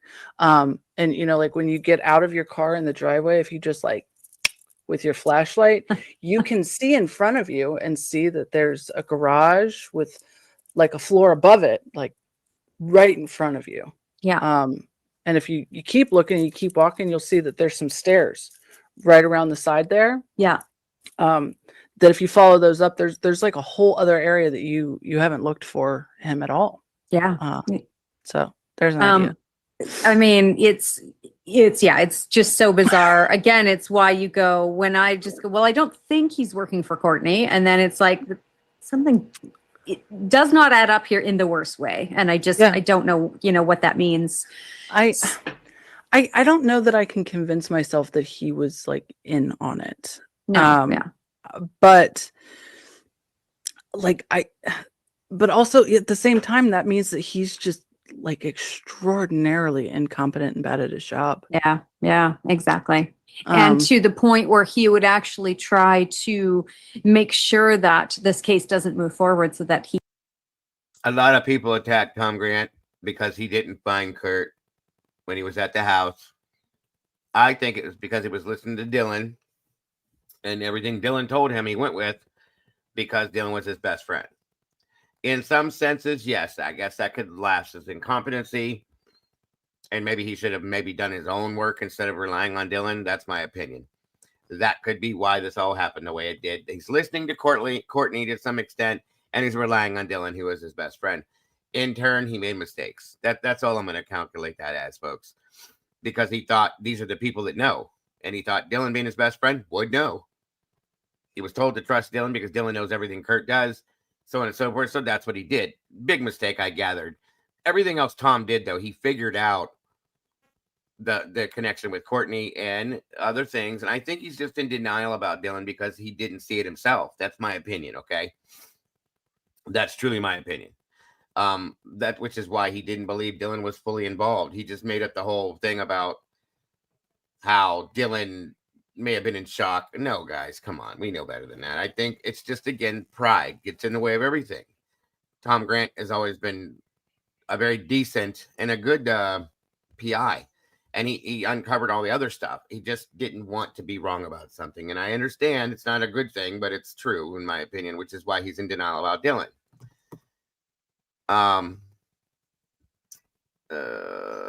That's all I'm saying with that's my thought, my opinion. Of course, it's not bizarre. Think of this. Dylan is a junkie. He knew Kurt had drugs. He found him the first check and didn't tell anyone until he had left him so he could use what it could be. That could be something, Senior, because we don't know exactly what was there and what wasn't. Dylan may have grabbed those drugs and off he went. You know what I'm saying? That's a good point. And he is a junkie. That's a fact. So good point. And thank you, Jan. I appreciate that. Just so you understand what I meant. You can either continue selling case manuals or be able to continue to just have his name associated with Kurt Cobain and nobody else, you know? So, I mean, but there are a lot of things he needs to answer that he has never answered. And by the way, I will post this in our group, but he has also been trying to pilfer members of our group by direct messaging them, private messaging them. So allegedly Grant has a Sunday Zoom that he does only for invited people, and he will answer questions. These are not to ever be filmed or shared publicly. He will answer questions privately. So again, he's gatekeeping. When the reason we ever ask for donations is because we don't sell we don't sell a case manual because we want that information out there for free. Like our forensic paper, we just please download it, print it, drop it off to people. I don't know, put it in people's mailbox. I don't care. Just get it out there, you know? And it's even the stuff we did, merch. So a t-shirt was what, $25? And of that $25, you got, I think we made $3. Yeah. And again, when people wear the shirts, people go, oh, Kurt Cobain. And then they want to talk about it. It's so people, and that's why when the site goes back up, and it's coming back, Courtney. So when the site goes back up, we're going to have free downloads so that if people can't afford to buy a t-shirt, we just get them print on demand, or they want to just print flyers or print their own thing. We're going to have a bunch of designs up there that people can download for free and put a sticker on your car, put a vinyl, the more that they try to get, it's well, and I am so fucking glad someone had the guts to say this because Dylan did this. So I'm going to tell everybody 3 stories. You may have heard me tell them before. Everybody needs to remain anonymous because Dylan is still alive and he's not a nice person. So, and as you all know, if I get killed, Rachel will avenge me. So absolutely, you better kill both of us and everyone else on our team because we nobody is ever gonna. Our people are too clever. If I die of some bizarre choking accident, or if I all of a sudden do drugs or something, it's I'm a. We're all gonna know, right? Yeah, no, none of us are suicidal. None of us are using drugs. We're all very careful eaters. Yes, exactly right. Yes, that's right.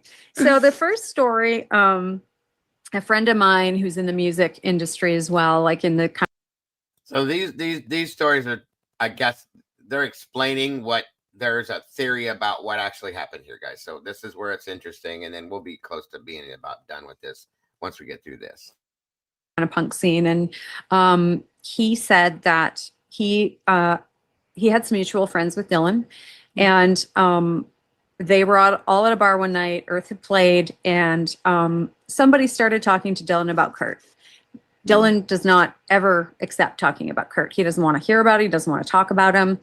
It seems like he doesn't know him. Usually. Yeah, you think there might be some guilt in there, some latent,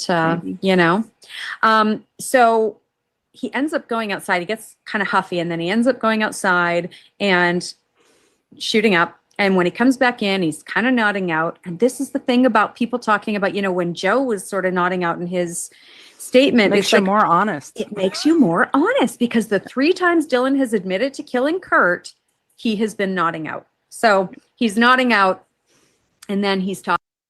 And this is why we're watching this right now, because it has 3 times. This theory has come out in Kurt, about Kurt, and Dylan has supposedly 3 different times admitted to this. So there you go.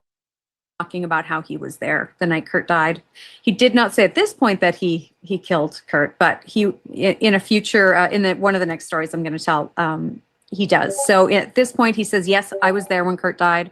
I was there with a girl named Bonnie. So he specifically mentioned Bonnie, and he kind of just talked about. And then again, for those who may have come late, Bonnie is Joey Burns' girlfriend. Just so you guys aren't lost. Who was there at one point too.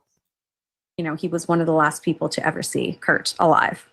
So we know that. Now, before I go on to the next story, do you want to tell the story about how Courtney said was it at Bumbershoot or a different show where the 2 girls were there and she brought them backstage because they were holding up the signs and she told them, I'm telling the story now.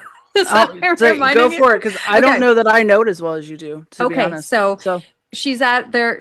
It's a whole show, and girls are there, and they have signs saying Kurt was murdered, and they're holding them up, and the girls end up going backstage. Courtney being Courtney, she screaming at them, etc. And then she brings them backstage, and she's just like hugging them, but like angry at them, and then she ends up telling these girls. Now this is third hand, but again, adding this up with everything else we know, she ends up telling these girls, "Don't worry. Kurt was not alone when he died. Dylan was there with him the whole time." I mean, so there's that. The third story that I'm going to. And that is what I believe. That is exactly what I believe. I believe, and that's my theory, folks. The 2 coffee cups, okay? I wanted you guys to see some of this. It's been killing me to get out my theory on this, okay? But I've been wanting to say this in the beginning, but I wanted this part to come out first, okay? So, the 2 coffee cups were there for a reason. I believe that they were. You heard Joe Burns talk about how Dylan kept wanting to get Kurt upstairs to the greenhouse, right?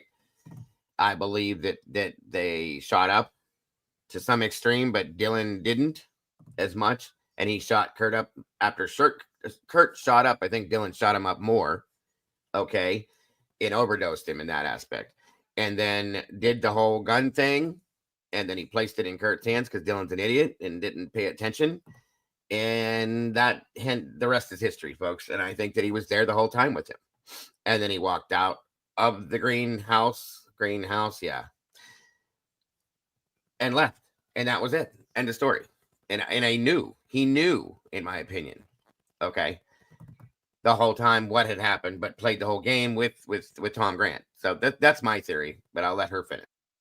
Tell is that there is a bouncer who worked, from the Seattle scene. He worked at a bar, and he said that, he knew kind of everybody, loosely knew Kurt, and he said that Dylan and his dealer, and we don't know, I don't think it's Caitlin he's talking about here. So it's a male dealer. Dylan and his dealer came into the bar one night, and they had tried to murder this person's best friend. So now that's the other side of it too, folks. I forgot that was part of the thing. So if you remember listening to Joey's story when he was telling his story, Joey Burns, as much as he got out because he was messed up. Okay.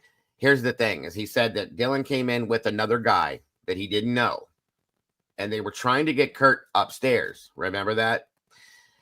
I think that's all true. I think that's 100%. I think the dealer she just mentioned the dealer is who was with Dylan that night, and him and the dealer, up they go. Okay. And that's where all the drugs come into effect. And I think the dealer had part of this too. But I think that because Dylan, I think, is an idiot and couldn't completely do everything. Okay. But I think that the dealer is the other person that Joey Burns was talking about. And I think that is who is involved in what happened with Kurt, period. Dylan and his dealer tried to murder this guy's best friend. Fortunately, they didn't succeed. But that, again, just speaks to the type of person that, that Dylan is alleged to be.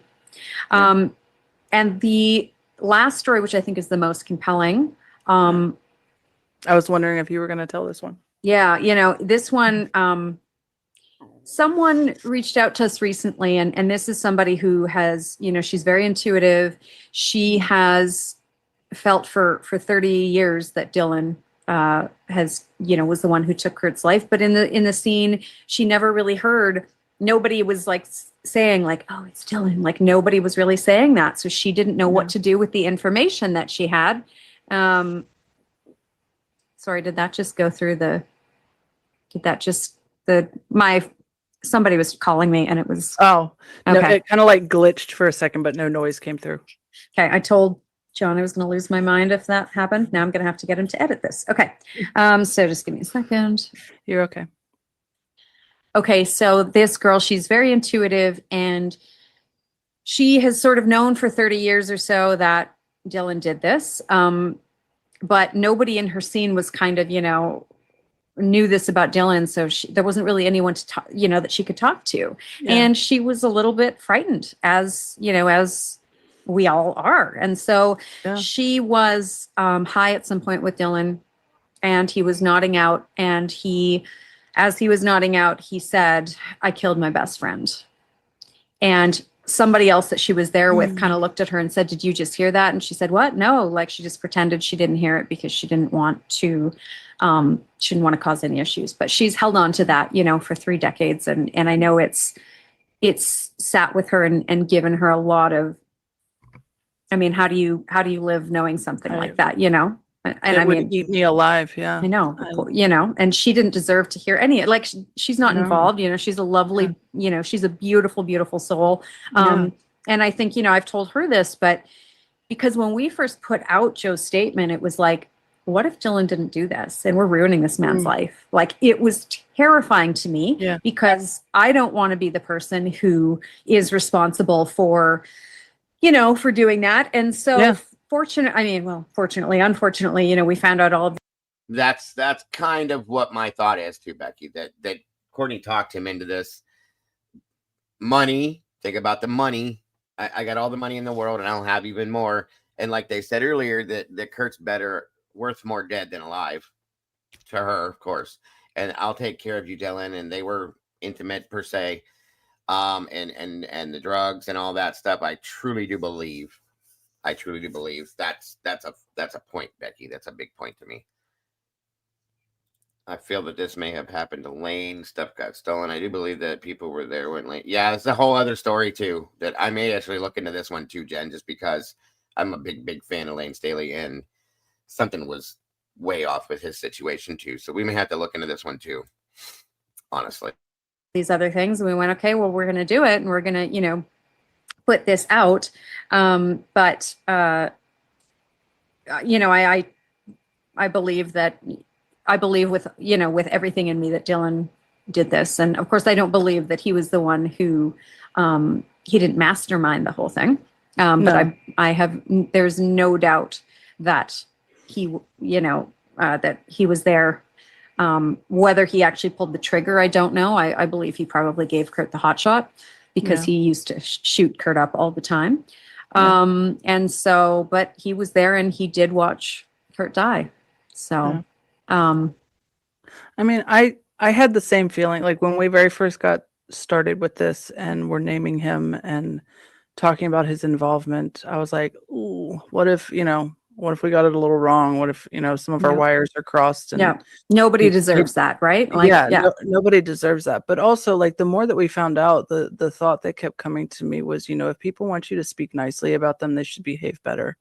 We're not saying anything that we have not been told to be absolute fact or that we have not discovered to be absolute fact. Yeah. And so, if all and everything that they have stated, guys, I have found on my own by my own research without watching this or going through this. I'm just putting this out for you guys to see the finality of that part of it. But yeah, it's all facts. Everything's true. We heard Tom Grant explain what he explained. We watched other Jody Burns' situation. I mean, come on, it all fits together, folks. It all fits like puzzle pieces, and it makes perfect sense in this aspect that Kurt was murdered, and that this is the final aspect to it as to who and how. You know what I mean? Yeah, 100% we will, Pro B. I do believe it. I'm just sitting here thinking about it now, and I forgot about a couple things Jen threw in about Lane. So yeah, watching this makes me feel that about that too. We may have to go into that for sure. All of that together makes somebody look. and it seems to be something I enjoy doing because I covered Brittany Murphy. I've covered this. I've covered a few others in the past too, and I have no qualms going into any of the Hollywood or the music world stuff at all. So, like a really bad person. Yeah, exactly. That's through their own fault. Yeah. They should have behaved better and made better choices. Yeah. If they wanted people to speak more highly of them and say good things. Yeah, exactly. You know, so I think the one question that we sort of haven't gone down the rabbit hole as far as Dylan is concerned is, do you think that Dylan's dad working at the Department of Defense has anything to do with Kurt's death? Because a lot of people have associated Dylan with the CIA, the DOD, or obviously the DOD. Like, do you I don't believe so. No, I just think it was shoddy police work. They never looked into him. And he was protected by the money, in effect, Kurt's money that Courtney had, and kept doped up for a long time until he went through recovery and so on and so forth. That's 100% what I think it was. I don't think the Department of Defense had anything to do with it. There's no way. I mean, they don't care. You know what I mean? CIA, none of that. They don't care. But people do believe that. I've seen that story everywhere. Congratulations, Miss Kelly. Happy anniversary to you. We love having you as a meatball in the sauce. Always, always great to see you here, dear. I personally don't believe it at all. I just simply believe that if there's anybody above Courtney, I think a few people know. I don't think that they had anything to do with the planning. And this is just my opinion. I just think you see it on Dateline in 2020 all the time. Somebody murders their husband because they signed a prenup and want the money. Yeah. So that's what I think. But what are your thoughts on the DOD connection? I honestly, I didn't even really think about that until you just said that. But no, because I mean, we don't even know what type of. I've never heard Dylan talk about his dad. No. We have no evidence that his dad is still alive or that his dad. I'm not saying that he was murdered either, but what I agree with is that they allowed him to die without trying to help him. That's almost the same to me. Okay, if you think about it, they could have done more to prevent his death, and that's just truly my thoughts, Jen. So yeah, I get it. That was still alive in '94. How he feels about. What's the matter, Lucy? Grunge rock isn't what it seems. What do you mean?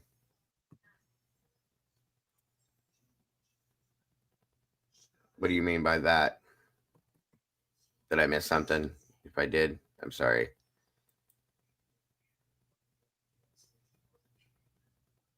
Anybody? I don't know what you're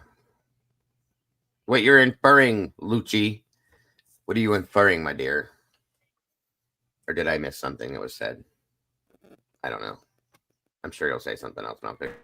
Like we know nothing about that relationship or what any of that looks like. But I personally don't think it goes up that high. Yeah, I agree. I think this is strictly a, something that the SPD will handle. It's just. Oh, are you talking about the CIA thing? I got you. No, I don't think they have any involvement in anything like that. Why would they? What do they got? What do they have to gain from Kurt Cobain dying? Nothing. You know what I mean? It just that's a little too much for me. Not this one, but maybe some other cases, sure. But I don't think it has any involvement here. Just saying. No one checked on Lane for 2 weeks. It was his accountant that alarmed his mother that there was no activity in his debt account for close to 2 weeks that she should check. Yeah, that's well.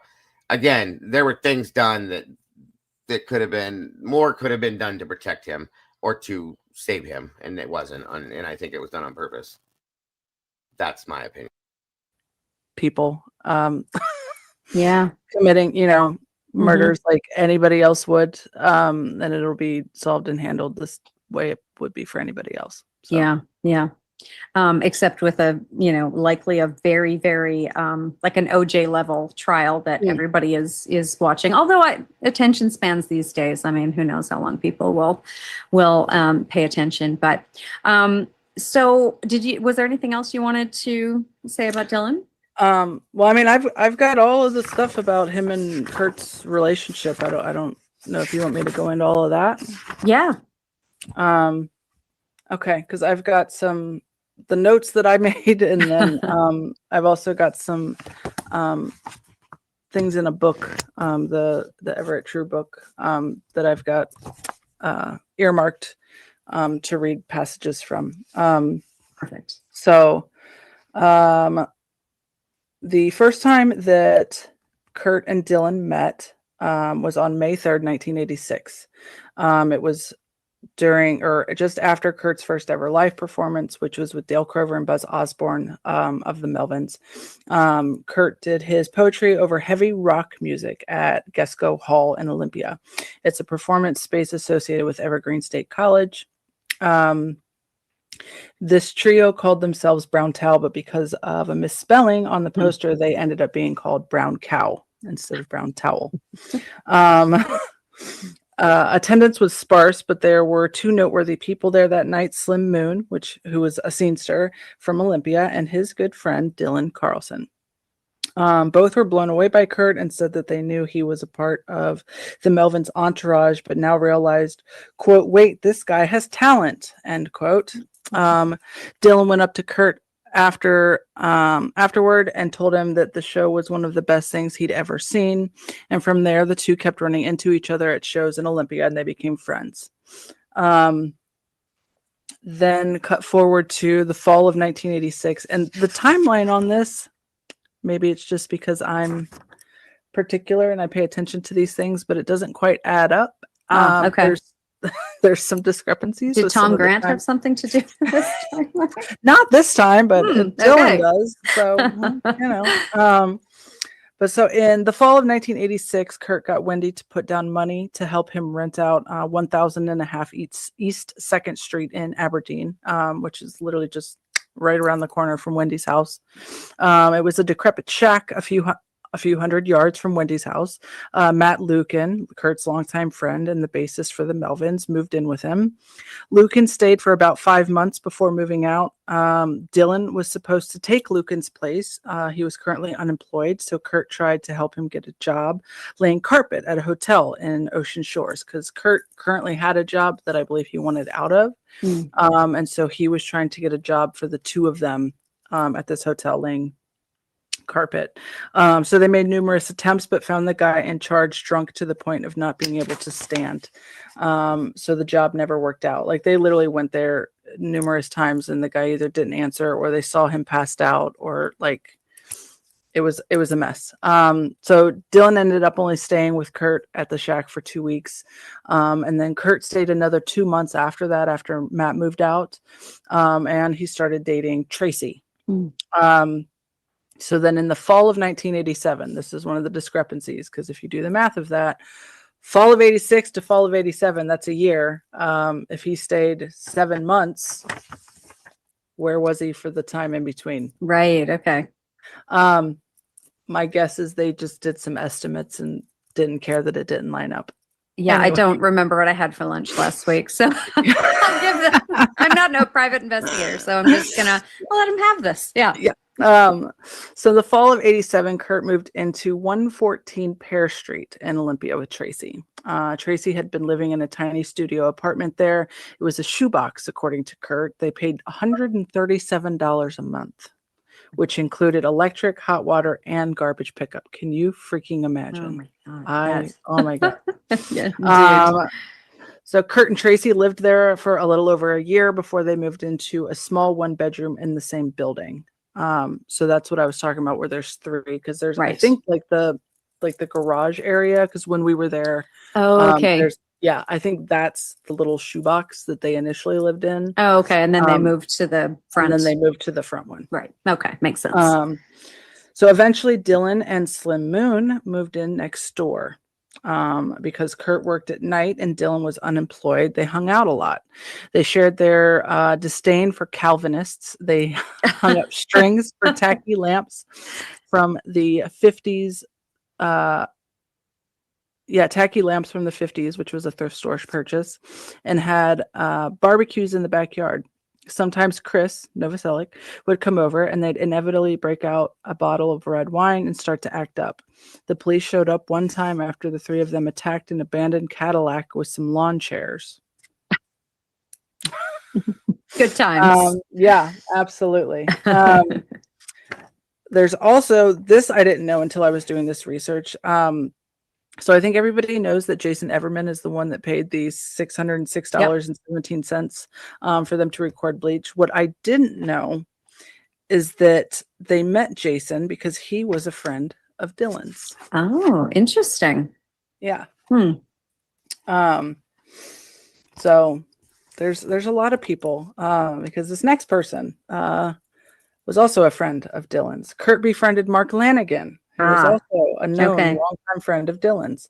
In August of 1989, Kurt and Mark collaborated along with Chris on bass and Mark Pickerel from the Screaming Trees on drums and formed a blues band they called The Jury. This is where Kurt first recorded Lead Belly's Where Did You Sleep Last Night, which wound up on Mark's solo album, The Winding Sheet.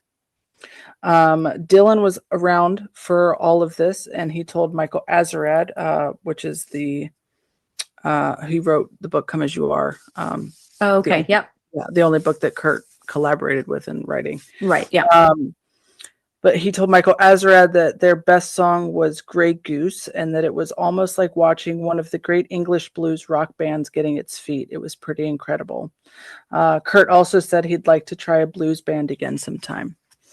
At Kurt's wedding on February 24th, 1992, Dylan and his then current girlfriend were present with only 4 other guests: Dave Grohl, Alex McLeod, and their soundman Ian Beveridge, and the Nirvana guitar tech Nick Close. Kurt cried. Courtney didn't. Dylan was apparently flown in to be surprise the best man and to bring heroin because Kurt needed to do just a little bit to get married, apparently. I think that's valid. I think I'd need to do a whole lot to marry somebody like her. be right there with him. Yeah, same. Let me see what else I have here. He wasn't there for the wedding.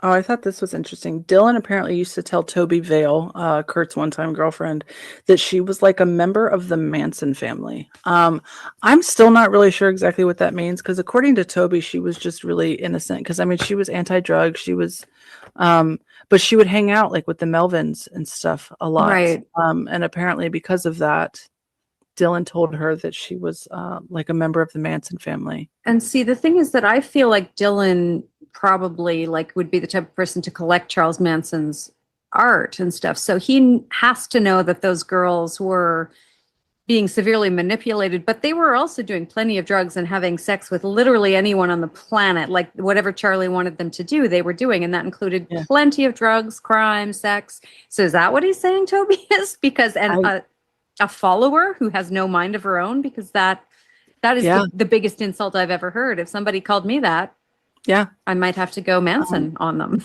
Just like, I mean, literally, like what a shitty thing to say. No, it is. It's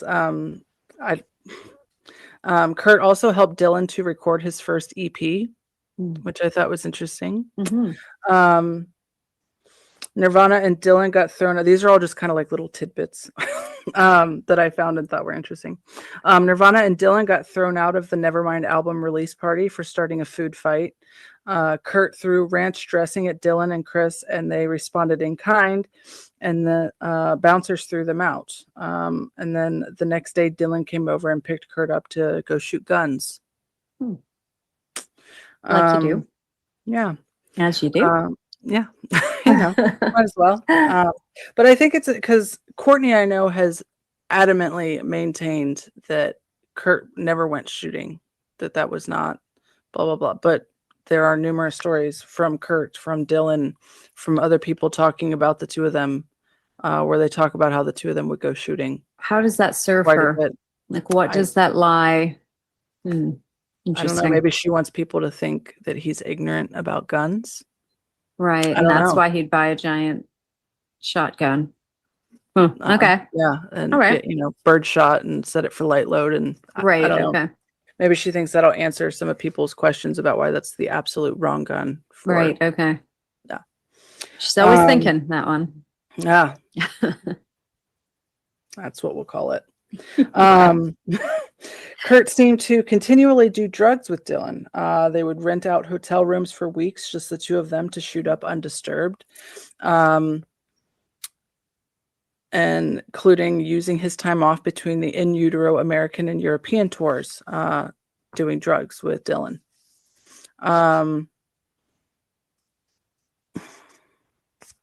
Both after getting with Courtney and at the end of his life, Dylan was one of only a handful of people that was allowed to be with Kurt.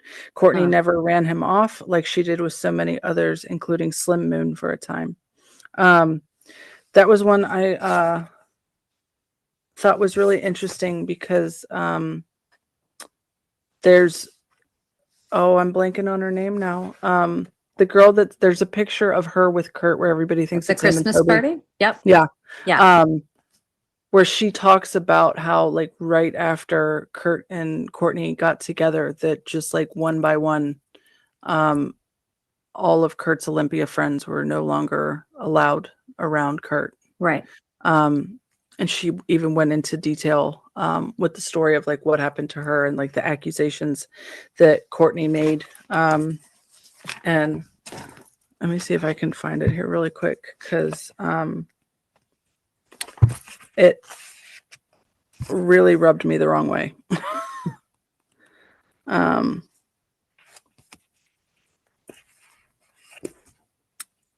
So when we talk about Courtney, and we know that she has read, books about cults. So again, because this is going to relate back to Dylan, why do cult members push away family and friends? They do that because, of a few reasons, obviously to create dependency, eliminate dissonance, deepen the commitment, create that us versus them mentality. But, the other thing is that Courtney didn't want anyone who could help Kurt or convince Kurt that Courtney was bad and that what she was doing was not right. So the fact that she didn't exclude Dylan from Kurt's life when she excluded everybody else who could have helped or cared for Kurt, that tells me something. Yeah. I agree with that, and I think it's because that there was something between those two, and she knew she could manipulate Dylan, and for whatever reason, she needed him to be whatever she needed him to be for her, and that's my opinion, of course, but that's exactly why I believe that she never ran him off, because she knew she could do that. It means he's not an emotional lifeline for Kurt. She obviously knew that Dylan would never stop her abuse. Yeah. She's not allowing anybody in Kurt's life who would stand up to her. So yeah, I think that tells us a lot about who Dylan is. Yeah. So here's a story. It's about a page and a quarter. Drug use to increase the pair's paranoia. They're talking about Kurt and Courtney. Courtney moved into another hotel, the brand new Omni Park Central, but their distrust of outsiders wasn't. I'm right here, Miss Allison.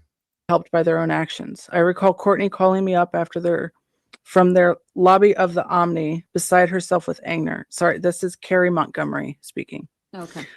Beside herself with anger, clearly off her head, recounting some garbled story about how she'd been accused of being a prostitute and a thief, and how she was being refused re-entry to her husband's hotel room because she'd wandered down to the gift shop in the lobby to buy cigarettes in her underwear, which was always ripped and had holes in it, as was her wont.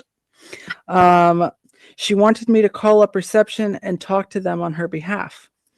They wanted to arrest her, agrees Carrie, who was present. They thought she was a hooker. She was all like, Carrie. And I'm like, oh my God, I don't know her. I swear to God. Kurt wouldn't go down and get her. I had to go down and get her. And she was so pissed at these hotel people that there was a little concierge stand by the elevator banks. And every time she went by there, she'd steal the flowers off of it. Scenes like this were common when Courtney was around. The mayhem her lover created on stage was far outstripped by her everyday life. It's rare for people like Courtney to exist, even rarer that they're allowed to get away with such behavior. Kurt was so sweet in New York. He gave us money to go shopping. I know you guys probably want to go buy some expensive cosmetics, so here's some money, Carrie says, imitating Kurt's voice. While Courtney and Carrie and Wendy shopped for clothes, Kurt went down to Avenue C to score heroin. People wait in line, he told Michael Azerrad. Lawyers, business people in three-piece suits, junkies, lowlifes, all different kinds of people. How does he know we want expensive cosmetics, continues Carrie. Of course we do, but then Courtney got pissed. She didn't want him to buy me anything. She just wanted him to buy her stuff, like he was going to run out of money. The end of that New York trip was the last time I ever talked to Kurt. It was so stupid, it's embarrassing to even say it. Carrie lowers her voice. Kurt and Courtney started telling people in their closest circle they were pregnant, and Wendy got freaked out. It was all a bit much for her to take. So when I got back from New York, I got a phone call from Courtney where she says, Wendy tells me that you said that I love Kurt for his money and you love him for his heart. And I say, I would never say something that stupid. Can I talk to Kurt, please? He can't talk to you right now. He's too upset. You better call Wendy and get this straightened out. I'm not playing this bullshit game. Courtney, I'm not talking, you better call Wendy and get this shit straightened out. And Carrie said, I'm not playing this bullshit game, Courtney. I'm not calling Wendy and talking about some shit that didn't happen. Let me talk to Kurt. No, you can't talk to Kurt. So that was how I got kicked out of the deal. Just Wendy, again, is Kurt's mother, just so you guys know. like Ian Dixon. And, well, maybe not Dylan so much, but most everybody else got systematically taken out of the equation. Kurt and Courtney's relationship was tempestuous, Goldberg says carefully. They definitely loved each other. At times, they definitely hated each other. He had a very romantic sense of his commitment to her, and at the same time, she drove him crazy. You know, we indict a lot of these people for not helping Kurt and standing up for him. And when I think about what I would have done at 23, 24 years old, not being able to talk to Kurt and having this monster, you know, treat me like shit and claim that I did things that I didn't do, I might want to wash my hands of it too. I mean, I'm not letting anybody, certainly Carrie, there's nothing she could have done, I don't think, but any differently, but yeah, I don't know. Some of that stuff is just, it's so messed up. I feel like I would have wanted to fight back and help him see what she was, but also, you know, I know that everybody has a limit, and when it's complicating your entire life, and I think he did finally see Courtney for who she was, hence the reason why they were divorcing. He was leaving her, and she was not going to have that. She was not going to lose what she had, guys, in my opinion. There was no way. So this is about done, and then will be it for today, guys. We may jump back into this a little bit more because there's more to this, but I've covered the main bases on this, giving you guys, I painted the best picture I could for you at this point. There's a few other little things that go into this, the story with Pat Smear, things like that. And so I may come back and do a part 2 to this, but this is the main focus, the main part of the juicy part to it all. So thank you guys for bearing with me and staying here. Those of you that have, like I said, we got a couple more minutes and we'll be done. So let's finish this up, and thank you again for joining me today. you know, like there's just, there's so many pieces to it that it's really hard to say exactly what I would do in somebody else's shoes, you know? And if you literally if you talk to Kurt and he tells you, I don't want anything to do with you anymore because Courtney's made him do that, then you're like, well, okay, like, fine, you know? Exactly. Or, you know, if you literally can't talk to Kurt because she won't allow it, then I'm not sure what can even be done. How do you even get to him to do this, you know? So, I mean, you know how they say if a serial killer wants to kill you, they're probably going to do it because they're watching you, they're studying you, they've had this plan for a long time. You're just sucker punched. You have no idea what's going on. And I think, you know, it again just talks about Kurt and the people around him. I think there are people who still don't believe that Courtney could do that, which is just astonishing to me, considering all of the the horrible things she's done, and everybody knows the other tremendously terrible things she's done. I mean, look at the stuff that just came out in Evan Dando's new book about stuff she did to him, and he still doesn't talk about her as the monster that she is, you know. So you know, it's just you know, she had him she had things planned out too well from the very beginning. Yeah. For you know, for anything to have saved him, I think. But, I agree. There's another excerpt here that's probably about the same length. It's actually about Dylan. It's a story about Dylan. Okay, perfect. Let's finish on Dylan and we'll end on that. Yeah. Okay, perfect. So it was while Kurt was living at the shack that he fell under the influence of Olympia. He journeyed up to the city as an unpaid Melvin's roadie, carrying Buzz's amp when they played one of the state capital's tiny community-led punk clubs.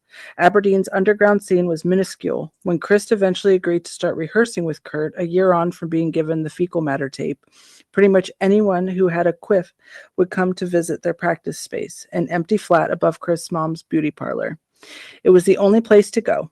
For equipment, the pair, plus some quote-unquote jock guy, Bob McFadden, on drums, used a cheap mic and beat-up guitar amp. Chris had given his old one to Matt Lukin in return for Matt bailing him out of jail after an incident involving some rednecks in a parking lot. Chris and Kurt didn't like their hangers-on. They referred to them disparagingly as the Haircut 100 Club, after the lightweight British pop band of the same name. Kurt didn't like the people who were hanging out at the shack either. Most would be underage drinkers. It's called Who Killed Kurt, Pro B.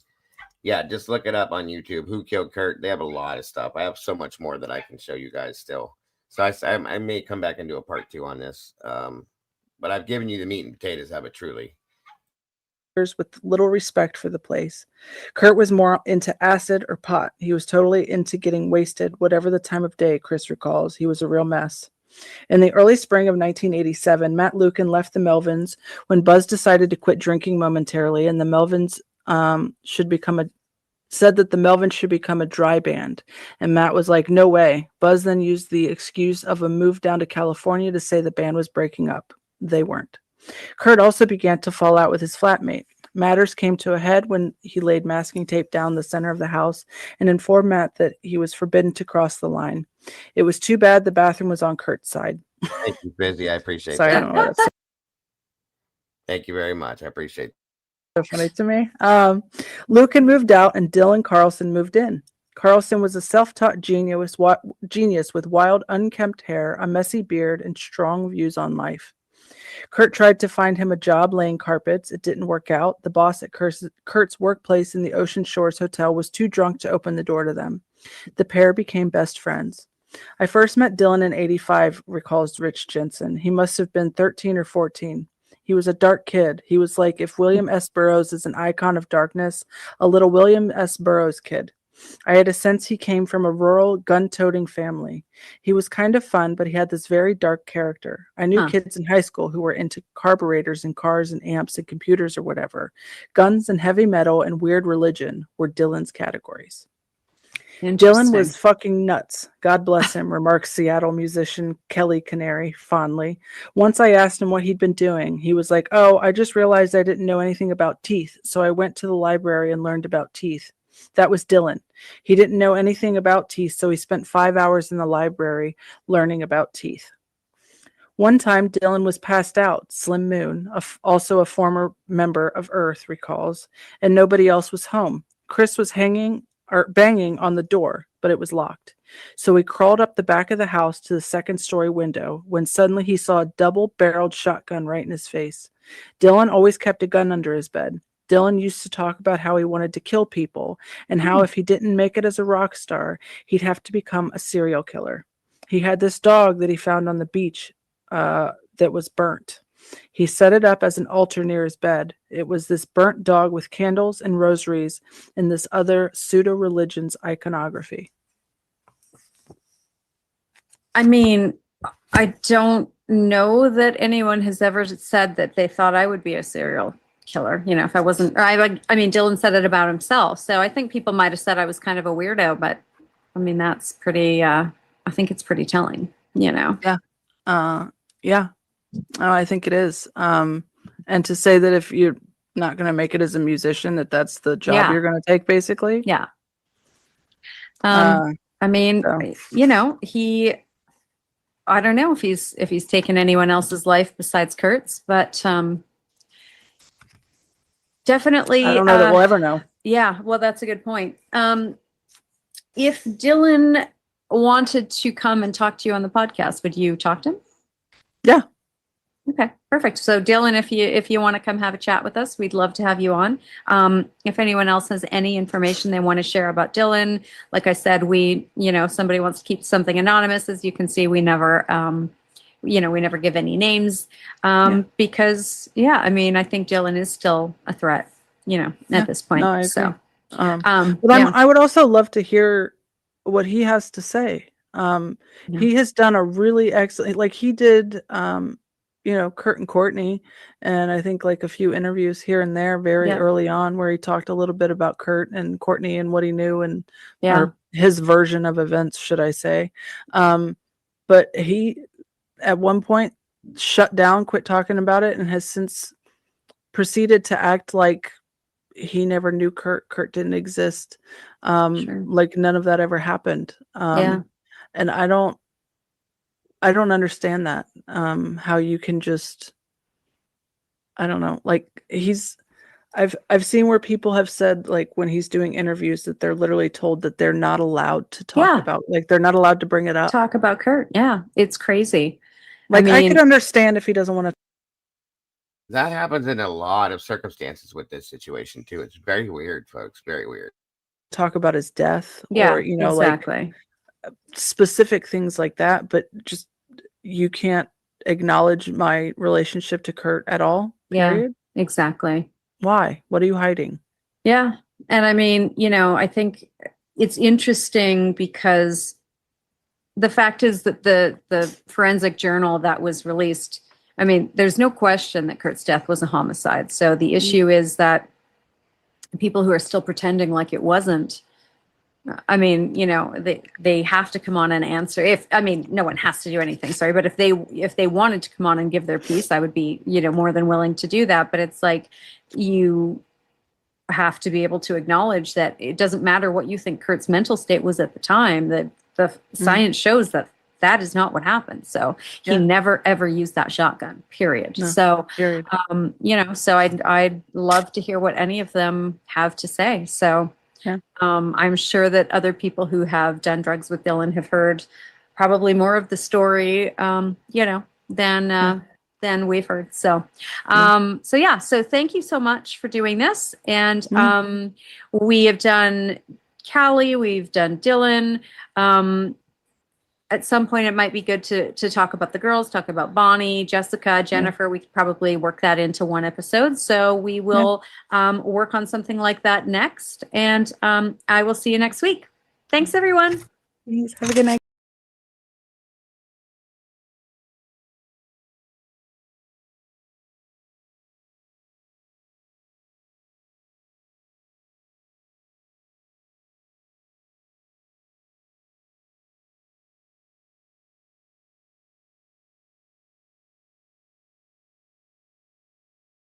All right, and on a final note, I'll throw this in here for you.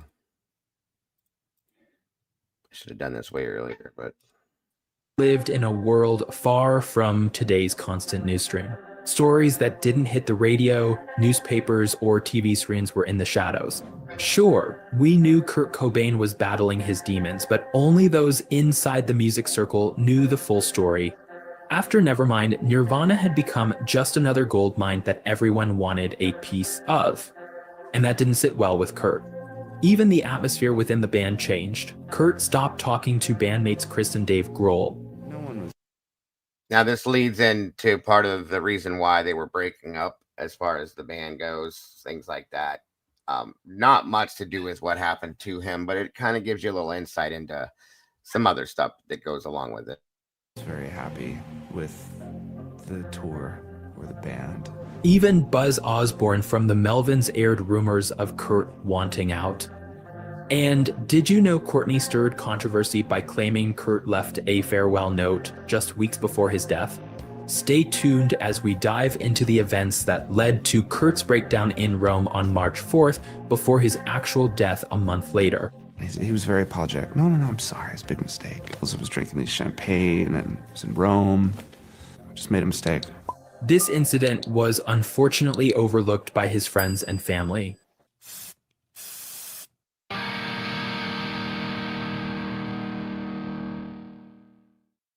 In February 1994, the band went on a big tour in Europe, which was said to be their last one together. Because Buzz Osborne, who was touring with Nirvana at the time, mentioned that Kurt was planning to break up the band soon. During that time, Kurt was having a tough time. He couldn't find what he usually took in Europe, which led to him suffer from withdrawal while on tour. He was also feeling homesick, missing his wife and daughter, and the stress of touring was affecting his health and mood. Additionally, there was tension in the band. Kurt wasn't talking to Chris and Dave Grohl, and the only band member he was still communicating with was Pat Smear. We've made a detailed video about Pat, so be sure to watch it later. I have another interview and a video with Pat too, just so you guys know. According to the book I Found My Friends, the band's mood changed during their last tour, shifting from excitement to a very negative atmosphere. This was because Nirvana was performing identical 1.5-hour shows every night, and Kurt was constantly complaining of illness, boredom, and feeling old. At this stage, being in Nirvana was no longer enjoyable for the members. They had contracts and obligations, and stopping could lead to legal trouble. Nirvana had become like a cash cow that needed to earn money for others, and Kurt hated it. En avant-première des concerts qu'ils donneront ce mois-ci aux 8 coins de l'Hexagone, c'est dans nulle part ailleurs qu'ils font leur première apparition de l'histoire à la télévision française. Et rappelez-vous, si c'est trop fort, c'est que public aimé Nirvana. Yeah, what he said.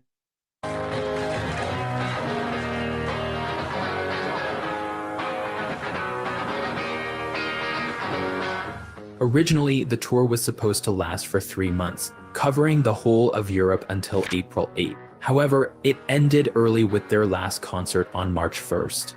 This final show took place in an old airplane hangar called Terminal 1 in Germany in front of around 3,000 people.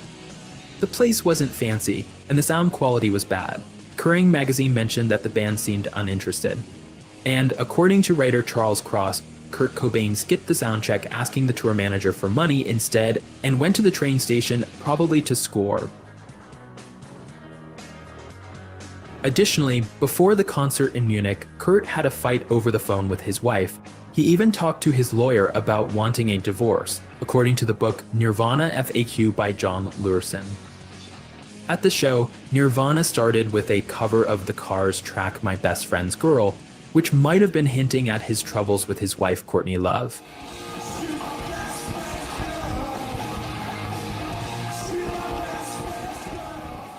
A few songs into their set, Nirvana played Come As You Are.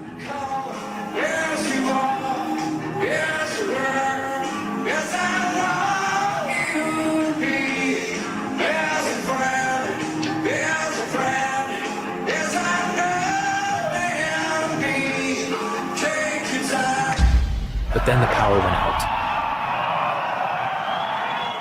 When it came back on, they were supposed to play Smells Like Teen Spirit, but skipped it, as they often did.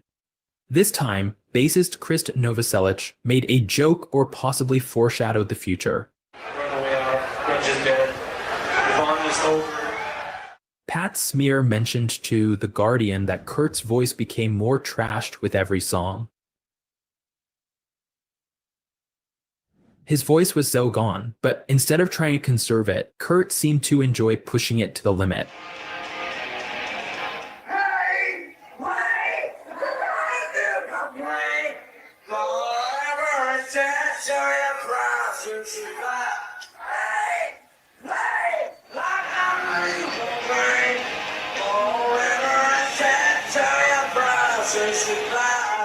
Which brings us to our sponsor for today. For all the guitarists out there looking for a Nirvana, feeling every beat, well, now you can.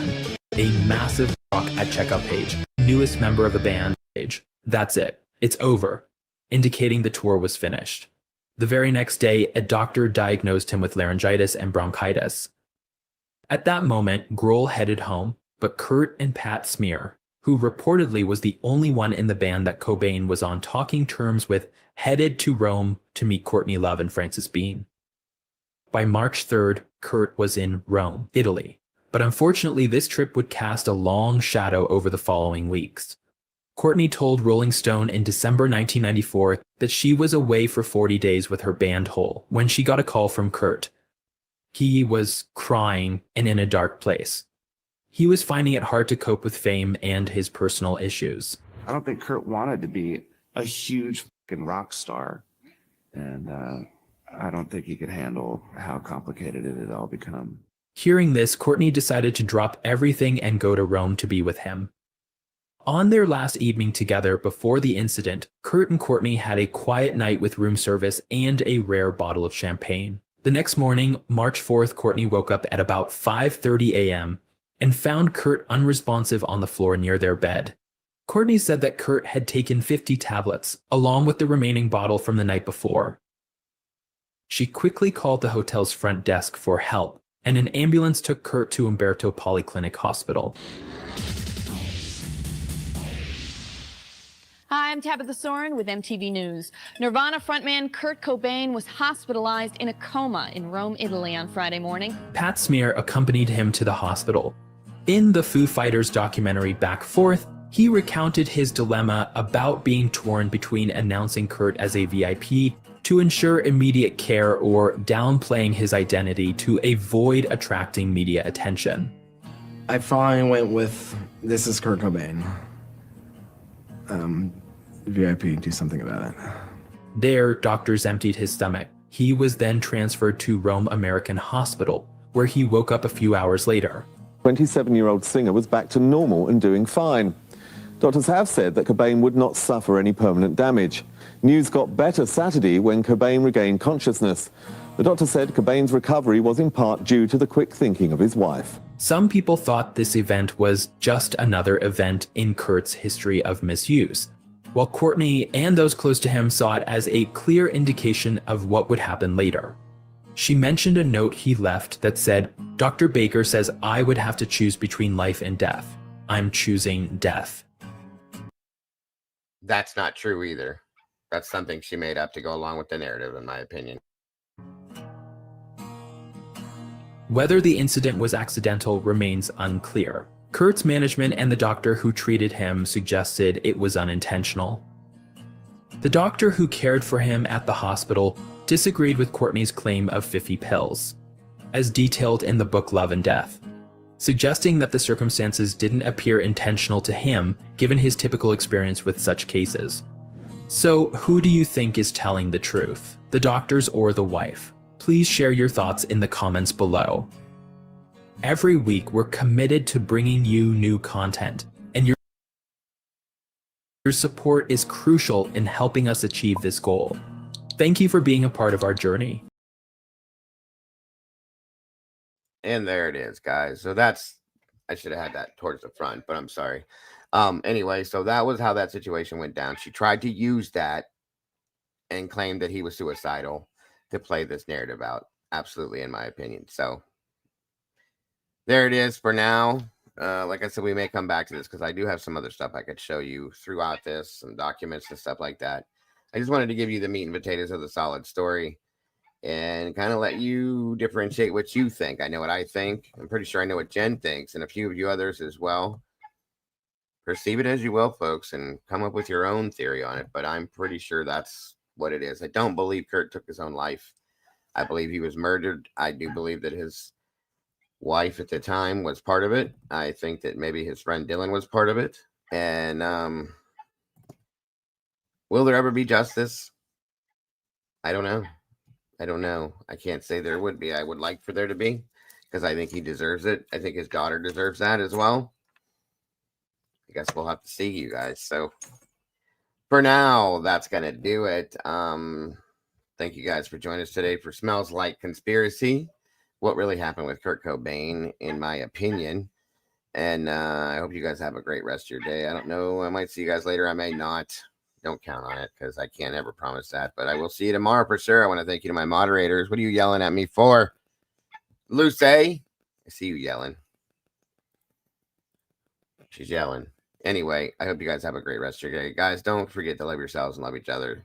Thank you to my mods so very much. I appreciate you all. Anybody that chose to donate to support the channel, God bless, and thank you so much for that. Hope you guys have a great one. Don't change nothing, folks. You are the beautiful people, and I'll see you very soon. Bye-bye, y'all.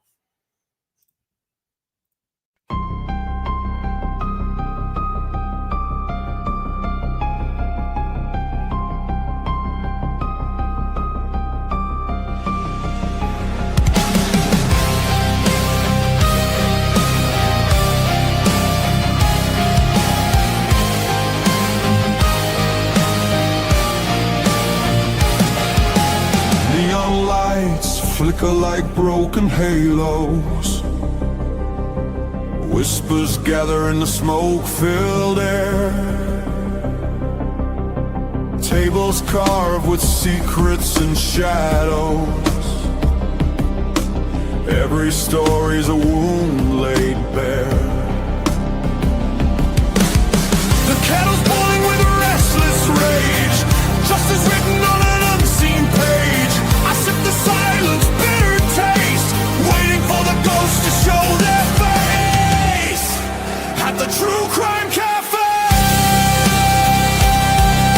we serve up the pain they try to hide away.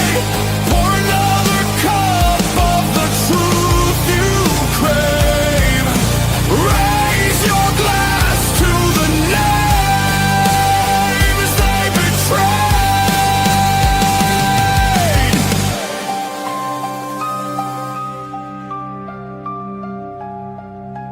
Mirrors cracked, reflections are liars. Ashes fall where the guilty once stood. The jukebox hums like a funeral choir. Echoes pounding through the neighborhood. Every scar is a candlelit vow. We hug the how, we demand the now. No more silence, no more disguise. We'll paint the night with sharpened cry. At the True Crime Cafe, we serve up the pain they try to hide away. Pour another cup of the truth you crave. Raise your glass to the names they betrayed. This is not a sermon, it's a battlefield hymn, a requiem dripping from the bottle's rim. The guilty write stories in invisible